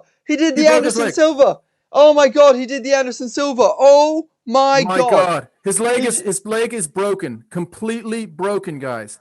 Holy my God, he did the Anderson Silva, guys. I can't even look at this. Oh my God, guys. It's completely like, Harry Potter when his arm goes jelly and it's all bent? Like, exactly like that. Holy shit, guys. Both his fibia and tibia had to be broken because his leg is literally, oh my fucking God. Wow. Oh my God, guys. That was absolutely brutal. I'm glad they're not showing. I usually like to see the ends of TKOs in the UFC. Not today. I don't want to see any more of that. Whoa, that was that's the end of his career. Later. Yeah. Oh, Nick Ortega, what happened? Chris Weidman just went for a outside calf kick, and Uriah Hall turned his calf out to check it, and they clashed shins. And the Anderson Silva went down. His leg bent around Uriah Hall's leg and is completely broken. Yeah, he broke his tibia and his fibia because his leg is literally like the bottom half. I guess the bottom half of his leg, the break is halfway down his leg where his shin is, and it's just not. It's you can go like this. You can go like this with his bottom half of his leg, and it's not connected to that part is completely broken. It was crazy. Isn't it crazy that it happened with Weidman? Years ago, Anderson Silva did the same thing on Weidman's leg. That is so crazy, dude. Weidman just did exactly what he caused Silva to do. I don't want to see it. No, don't show us a replay. Oh my God. Oh, fuck. It wrapped right around. It wrapped right Oh around. my god. Oh my It god, wrapped guys. right This around. is so gnarly. Why are they showing this replay so many times? Oh my god. Oh my god. Oh my god, guys. This is one of the worst things I've ever seen. Oh my god. Why did they show that replay? Oh my, the arena is reacting the exact same way we are, guys. Fuck. That was bad. Holy shit. But here's the bad part, guys. If you're not watching this. So here's Hall's leg. Weidman comes around. This is bone. It wraps around, almost like gloves around. Like, but that's like the this, bone Tom. breaking. Like this. Boom. Yeah. And then Weidman comes back and tries to stand on it, and literally did you see, dude? He actually stood on like his shin. Dude, Nick Ortega goes, lol, Dana just said replay that shit twice. Oh, dude. Why would they don't show people lying on the ground knocked out, but they're happy to show someone's leg snap? Oh my god, dude. What the fuck was that? That was crazy. Oh my god, guys. Oh my god. That is literally one of the worst things I've ever seen in my entire fucking life. Oh my god. Wow. That was the Anderson Silva. Gabriel, indeed. Hall has previously struggled with violence from KO he's done, and the impact, this will impact him a lot mentally. Look at his reaction, crazy. Gross, says Gabriel. Nah, man. Nah, says Gabriel. Dude, Hall is definitely a little bit traumatized. Dude, you don't want to break anyone's leg like that. That's not what this sport is about. Marvin, thank you so much for liking and following on Facebook. What's up, dude? Really appreciate it. Guys, for those of you who don't know, Chris Weidman just broke his leg the same way he caused Anderson Silva to do on Uriah Hall's leg. Like, I'll give you a demonstration. This is the leg coming towards the calf kick. Dun, dun, dun, dun, dun, dun. Crack and wrap and complete leg destruction, guys. Damn. Like, Uriah Hall is legit a nice guy. Like, he is, I don't know if you've like heard him in interviews. He's talked about being bullied when he was younger. He's talked about getting into MMA to get his self-confidence up, to defend himself, and he's made a career and a life out of it. But he is a legitimate, nice guy, and he is really, really, really affected by this. I mean, the guy, Weidman is done. That was a horrific injury. Weidman is literally being carried out on a stretcher, and he's crying in pain. He's still got his hand up though for the fans as he goes out. Oh my god, guys, that was honestly one of the. Oh, Herb Dean looks like he's gonna throw up, and Herb Dean can take anything, guys. Herb Dean is stood there next to Weidman, like Herb Dean just acknowledges Weidman, next to Hall and goes, "Nice one, Hall," and Hall's like, "What?" He's like, "Yo, pull it back, Herb. Pull it back." Yeah, that was crazy. Oh, dude, my heart. I am sweating, guys, so much. I am sweating so much. Oh man. No, dude, we don't play fighting. Yeah, exactly. This ain't fucking the WWE here. Yeah, Joe Rogan is talking to him. On Instagram, David Darmo is live. Okay, thanks, dude. Guys, that was crazy. Well, guys, so that was the second fight of the main card. We're now into the last 3 fights of the night. Holy shit, that's teeing up. Like, dude, I don't know how the crowd is. Like, the crowd must be absolutely like in absolute shock with what just went down. You could see Uriah Hall is absolutely troubled. He's really troubled by what happened. Just trying to hear what he says here.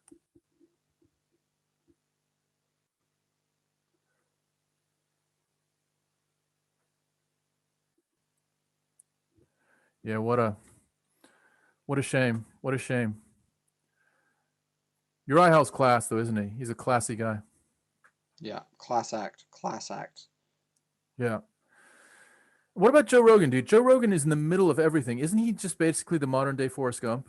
Like, like literally, Joe Rogan is holding the microphone right now.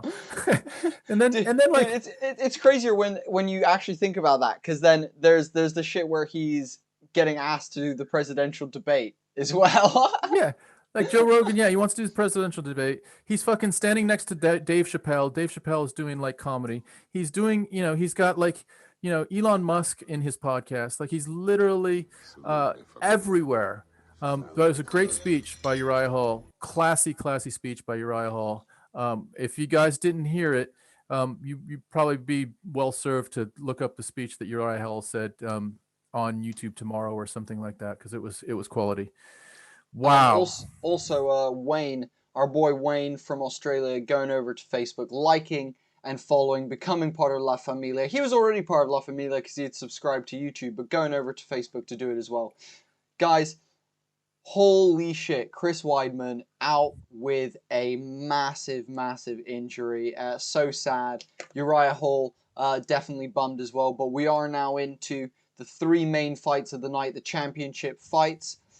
Guys, if you are enjoying Homie and the Dude, thank you so much. We appreciate having you guys here. And if you're enjoying it, guys, just like Wayne did, taking a second to go over to our YouTube and subscribing allows us to continue to do this, guys. What's the count now? What's the count? The count is we're trying to get to 600 subscribers tonight, guys. We're trying to get to 600 subscribers. We're currently up to 575, guys. 575. There's 90 of you here. If each one of you takes 1 second to go over to our YouTube, it's link in the description, and subscribe, you will make Tom and I's night. Also, guys, if you're new to Homie and the Dude, give us a thumbs up emoji or say in the chat that you're new. We want to shout you guys out, welcome you to the Homie and the Dude streams. Moise Hernandez, thank you so much for liking and following on Facebook. Welcome to La Familia. Yungi, thank you so much for liking and following on Facebook as well. Welcome to La Familia, dude. Fanone, are we going to show any of the fights here at all? We do live reaction and commentary, dude. We do the best commentary in the world. This is a place for people to hang out and enjoy the fights together, dude.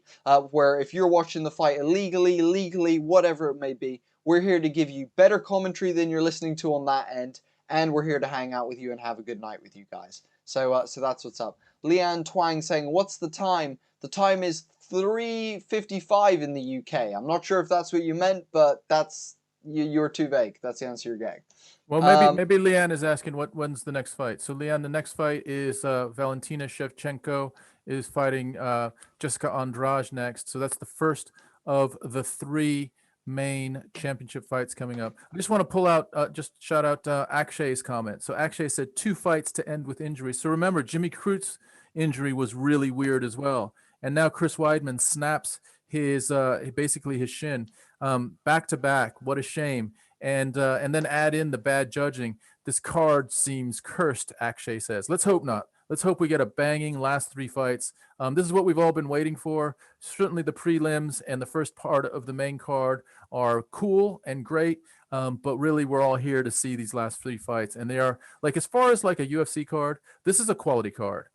These last fights are, you don't get 3 championship fights like this very often. We have had 3 championship fights before, but these are like, these are quality fights. And I have to say, Jack H says they chanted "fuck Jake Paul." Yeah, I didn't. I was about to say, should we quickly talk about Triller before we get into these 3 main fights? So, Jake Paul is in the arena. He had a little bit of a square off with Daniel Cormier a minute ago, apparently. I saw a photo on Twitter a second ago. But also, guys, let me just say this: the Triller card was the biggest shit show I've ever experienced in my entire life. It was 90% concert, 10% fight card.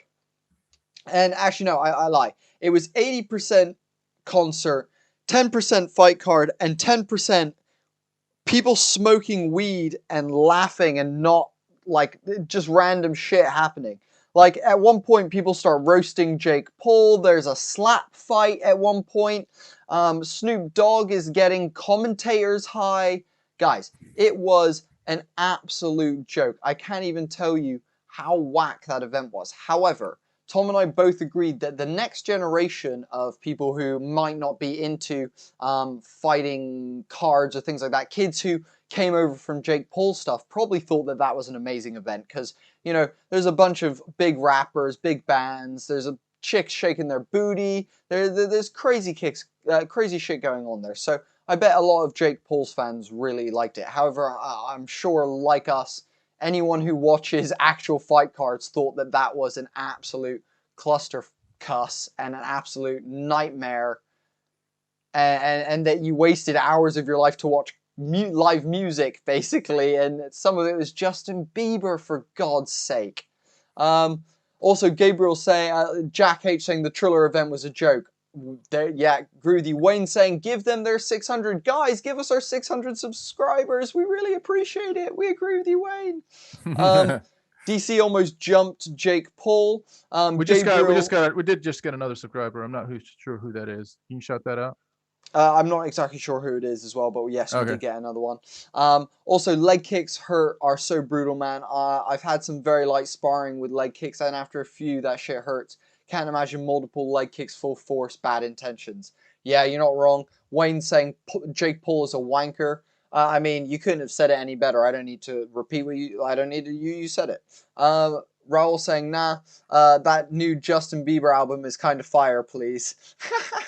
Raul, you know what, dude? Each and every one to their own, dude. If Bieber's your thing, dude, more power to you, dude. Whack on that Bieber track. Get messy with it, dude. Get wild. Shake your booty. I don't know what your thing is, dude. I don't know what it is, but if it's that, I hope you enjoy it, dude. I'll tell you what, Bieber's not my thing. And you know what? It's funny. Ice Cube and Snoop Dogg are my thing, but even that I found cringy and like not great content to watch. I'm not sure if you agree with me, Raul. Yeah, it was. So I mean, if we go to the basics of what we saw as well, the fights themselves. I mean, you could talk about the announcing. The announcing was it's a thing on its own, where you had I think up to about 8 different people that were chiming in on announcing, and there was a couple people that were legit. So Mario Lopez was doing a good job. There was another guy that was doing a pretty good job with announcing as well. I thought Pete Davidson was okay. I think he's honest, and that was pretty refreshing. But as far as the fights themselves, man, I don't know what to say about that, except that we were all there to see, a carnival. And when you go to a carnival, there's a lot of clowns that might show up. And that's kind of what happened. It was, Ben Askren, we talked about it. We called it. Not to mention Oscar De La Hoya made an absolute fool of himself on everyone in the chat is agreeing with us. Thank you, Gabriel, for agreeing with us. Raul, let's move on. Agreeing with us. Jack agreeing. Jack saying that leg kicks hurt a lot more if they get checked. I agree. Leg kicks can hurt whether you check them or not. It's all bad times. You guys have been watching UFC for 10 years. I haven't missed many events. No, guys, I have been watching UFC for 10 years. I haven't missed many events. Actually, that's insane, dude. We're pretty much at that. Where are we now, Tom? We must be at 10. Wait, how were? Yeah, I was about 14, 15. So yeah, pretty much 10 years for us as well. We're coming up to our 10-year anniversary. Massive Ben Askren fan here for years and years, says Raul. Ben Askren is such a down-to-earth, lovely human being. It was such a shame that he got finished in such a horrible way, but the guy also made the easiest $1 million of his entire life. Like, it was literally the easiest $1 million anyone could ever make, basically. Yeah, I agree. Right, I mean, I like Askren as well, but I think he was specially selected for this particular event, and he just doesn't have any. He's never had any striking, and it just was exposed. By the way, guys, there was another sub, so we're at 577 right now, so 23 away in the last 3 fights to go. So if you haven't subbed on YouTube, if it makes sense to you to do it, that would be amazing. So back to Askren. I mean, yes, he made the easiest million, and at the end of the day, that's what counts most, him being, with his family, enjoying that money. And I guess if he were to do it again, he'd probably do it again. But he's got 2 really, really bad highlight reels on his fucking resume right now. The Masvidal and the Jake Paul highlights are, when you think of Askren, unfortunately, those are going to be up there with what you think of him. And that's a shame, because he was an amazing wrestler. We're having a walkout right now, guys. So here's where we go. Masvidal will win because Chael Sonnen picked Usman. The Chael Sonnen curse. I know what you're talking about, Jack. But Chael also said he feels like he will break the curse with his pick. I kind of think he's going to break the curse as well. But wouldn't it be funny if Chael Sonnen just picks whoever he picks, the other side wins, and now people start betting for the opposite side and it becomes an actual thing. And Chael Sonnen is the glitch in the multiverse. How cool would that be? Also, quick shout out to Ram de Gunamgam. Oh wow, God. Ram de Gun. Oh yeah, okay, I'm gonna leave that. Ram, thank you so much for liking and following on Facebook, dude. Welcome to La Familia. I'm sorry that my dyslexia doesn't allow me to pronounce some names sometimes, especially if they're ones that aren't English, because I struggle even more with that. But I apologize, and I love you nonetheless. Thank you so much for being a part of this tonight. You're a legend. And yeah. She's got another sub, so we're 578, 22 away, guys. Guys, we have Jessica Andrade. She's standing outside the cage. She's giving big hugs to her entire team. She's taking a little sip of water. Guys, what are the emotions of a UFC fighter that is going in for a championship fight? Just think about what she is possibly thinking about right now. Could it be the strategy that she needs to employ? Could she be controlling her breath just to keep her emotions settled? Could she be saying a mantra to herself? What do you think is going through in this case, Jessica Andrade's mind as she steps into a ring with a straight out killer with a nickname, The Bullet? Here goes Jessica Andrade. She looks deadly serious as she walks into the octagon. Hell yeah, she does. Gabriel, I got you, my dude. Don't worry about it. I knew who you meant. And is Canelo Mexican, Tom? I actually don't know. Of course he is. Yeah, of course he is. Yeah. Canelo's Mexican. Yeah. We've got Wayne saying go Val, because you know, Wayne, you and Shevchenko are on Val terms at this point. I love that you're calling her Val. Beautiful. Honestly, I don't know who I want to win the main card. Dude, I don't know who in this fight. I love Shevchenko and I think she will win. Do I want to see an upset? I mean, dude, I'm always down to see an upset if it's as long as it's a fight that I'm less bothered about. Now, not that I'm not bothered about this fight, but it's definitely not something that I'm like sweating and my heart's beating for. I'll tell you what, I'm a lot more nervous for the next two fights. I care a lot more about the next set of the next four fighters than I do these two. Not saying that I don't care about these two, because shit, they put on great shows. And I mean, how can you not care about Valentina Shevchenko, as Wayne clearly knows?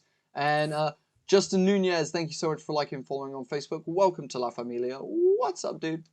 Here's the thing. I think, well, look, the reality is whoever the fighter is, if they fight long enough, they're going to find their match. They're going to find the day where it just doesn't happen.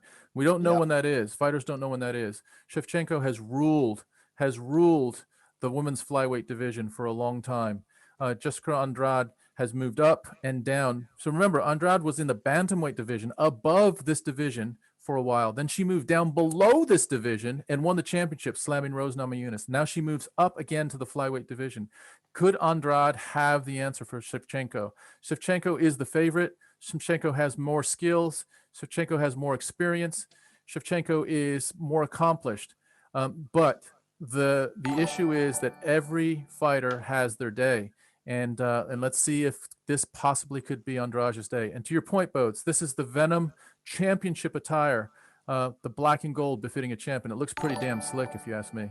Also, we've just had a bunch of subscribes coming through. My name is D, Roderick Ernesto, Owen Perkin. Guys, thank you so much for continuing to boost us, guys. We're trying to get to 600 subscribers tonight. We're getting there. We really are getting there, and you guys are helping us do it. So thank you, every single person who's taken 1 second out of their life to make me and Tom's a little bit better. If you're enjoying tonight's show, so we really appreciate that. Man, we're so excited. Woo! This is gonna be good, guys. Shevchenko is just outside the octagon right now. She's getting the Vaseline applied to her upper cheeks and rubbed in. She has looked all business for the entire week. She is not as jovial and pleasant as we like to remember Valentina Shevchenko. She, I think, is here to deliver a message. So here she comes into the octagon with her ritual sort of spinning around and giving sort of her acknowledgement to the crowd. Update on my opinion on Venom Fightwear. I don't like how it's black, gray, and gold. I'm not a fan of the gray, actually. I think it should be more black. Yeah, more just black personally. Tom asked me earlier what I thought about the Venom fight kit after a couple of fight cards now that we've watched, and I said I wanted to see what the championship black and gold looked like, and it's black, gray, and gold. So I'm not a super fan of the gray paneling on there, but you know what? The Venom kits are slick. I haven't heard many of the fighters complain about them in any interviews or anything like that. I mean, everyone's kind of wondering it. When are we going to get an update on the gloves? That's possibly the next thing that we could possibly venture into. Now, the question is whether or not Trevor Whitman or Conor McGregor gets the deal first. But likelihood is it won't be Trevor Whitman because he wants to supply his gloves to the entire fight community, not just the UFC. Just so you understand what I'm talking about, Trevor Whitman makes these style gloves that mean that the fingers will always be bent in and pretty much prohibit eye pokes, but still allow you to grapple, lock your fingers, and do any sort of jiu-jitsu grappling you still need to do. They negate eye pokes, basically, or massively reduce them. McGregor has recently taken it, basically. Okay, guys, we got Dan Miragliotta in the ring as the third person. Bruce Buffer is introducing Valentina Shevchenko and Jessica Andrade. Is he introducing Rahul, thank you Shevchenko? so much, dude, for joining us. Really appreciate it. And Ashke saying Shevchenko didn't have the best performance in her last fight. I hope she is turned on today. Yeah, I think she from everything that I've seen, Ashke, I think she is going to be locked and loaded. But I tell you what, Andrade looks like she's ready for business as well. You know how we talked about the Anthony Smith Jimmy Crute fight? I'm getting a similar feel for this fight, which is they're both here. And I'll tell you what, Jessica Andrade is the Indian chief on her left shoulder is beautiful. She's got a tiger on her forearm as well. That's really nice. She's got some nice tats. I was gonna say that it's some nice black and gray work there. Some nice, as they call it in the English, smooth shading, guys. Some really nice smooth shading. Some well packed black and some really nice smooth shading. Here we go, guys. The champion. Do you know what? I'll tell you what. Valentina doesn't look. She looks very serious. She's not her normal, like you said, jovial self. She's very, very serious. Do we train martial arts? Jack, I was the Spanish champion in Kempo Karate in my childhood, and we have both done jiu-jitsu. Other than that, no. Tom has done a little bit of Tai Chi and Wing Chun, but yeah, that's it for us in terms of the martial arts. However, been appreciating and spectating for Tom much longer than me, but for me, professional sports, nearly 10 years. Movies and martial arts in general, like Jackie Chan and shit like that, since I was fucking, like, a baby. 20 years, baby. Here we go, guys. They just touched gloves, separated, and Shevchenko and Andrade are staring each other down, getting ready for the horn to hit and for them to close in on each other. Let's see how this first couple of seconds comes out. They are going to touch gloves. Shevchenko comes out in the southpaw stance, and Andrade comes out in the orthodox stance. See, Shevchenko is great at kicks, but will her kicks open her up to being taken down by Andrade? That's something that I've been thinking about. Shevchenko is staying right in the pocket, outside leg, low outside leg kick already by Shevchenko that landed pretty nicely. She's very tight and very locked in. Comes up with her patented high. From the back leg kick to Andrade's head that was blocked. Andrade sort of charging in. Shevchenko with a little right left that doesn't land. They're both very, very serious. Shevchenko is staying in the pocket, so she's not allowing Andrade to walk her down like Andrade likes to do. Yeah, she's not backing up at all. She's not backing up. Lovely little left there, straight left from Valentina. It seems like for Andrade, she's going to have to really like step in, almost like Tyson her way into the range of Valentina. But like you said, let's see what happens in terms of the kicks of Valentina. Let's see if they're going to be a big difference maker. And this one, lovely outside leg kick from Valentina takes down Andrade. Yeah. Valentina takes down Andrade. Literally, and she's inside control.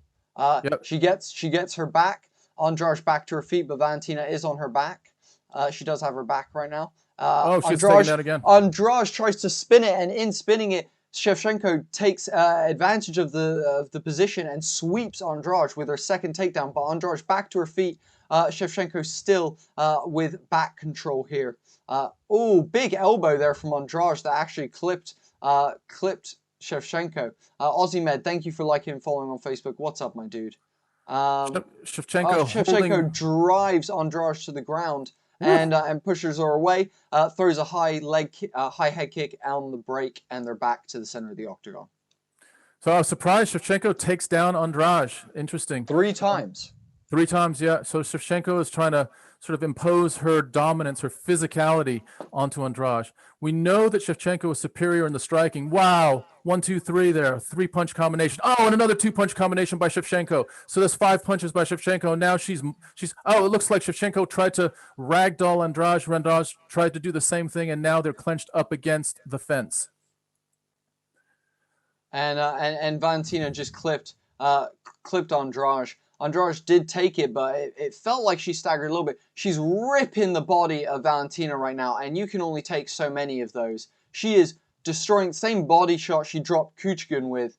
And oh wow, Valentina trying to go for a chip and takes Andrade down for a third, depending on if you're counting the last one in the last sequence. But fourth if you are counting it. Yeah, four takedowns, 100% takedown.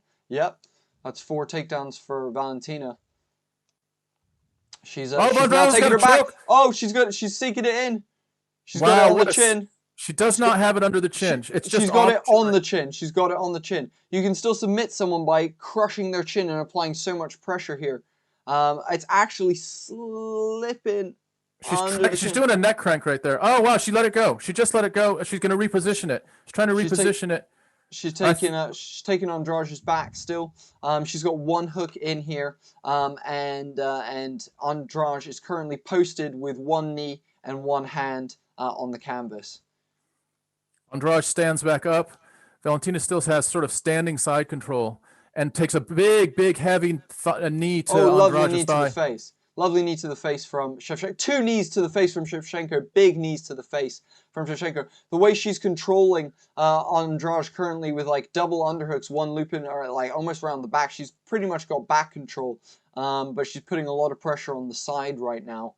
Andrade really can't do much right now. She's kind of doubled over, just dealing with the weight of Shevchenko. She's really putting the weight on her and making Andrade carry the weight of her. Shevchenko is throwing knees to the thigh, trying to deaden out the leg of Andrade, while Andrade is throwing body shots to Shevchenko, trying to loosen her up and kill some of that legendary cardio. Big knee from Valentina, and another takedown from Valentina. Lovely trick. Holy moly. Valentina's manhandling her. I did not see this happening at all. I thought the one thing Andrade had was the power game over Valentina, the ability to get in and take Valentina down. We're seeing the exact opposite. It's almost like Valentina saying to us, I am going to beat her at her own game. I'm going to dominate her on the ground, similar to what Amanda Nunes has done in the past when she has taken down the likes of Megan Anderson and then submitted her on the ground.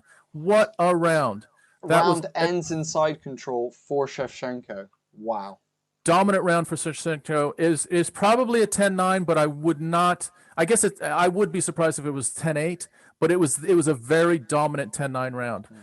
Shevchenko. Now remember, guys, it's a 5-round fight, so the conditioning aspect of this is going to come into play. I don't doubt Shevchenko's conditioning.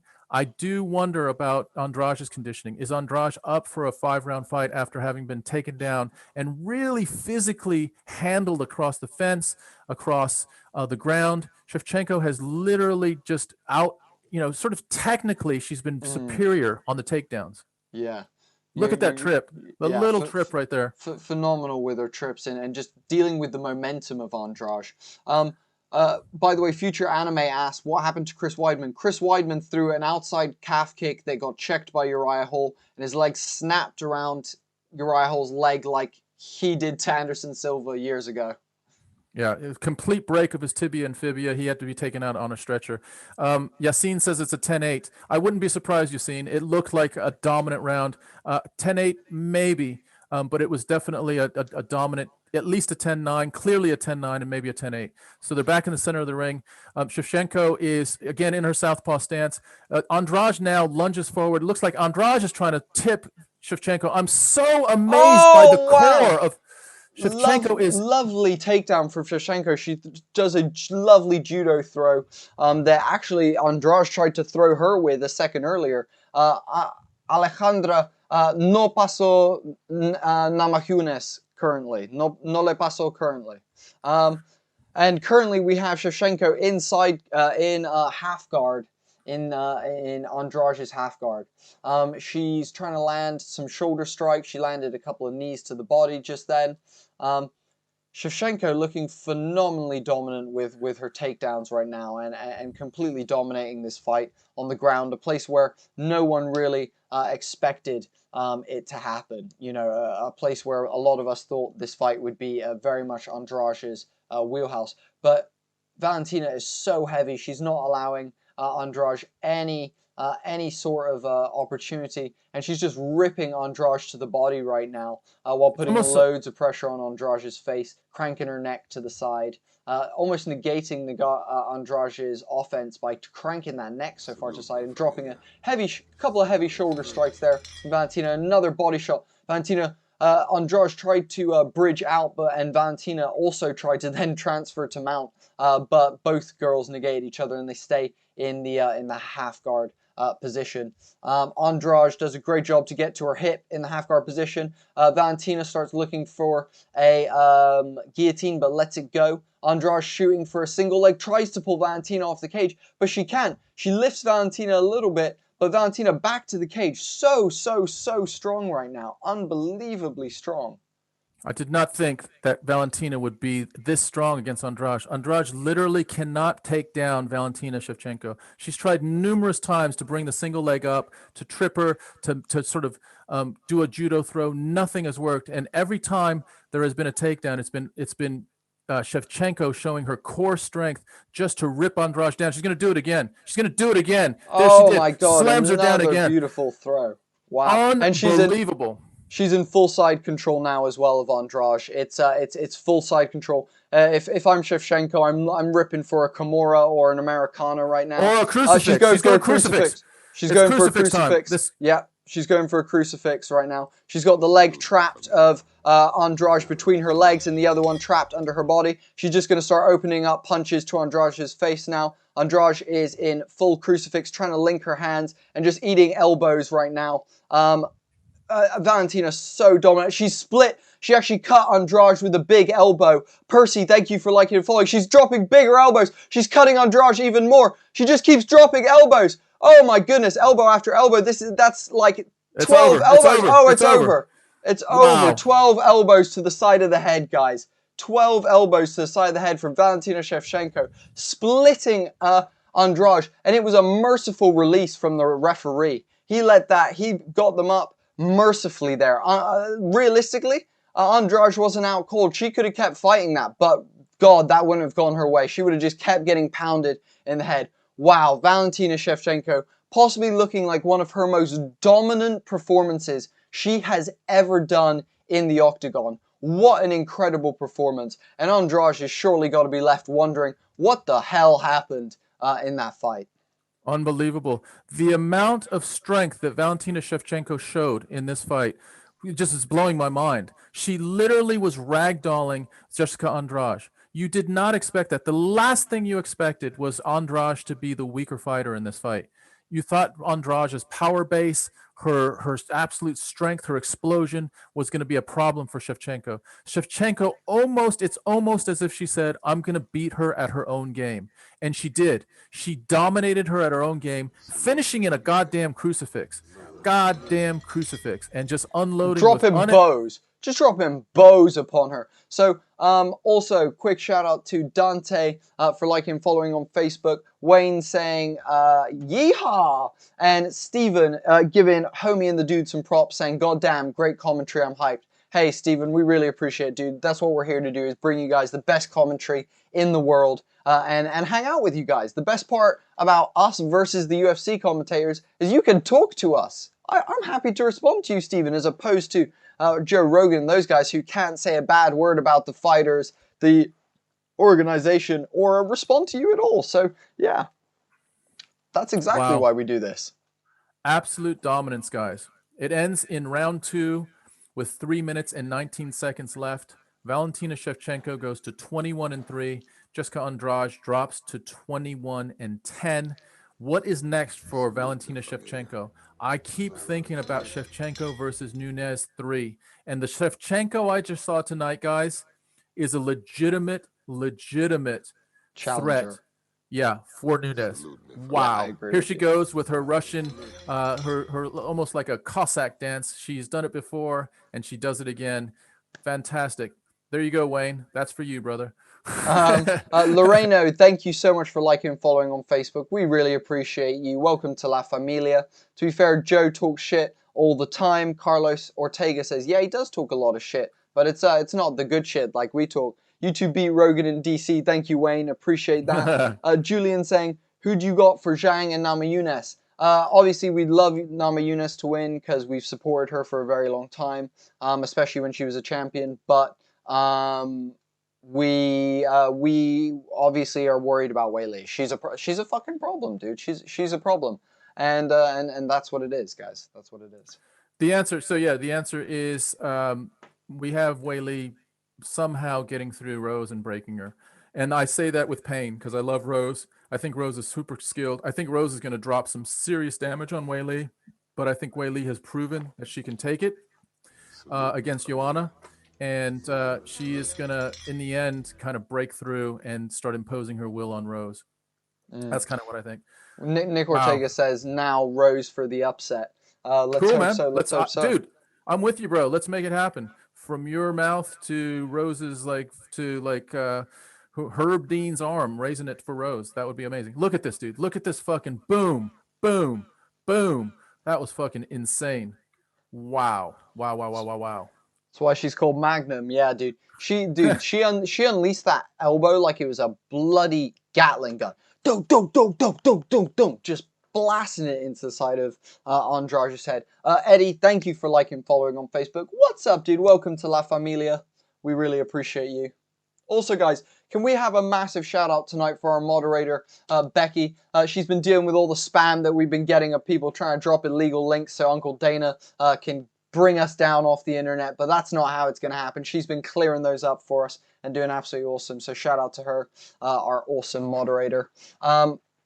Wayne, yep, go Rose. Yeah, let's see what happens, man. I mean, to be honest with you, I'm excited to see Weili perform again. Her last fight against Joanna Jędrzejczyk was one of the greatest fights in the entire world. You know, it's incredible. Nick Ortega shouting out Becky. Yes, dude, give those shouts to Becky. And yeah, dude, it's her last fight against Joanna was incredible. So to say that I'm not like super excited to see her get in the ring would be an understatement. I'm hyped. I'm super hyped. Carlos, thank you for liking and following, my dude. Really, really appreciate that.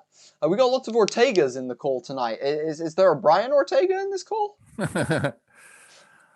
Joe Rogan is interviewing Jessica Andrade. Andrade must be thinking, man, I trained my ass off for this, and I am so far away from that girl. Like, the gap is insane between what I just brought to the ring and what just came at me. That must be just, must have been demoralizing for Jessica Andrade to face that. Not just that it happened, but it was the way that it happened. Valentina Shevchenko, guys, the one path to victory for Jessica Andrade was to get Shevchenko on the ground and, to get Shevchenko on the ground and to ground and pound her and get control and to start imposing physicality on her. What ended up happening was the exact opposite. From the beginning, Valentina Shevchenko was like, her core strength was insane, and she was ragdolling Jessica Andrade. She was judo throwing her, and at times she was just grabbing her around the waist and getting leverage and just tossing her. So that was a very, very impressive victory by Valentina Shevchenko. Giancarlos, you're saying, when is the fight going to start? Which fight are we talking about? The next one is Rose versus Zhang Weili. And then the one after that is Jorge Masvidal versus Kamaru Usman. So we've got 2 fights left. Both of them are big fights. They're both, yeah, dude, actually, I agree. Shevchenko versus Nunes 3. Let Nunes get through Pena, and let's have Shevchenko versus Nunes 3 at the end of the year, November or so. I'm with you, dude. I would see that. How excited would you be? Like, that is a super fight. That is almost like Shevchenko versus Nunes. That's almost John versus Ngannou. That's exactly what I was thinking. It's a super fight. Like, it's every bit a super fight as Jones versus Ngannou. It's clearly the 2 best women fighters, possibly of all time, fighting each other. Again, I fully agree with you. Also, Ryan, thank you so much for liking and following on Facebook. Welcome to La Familia, my brother. Thanks, dude. Guys, so a little goal that we had. There's 130 of you watching at the moment. Thank you all so much. We really appreciate every single one of you. But a goal we have is to hit 600 subscribers tonight, guys. We're currently at 580 subscribers, guys. Thank you so much. We're 20 away. It takes 1 second, guys, and it makes a world of difference to us. It means we can keep doing this. We can keep having fun doing these streams with you guys. The more people that join our movement and help us out, join La Familia, means we can keep doing this, guys. So head on over to our YouTube. There's a link in the description. It literally takes 2 seconds to hit the subscription and the bell. And then, guys, you can also see all of our podcasts, because some of you don't know, we're actually father and son, and we do a podcast. In that podcast, we've had everyone from Bruce Buffer to Arnold Allen, the 8th ranked UFC featherweight, to William Spencer, professional skateboarder, Danny Williams, Olympian and gold medalist in the Commonwealth Games, to Davide Nestola, filmmaker. William Spencer also happens to be Spider-Man's stunt double. So, Marvel, Spider-Man, stunt doubles. Well, we've had him on our podcast, guys. There's literally a show for every single person. So head on over to YouTube. And when you're done watching the fights and listening to us, start checking out some of those podcasts. I'm sure you'll like it. And for those of you that are nerdy, because I'm nerdy, guys, and I'll admit it, I'll say it, I'm a total geek and a nerd. We've also started some Dungeons and Dragons content as well. So if that's your thing, go and check that out as well. Red Knave, thank you so much for liking and following on Facebook. Welcome to La Familia, brother. What's up? All right, guys, we're getting close. They have run a little bit of a promo for Zhang Weili and Rose Namajunas. Now, here's the thing. When I first started following or started hearing about Zhang Weili, I pronounced it Weili Zhang. And I learned that actually in China, they announced their last name first, which is Zhang, and then the first name Weili. So she is Zhang Weili, not Weili Zhang. And she's fighting Rose Namajunas. The crowd is getting ready. We've got away to a commercial. I'll tell you what, I just saw Rose warming up. She looked crisp. She looked locked in. Yeah, locked in. Like, this could be one of those where if Rose goes out, she's going to go out on her shield. It could be another one of those Joanna versus Weili fights where there's just tremendous damage. Here's the thing with women, especially these smaller women, because they don't have pure knockout power. Remember, Weili really landed how many? Maybe 100 tough shots on Joanna and didn't take her out. Because they don't have knockout power, we end up having a situation where women are taking tremendous damage of clean shots because the strength at that weight, at the strawweight, 115 pounds, isn't enough to knock a human brain unconscious. So what happens is they're just delivering punch after punch after punch, and we get a Zhang Weili versus Joanna fight, and we may be in line for another one of those tonight, which would be incredible. It has been a pretty cool night. Like, we've done a lot of these. There's been some crazy shit going on tonight, isn't there? Holy shit, dude. I'm like, dude, I've had 2 major injuries. I've had Valentina completely dominate. This has been, yeah, I'm to say I'm not excited for these next 2 fights is such a lie. I'm so hyped. I'm so ready. I'm nervous for these next 2. Man, More than anything, I want Kamaru Usman to win, but also, like we've said all the way through tonight, Jorge Masvidal has definitely got his opportunity to shake up the world and do something wild with the division by taking that belt in this next year. So yeah. Also, guys, I'd like to mention, guys, you know Bruce Buffer? Well, we had him on our podcast, basically, and he does this amazing thing where you can get a intro from him, or an intro for your YouTube channel, or it could be a I love you message to your dog. It could be a fuck you to your boss. It could be a hey grandma. Whatever it is, Bruce Buffer will record your personalized message. It's a great present for someone who loves MMA, especially someone who loves the UFC. And you can get a 10% discount on those personalized messages from Bruce Buffer using the promo code DUDE. So head on over to brucebuffer.com, use the promo code DUDE, get 10% off, treat your significant other, your boss, your grandma. It's a little something funner when you need to tell them something next time. All right, guys, we're walking Rose Namajunas into the ring. By the way, we've just hit 581 subscribers. So your secret subscriber that just subscribed, thank you very much, whoever you are. Much appreciated. We're 19 away from our 600 goal. All right, Thug Rose Namajunas is walking into the ring. I got to say, dude, Thug Rose is one of my more favorite nicknames in the UFC. I think it's a great one. Thug Rose. Thug Rose. Yeah, Daniel Cormier. All right, here she is. She is now just getting some final instruction and direction. Remember, Thug Rose is coached by Trevor Whitman. She is being spoken to by her husband, who's a beast himself. And she has a big hug with her husband. He's telling her, you got this. She's taking sort of a tour around her coaches, getting big hugs from them. It's almost like she is going into war, going into battle. I feel like I'm getting a picture of the movie Troy, where, you know, you're going into battle. You don't know if you're going to come out. You literally don't know if you're going to come out or how you're going to come out. Think about Chris Weidman, thinking about Jimmy Crute. I mean, both of those guys came out tonight lesser men than when they went in. And Rose Namajunas must be thinking about that as she steps into the ring with a deadly assassin by the name of Zhang Weili. Rose Namajunas has the skills as well, though. I'm super psyched. I'm getting more and more psyched as I'm talking about this. This is a big fucking fight. Yeah.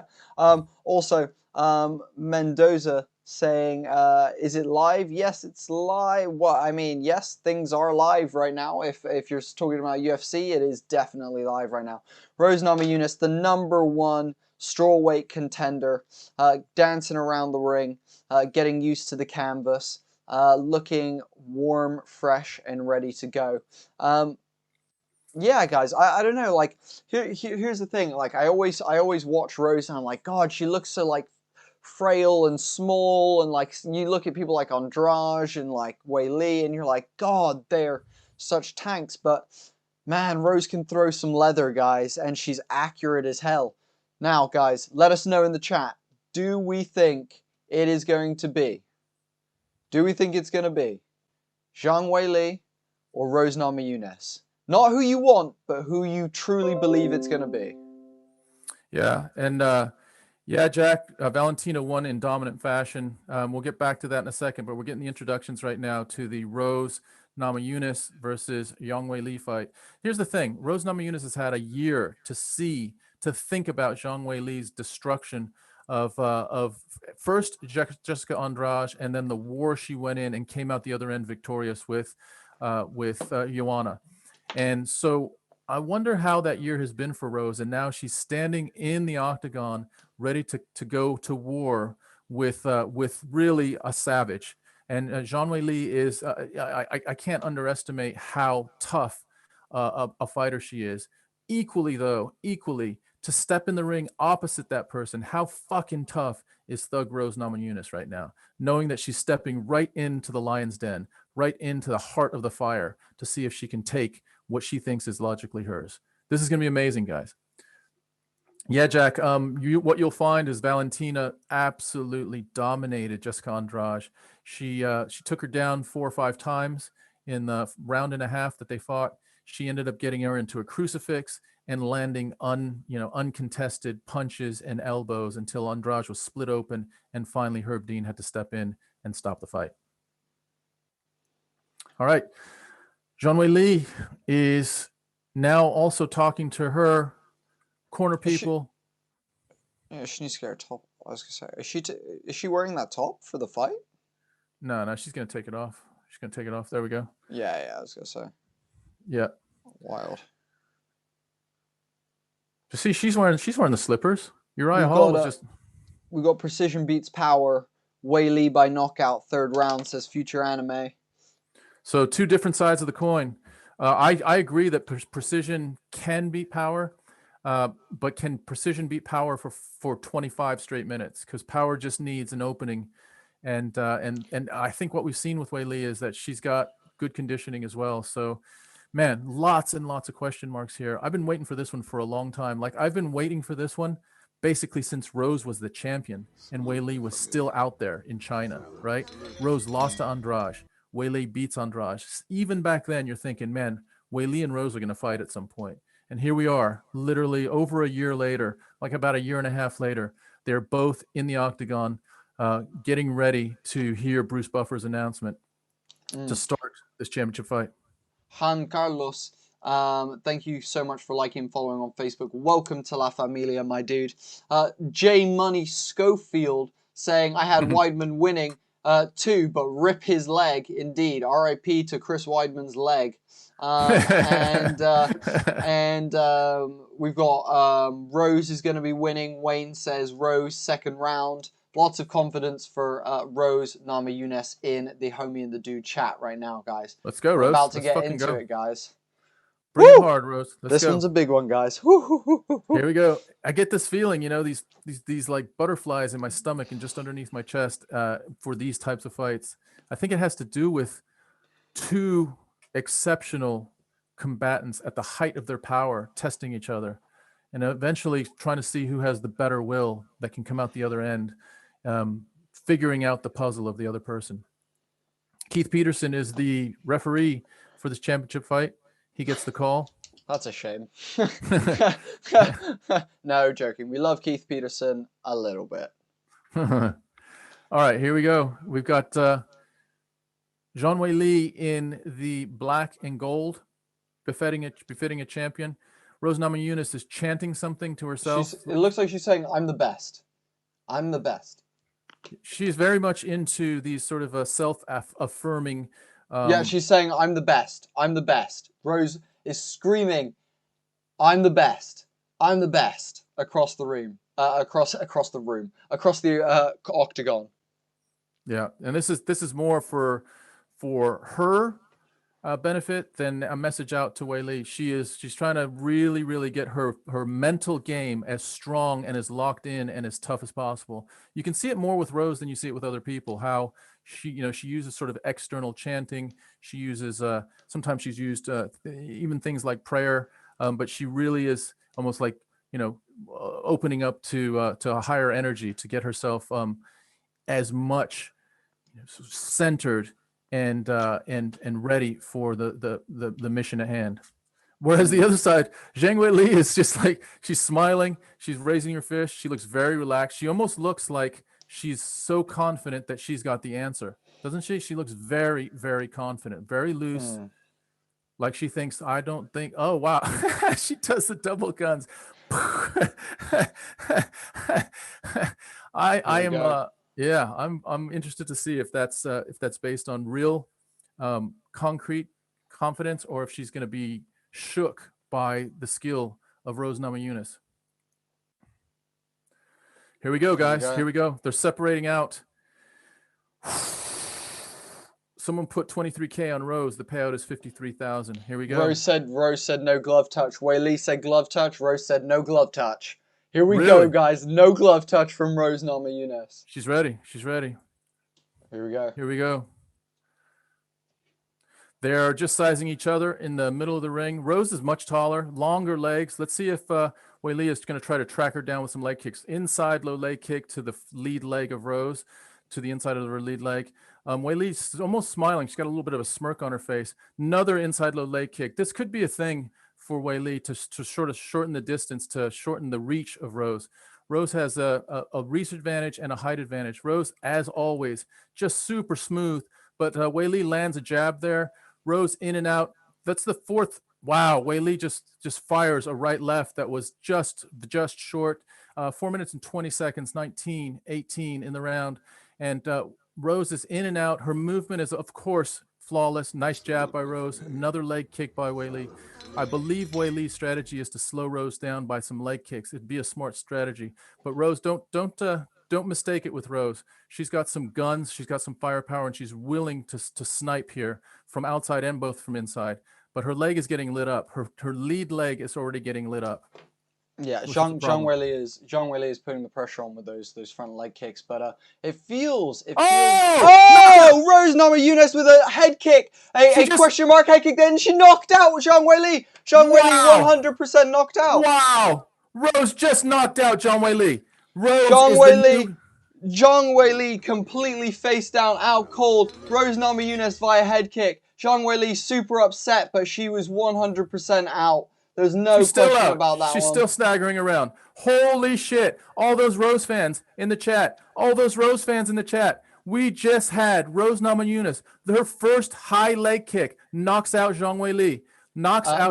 High kick. High head kick. It was a question mark kick, fake leg kick, and then bam, straight to the top of the head. Put her right down.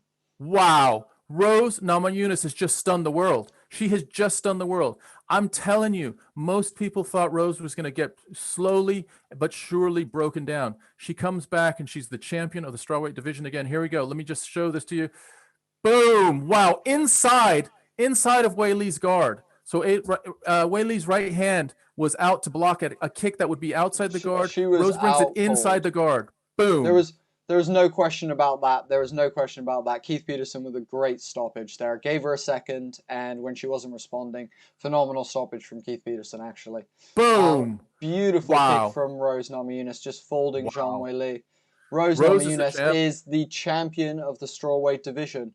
They need to run this back. Really? That dominant of a kick, man? I don't know. Like, I guess. I mean, if you're gonna give Jorge Masvidal a rematch, I guess you might as well give. But also, I was gonna say Joanna got a rematch, didn't she? We got to run this back, because who else is she gonna fight? She's not gonna fight Joanna again. Well, I don't know. I mean, look at that. Wow, look at Zhang Weili cannot stand up straight. She's staggering around. She is absolutely staggering around. This was a good stoppage. Keith Peterson made a good stoppage. Anyone that thinks that wasn't a good stoppage is not watching how Zhang Weili reacted after the fight, after the kick. Wow. Rose Namajunas is the new strawweight champion and new strawweight champion. Wow. We've seen it so many times with Rose. We saw her beat Joanna Jędrzejczyk twice. We've seen her beat Jessica Andrade after being slammed unconscious. And now we've seen her beat who everyone thought was the dominant strawweight, maybe moving up to the higher divisions to take on potentially the flyweight division, Valentina Shevchenko. Right now, they're getting ready to announce Rose Namajunas' hands, and she is actually breaking down in tears. That's how happy she is. In tears of absolute joy, how she just knocked out Zhang Weili. Amazing She's performance. Shaking. She's so happy. You can see that this means a lot to Rose. She's so happy with her belt. Zhang Weili still stood there next to her. Both women, both stunned by this situation. Zhang Weili perplexed that she lost. Rose stunned that she won. Winner by knockout in round 1 with 1 minute and 18 seconds left is Thug Rose Namajunas. Wow. She's going down in the history books as one of the best women's MMA fighters ever. She is now a 2-time strawweight champion. Amazing. And she's avenged the loss of losing the strawweight title to Jessica Andrade. She has cleaned out the division. She comes back and takes what is rightfully hers. Wow. Rose Namajunas is now the strawweight champion. First belt change of the night. Ricky, thank you so much for liking and following on Facebook. Jarnett, thank you so much for liking and following on Facebook. And Eddie, you as well. Welcome to La Familia, everyone. Guys, if you've just joined us for the Homie and the Dude stream, we do the best play-by-play and color commentary in the world. Not to mention we're a father and son podcast. If you've been with us all night, Nick Ortega, who else has been with us? fucking all night. Wayne, a bunch of you guys, like there's a bunch of you out there. Rahul, Carlos Ortega, a bunch of you have been with us all night, guys, and we really appreciate every single one of you that has stuck around. Wow, what a big upset, guys. That was absolutely wild. Absolutely wild. Did you see, Bones? I don't know if you saw in the replay. Watch Rose's eyes. She doesn't give anything away. She absolutely decoys that kick by keeping her eyes exactly at the same spot. She doesn't look to move to the target or anything. She keeps her eyes locked in. Let's see this again. It's a master class of how to deliver that high kick. That would you say it's a question mark kick? Actually, it wasn't a question mark kick. In rewatching it, she fakes the low kick and then throws it high. Yeah, and the thing is, she got it inside of Weili's guard. So usually you can have your guard up, just raise your guard, and you've blocked that that high kick. And in fact, she brought it inside of Weili's guard. It's just absolutely amazing what she just did. Let's see how Weili responds to this, and where she is with it, because she was really, really arguing with the decision.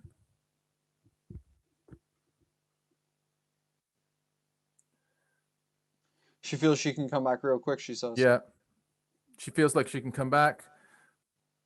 I mean, of course she can come back. Again, that was a type of loss where, you know, you're not going to take a lot of, you know, you took one head kick and you got dazed. You didn't even get knocked out, and then you got stopped with a few hammer punches, and you were dazed. It should have been stopped. She was staggering around. And for her to disagree with that, look at her. She's almost falling down. So that was absolutely the right call by Keith Peterson. Absolutely the right call by Keith Peterson. Mm-hmm. I agree. Well, Rose Namajunas, strawweight champion. What a surprise that is. That was a shocker. I mean, did you expect? I mean, of all the ways Rose was going to win, did you expect that? Never. No. That was way 10 or way like 20. You know, like Sandy, join La Familia. Welcome, Sandy. What's up? Wow, that was crazy. Thug Rose is still in tears of victory, of happiness, of joy. Amazing. That was amazing. Holy moly! I cannot believe that. I'm so happy for Rose. But I'm just shocked. I'm a little bit shocked. You know, you see something and you just weren't expecting it, and you're really, really amazed by what you just saw. Let's see watch this, Boats. Watch her eyes. She fakes the low leg kick and then bam. Boom. You see that she did not telegraph that at all. That was just a masterclass. And boom. Wow. The first kick, her first kick. Look at that. And I tell you what, Weili was on the way to creating some damage with those low front leg kicks as well. Yeah. Amazing. Yeah, incredible. Amazing. Well, guys, we're on to the main event. Is it going to be our next big upset of the evening? Are we going to have another new champ crowned, or is it going to be and still? I want to see everyone in the chat right now. Everyone type and still or and new. If you're Usman or you're Masvidal, type it in the chat. I want to see and news, and I want to see and stills. Fucking blaring out the chat, guys. I'm and still. What are you, Tom? I'm and still as well. Yeah. So what did I tell you? Chris Farley says, "What did I tell you, Rose? She's still hungry." Yeah, dude, you were right. She was hungry. Not only was she hungry though, dude, she was fucking skilled. That was beautiful, and we knew she had skills, man. But I just did not expect that. Holy moly! I did not expect that. That was crazy. We've got Benjamin Lee. What's up, Benjamin? Welcome to the stream. And new Adam Guerrero, and still Craig Cohn, and new Aussie Med, and still Aussie Med. You're one of the long streamers tonight. Love you, dude. Thanks for being with us all night. Adam Guerrero, and still Ray Casino saying and still. Nick Ortega saying and new. Chris Farley saying I hope she feels good. Masvidal by submission. Masvidal by submission? Wow. That's what Future Anime is saying. That would be as surprising as Thug Rose by a head kick in the first round. Blake Bradley coming in saying halfway to my 200 large. Hi, George. Oh shit, Blake, what'd you pick? What was your parlay, bro? Hi, George. We got Benny with a still. We got a Chris Farley. Yeah, Chris, I hear you, man. I hear you. It's been a weird card, J Money. It's been a weird card. I've enjoyed it, but I've also this is a card you will remember. We will always remember the card that Chris Weidman broke his leg, and the weird weird injury for Jimmy Crute and that head kick from Namajunas. This is a memorable card. Like some cards, they come and they go, even if they're big cards. But this one feels like it's gonna be one that lasts for a while. Can we see fight the leg kicks very well?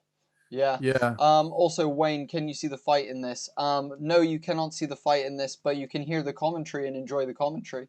Olumude, thank you so much for liking the stream, dude. Guys, also, couple things. We're about to get into the main event. Before we go into the main event, everyone go and share this stream out. Let's get as many people in here for the main event as possible so we can all hang out and have a great time. Further than that, we are trying to get to 600 subscribers tonight, guys.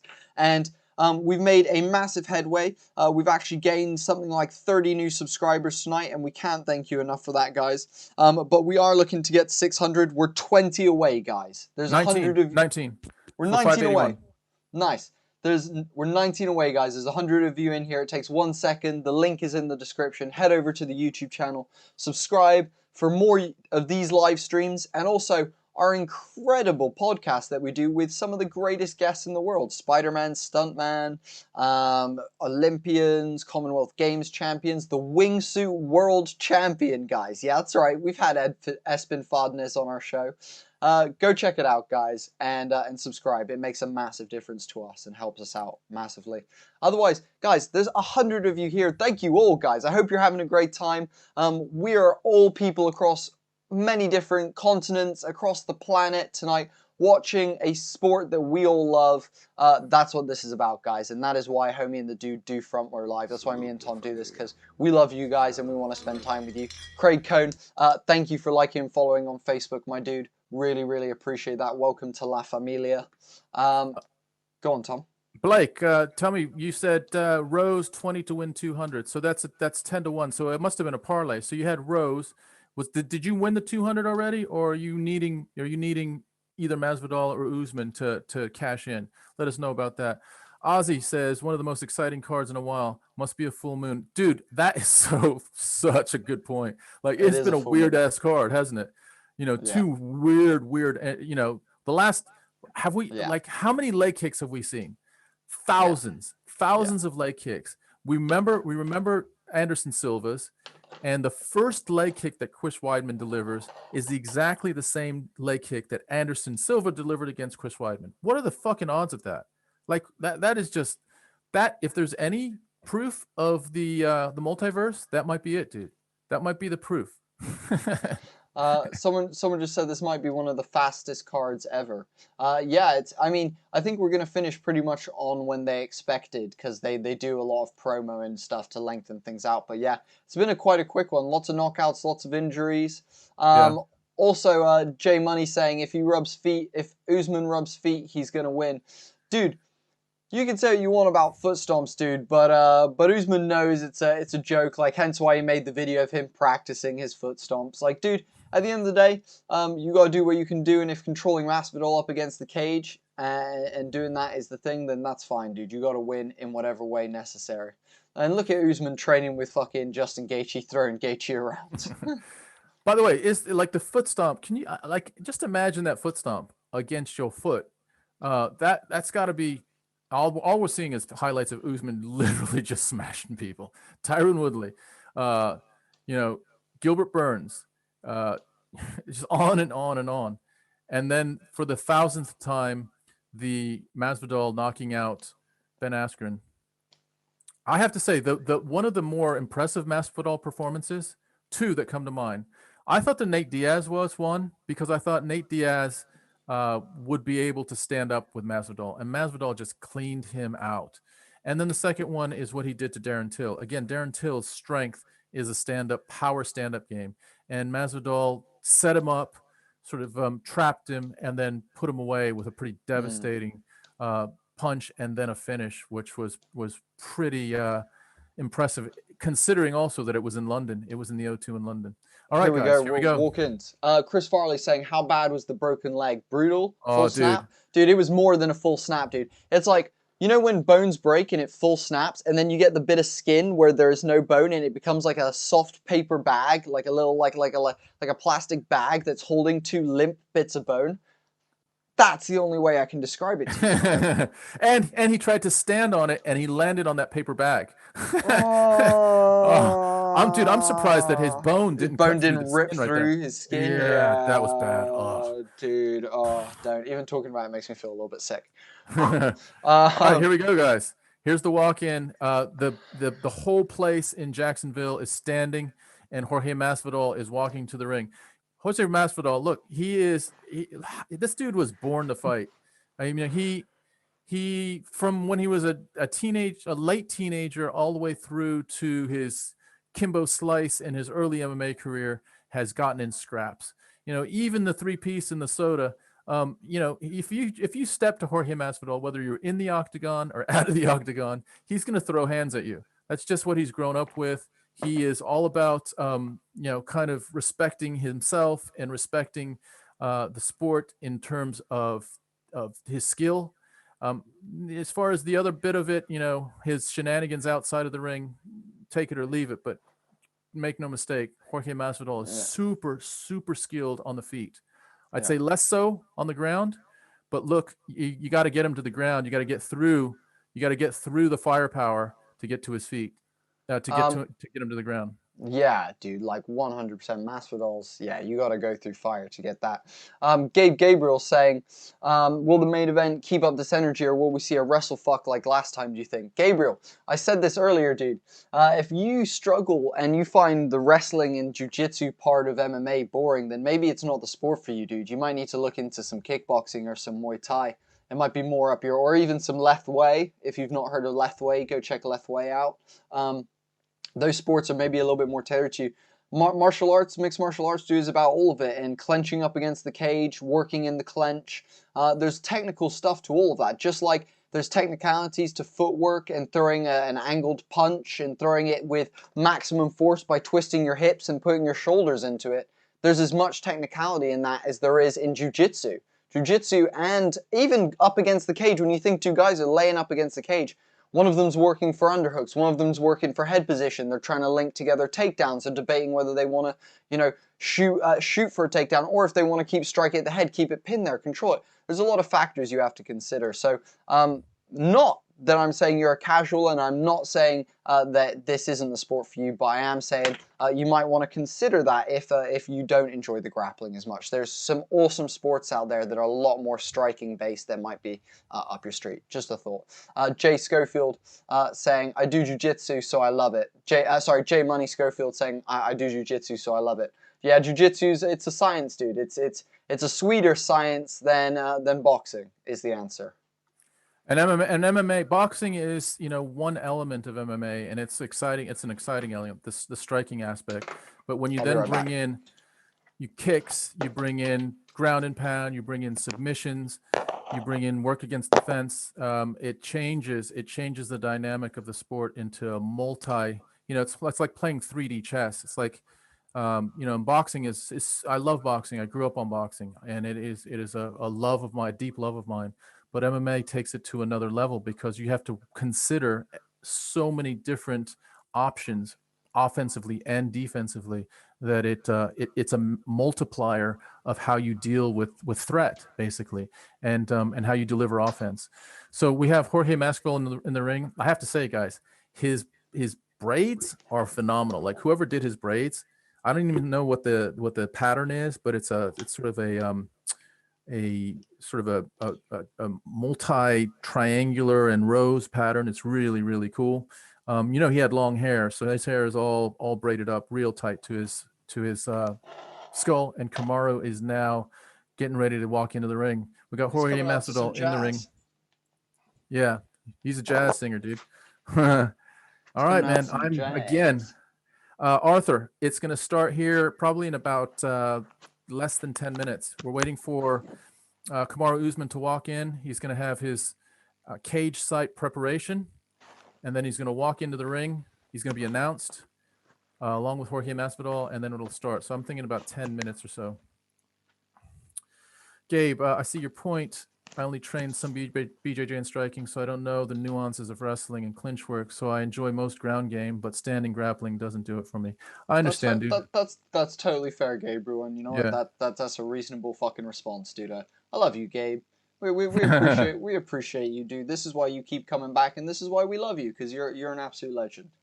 What I would say about standing grappling is that's the transition, right? And whoever controls that transition, if you want to be on the ground, you got to get to the ground through the standing clinch work, unless you're just a phenomenal shooter. Or if you want to stay on your feet and you're fighting against someone on the ground, you better have a pretty good standing clinch to break away, to keep on the feet as much as you can. So it's an important part of the sport, but I totally understand what you're saying, dude. Sometimes it feels like they're just laying on each other. Sometimes it feels like they're just pressing against each other. You don't see the nuances of them digging for underhooks or looking for leg sweeps or trying to maintain angles and body position. So it is pretty nuanced. I to be fair, I miss some of it as well. Bodie's a lot more sophisticated in his understanding of ground position advantages and disadvantages. Usman looks. Shout out to Marshall Cross on Twitch, becoming a new follower on Twitch. What's up, Marshall? We appreciate you supporting us on a platform we're not super prevalent on, dude. Thank you so much, Marshall. I'm a little bit worried about Usman being so chill. Like I like being chill, but I also like a locked in chill. And you know how we've talked about earlier in the card how you could tell guys were up for it. I'm not, like with Usman, I'm sure he's up for it. But sometimes when you're so confident and you get punched in the mouth, it can shake you in a way that if you weren't prepared for it. And right now he's just vibing to the music, which is awesome, I guess. And I'm sure that he knows what's in front of him. But I get a little bit uncomfortable when I see that. And Francis Ngannou in the corner of Kamaru Usman for this one. Wayne saying he's enjoying some beers right now. Hey Wayne, I hope they taste extra good while watching this main event, dude. They usually do. Snoozman by decision. Oh, that's such a shame you call him Snoozman, but he probably will win by decision and put Jorge Masvidal somewhere back into the rankings. Oki Yusuf say liking and following on Facebook. Thank you, Oki. We really appreciate that. Thank you so much, man. Welcome to La Familia. Can I just ask, who was it that said Snoozman by decision? Just like Christ. Dude, did you see the Usman versus Colby Covington fight? I didn't see any time to snooze there. What about the Gilbert Burns fight? No time to snooze there. So give the guy a fair shake.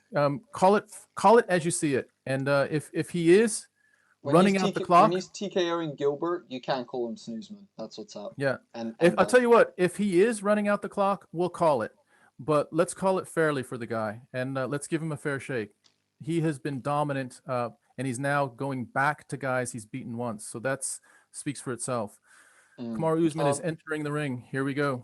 Also, David Guerrera, thank you so much for liking and following on Facebook. Welcome to La Familia. Guys, we're getting into this main event now. Both of the fighters are in the cage. We are now just waiting for Bruce Buffer to make the announcements and see what goes on, guys. Ooh, I'm nervous. I don't know how everyone else is, but I'm nervous. You got to be a little bit crazy, don't you, to step into this situation? Like you look at Jorge and you get a little bit of the same feeling you get with Tony Ferguson. Just a little bit of that I'm a little bit crazy feeling. Yeah, exactly. Yeah. Dude, this is crazy. I can't believe we're... Here we go. Bruce Buffer. Bruce Buffer rocking a gorgeous blazer tonight, guys. By blazer, I mean suit jacket. He's rocking a suit jacket that's like white blue with some like nice like leaves dotted all over it. Can't fault Bruce for his fashion sense, guys. Can't fault Bruce for his fashion sense. Oh, I'm getting butterflies again. I just had them a minute ago. Now here they come again. Herb Dean, here we go. Herb Dean in the ring. All right, Usman is looking more locked in now. Locked in now. I agree. Masvidal is like, it's almost like it's settling in for him. Like, okay, I got to go to war again. I've got to throw hands again with this dude. I got to put myself in danger to get out the other end with what I want. It's a crazy sport when it comes down to it. We call it a sport, but this goes back as far as humankind goes, which is two humans testing themselves without any weapons or anything like that to see who is more dominant. You see it in the animal world with lions, you see it with rhinos, you see it with snakes, and this is the best representation of how we do it as humans, and testing ourselves right now to see who amongst us. And this is why we have this crowd. Look at this crowd, guys. In the arena, there's 20-some thousand people wanting to see the answer to this question. And we're all standing here as well with bated breath to get the answer that we've all been looking for. This is what a great fight brings to us. Blake saying Bruffer just gave his best performance ever. He blew his ACL out once when he was introducing, I believe, GSP in Toronto. Here we go. He's talking Spanish at the camera right now, for sure. All right. Jorge Masvidal giving us some crazy. Look at those eyes. He's Street Jesus, guys. Street Jesus. All right, here we go. I would not be surprised if Jorge clips him, but is it going to be enough? We've already seen one shocker. Rose Namajunas knocking out Zhang Weili. Valentina Shevchenko dominating Jessica Andrade. We've had one belt change and one retained belt. Is it going to be 2 retained belts or 2 title changes? Diana, thank you for liking and following on Facebook. Welcome to La Familia. They're announcing Kamaru Usman right now. Usman has that sort of that usual where he bends down and just kind of shakes his shoulders out to loosen up his shoulders. These guys have been here before. They know their own routines. They know what they'd have to do to keep their emotions in check. It's a balance, right? I'm not sure if you can see this, but my hands are so sweaty right now. It's so bad. I'm sweating so much right now. Kamaru Usman stepping across the whole ring to Masvidal. These two guys are about to throw down. There's bad blood here, isn't there? There's bad mojo. I think Usman, to be fair, I hope Usman does not try to make a statement, because that's what Masvidal wants. Masvidal wants Usman to walk into something and get knocked out. And we saw Usman get buzzed against Gilbert Burns. He can get buzzed. So let's see if Usman is going to let his heart lead or his mind lead. Or is he going to try to do both? Let's see what Usman comes out with. Usman is down on hands and feet. Masvidal leaning against the cage. No touching of gloves. Here we go. A little faint. They're in the middle of the ring. 42. 42. All right. Let me just get myself. You might want to take the lead on that. Wow. Big outside leg kick by Masvidal. Inside leg kick by Masvidal. And it looks like Usman is just sort of got his range. Big outside leg kick by Masvidal, and almost a teep kick, but it was a feinting teep kick. Masvidal is investing in the legs already. This could be fruitful for him. But Usman now delivers the first jab, and now a body jab. Usman is, he's been hit by leg kicks before, so he knows what that's all about. Masvidal looks like he goes in for almost a combination Superman, but he holds it back a little bit. Usman is holding position in the middle of the ring, and Masvidal isn't giving way either. So they're both sort of exploring the pocket. Oh, big shot by Usman. Check from Masvidal. Check from Usman as well on that low leg kick. Big right by Usman. And I think it hurt Masvidal. Masvidal smiled. And usually when you smile and you get clipped like that, it means that hurt. So Usman, and then he actually, did you see that feint to go for that single after he shot that? Yeah. Usman is already looking like he's, figuring things out a little bit. Nice little right to the body by Masvidal, investing in a little body shot. Let's see if Masvidal goes back to the leg kick. He hit him with 3 leg kicks to start with. He hasn't hit him one with for like the last minute or so. Usman with another jab to the body. Wonder if that jab to the body is to set up. Wow, he goes with another overhand right again. Usman is looking for head hunting right now. He's looking to hurt Masvidal in Masvidal's game. You can tell Masvidal's trying to measure him. Masvidal is very much trying to measure Usman right now. He's trying to understand the range that they're fighting at. You can see Masvidal is analyzing. Lovely body kick from Masvidal there. Very strong body kick that definitely clipped Usman hard there. You can see almost Masvidal's brain, the computations going through his brain to see through all the years. Oh, wow, big knee, and Masvidal gets slammed to the ground. Masvidal goes for a knee to Usman, but Usman picks him up, slams him to the ground. Usman now is in Masvidal's guard. Masvidal tries to throw an elbow and locks Usman up in a headlock from the bottom. But Usman is now already starting his ground and pound. There's 2 minutes and 27 seconds left. This is not at all where Masvidal wants to be. Usman is absolutely lethal in this position, and Masvidal doing a good job by keeping one foot on the hip, though, making sure that he's got distance between him and Usman, and he's breaking the posture of Usman really well. He's been dropping some nice elbows from the bottom as well that have been clipping Usman for sure. But this is definitely not where Masvidal wanted to be in the first round against Usman. This is a big one for Usman. Usman trying to drop a big elbow on Masvidal. Masvidal getting his arms in the way and just blocking it a little bit.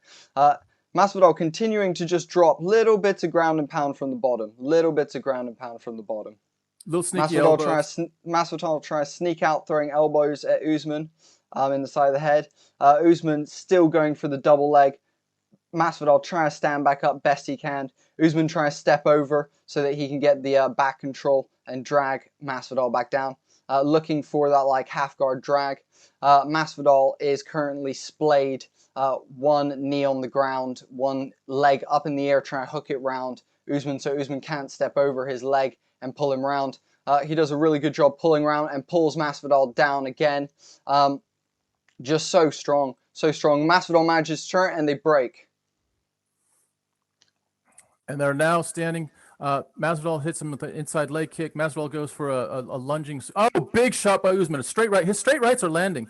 Oh no, straight left, stiff left. He's tagging Masvidal. Now he goes with the left to the body. He's actually tagging Masvidal more than Masvidal's tagging him. But don't get it wrong here, guys. Masvidal knows how to trap in these situations. He will counter. Masvidal will counter in these situations and be lethal. So Usman's got to be careful. Usman moves to southpaw position. It's 30 seconds left. Now he moves back to orthodox position. Big outside leg kick by Masvidal. Low outside leg kick. Another big leg kick by Masvidal.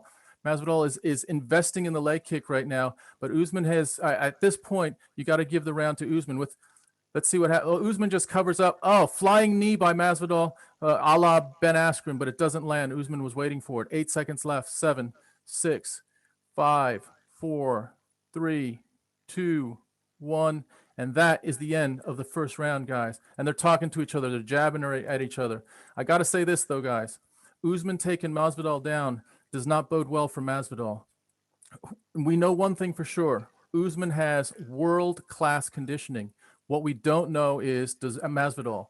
And once your conditioning is compromised, once you cannot sort of be at your all-time best with your reactions, you're now relying on, sort of your second line of reactions. And when you're in that position and someone else has better conditioning than you, you start being less effective.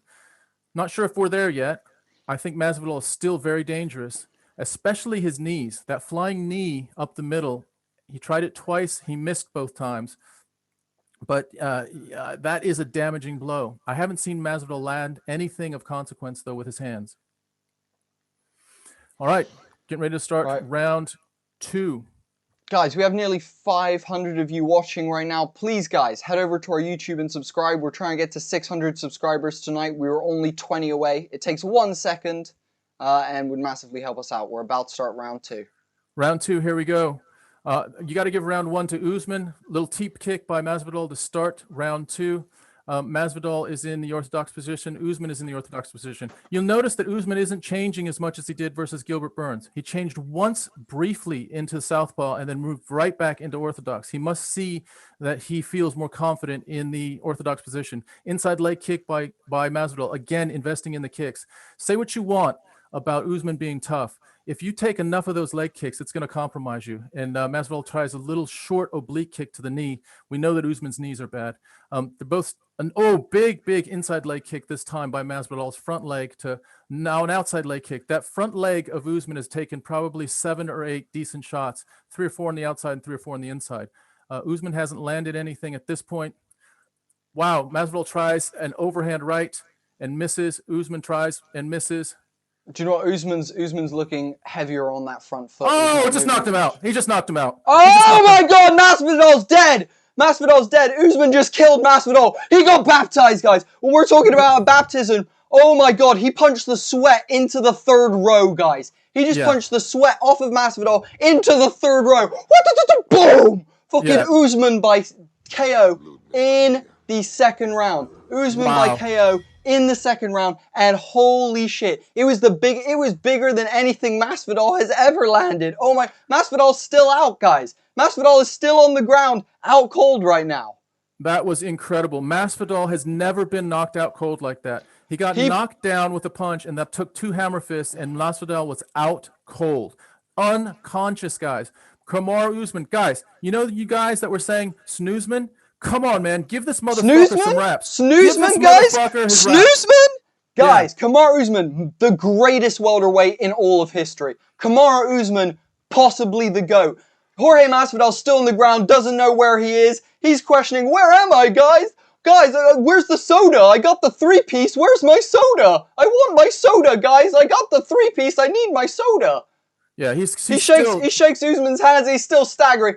Usman's like, you're my bitch. You're my bitch. You understand, Masvidal? You're my bitch. You get me? Oh, wow. Usman just completely showed Masvidal who the fuck is boss, guys. Oh my God. That is exactly Masvidal is still on how it shaky goes. legs. Hey, Brody, hey, how's that 4th round Masvidal TKO going for you, bro? Boom! He punched the sweat off of Masvidal. Masvidal doesn't know what universe he's in, dude. Boom! He took 5 more. Look at him. He's out. He's literally asleep. Wow, the first one did it, and he took 5 more hammer fists. So there's no way that Masvidal can say anything except wow. Now, guys, I just want to say something, guys. Anyone that talks shit about Usman, please be fair about this guy. Just be fair about him. The guy has devastated Gilbert Burns. The guy devastated Colby Covington. The guy knocked the fuck out of Jorge Masvidal. Give the guy his props. Give the guy his goddamn props. He's one of the greatest welterweights of all time. Give it to him. Absolutely. Guys, what an incredible punch from Kamaru Usman. Guys, if you have enjoyed Homie and the Dude tonight, there's 300 of you here. Get us to 600 subscribers on YouTube. We have given you the best play-by-play that ever was tonight. Please head over to the YouTube, hit the subscribe button. It makes a massive difference to me and Tom's life, and you are changing our lives by doing that. Guys, thank you every single human being in this chat who has been a part of this, who has enjoyed spending time with us. Thank you all so much. We cannot thank you enough. It has been an absolute pleasure to share this incredible UFC 261 card with you incredible people. Please, guys, head over to the YouTube channel and subscribe. It is what allows us to do this. We literally cannot do this without you guys helping us out. So if you enjoyed tonight, thank you so much. Chris Farley, thank you, my brother. Wayne, thank you, dude. It's been an absolute pleasure having every single person here with us tonight. An incredible fight. Masvidal looking for his soda, still in the crowd. He doesn't know where he got the 3-piece, but he has no clue where the soda is, guys. He has no clue where his soda is. He's asking the lady at the counter. He's asking the manager, and he's still not getting no soda, guys.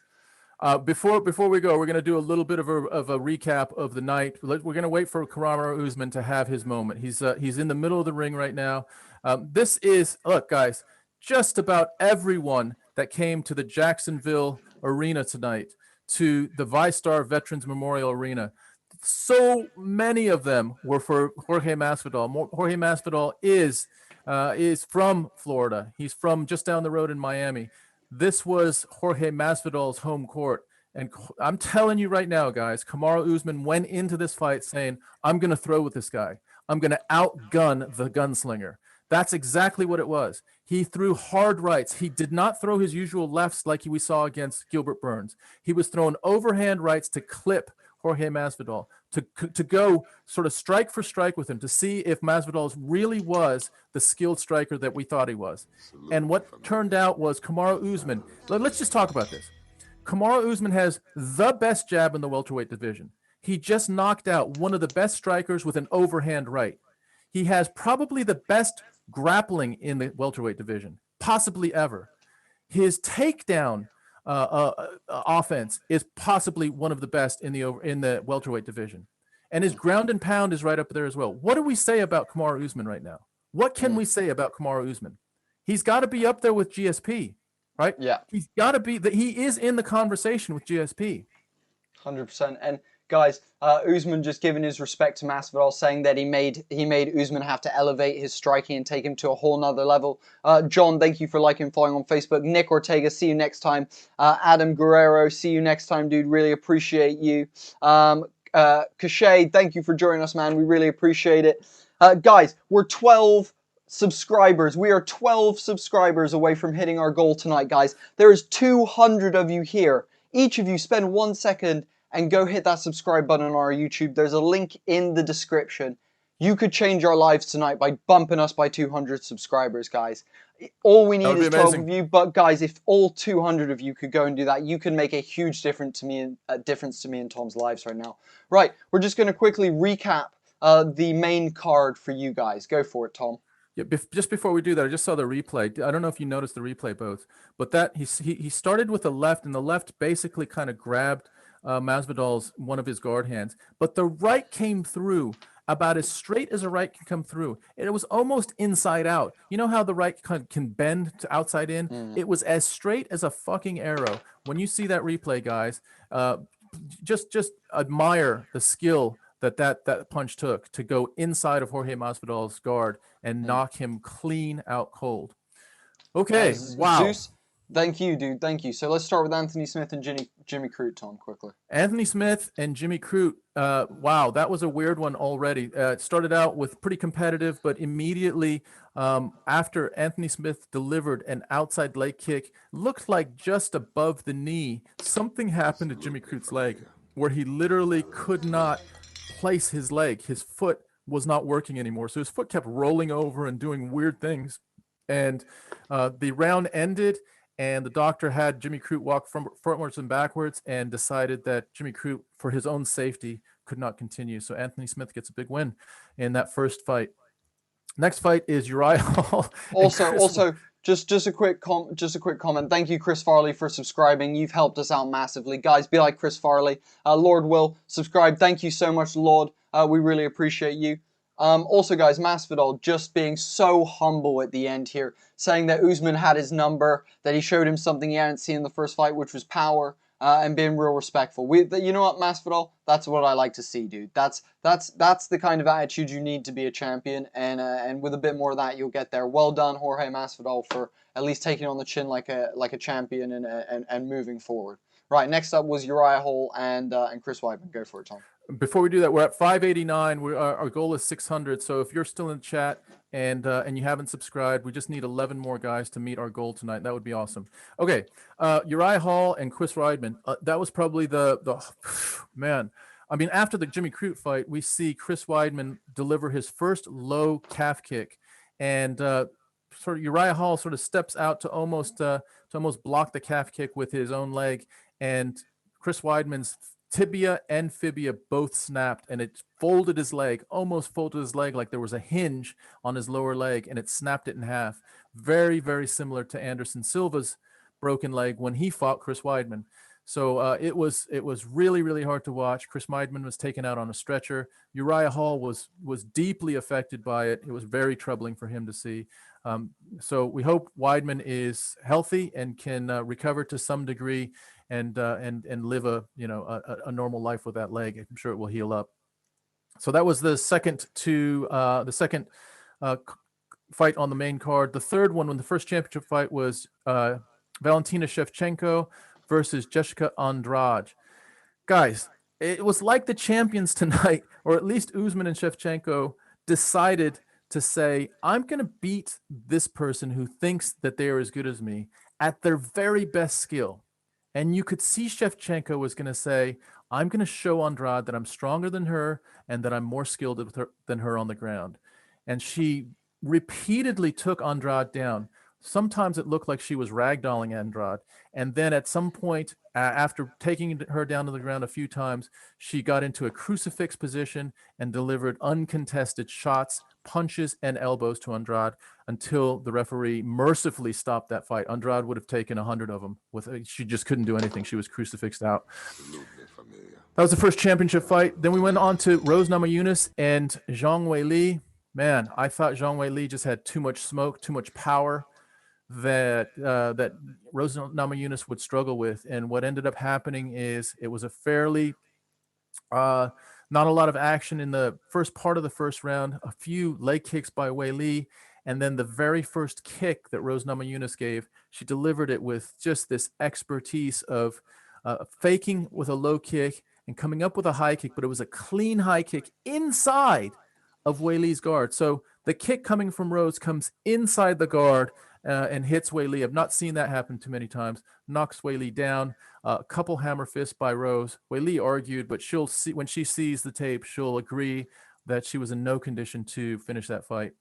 Rose Namajunas retakes the Strawweight Championship. And then the last fight, it ended in round 2 with 3 minutes and 56 seconds left. Kamaru Usman knocks Jorge Masvidal out cold. Usman took probably 10 leg kicks, probably 5 inside leg kicks, 5 outside leg kicks to his front leg. It could have been an issue, but it turns out that Usman was headhunting from the beginning. He wasn't delivering that piston jab like he usually does, and he wasn't changing stances. He was staying in his orthodox stance and looking for that big right. He threw it 3 or 4 times, landed it to some degree, and then when you see the replay, guys, watch how straight that right went. It was just as straight as his piston left jab is. Beautiful, just a thing of beauty, just a thing of beauty. Wow, UFC 261 is in the books.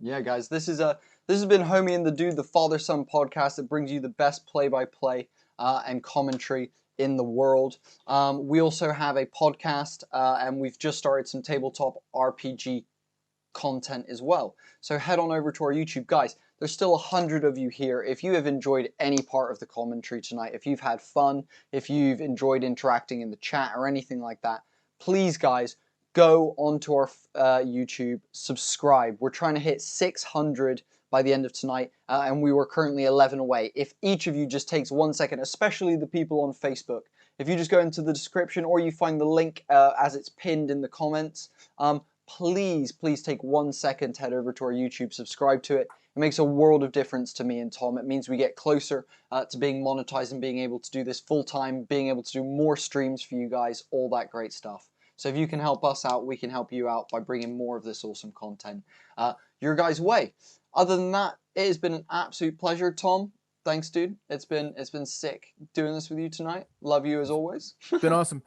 We may be doing this together in person next time, which would be amazing as well. But this has been probably about the 5th or 6th one we've done remotely, and we have a ball doing it. So thanks, Boats. It was an awesome night. Yeah. Awesome, guys. Thank you all so much. There's still 100 of you here, guys. Just take 1 second. Help us out. Makes a huge difference to us. Go subscribe to the YouTube. There's a link in the description. Makes a world of difference to us if you could do that. Guys, thank you all so much. We've been Homie and the Dude. This has been UFC 261 Front Row Live. We'll see you next time.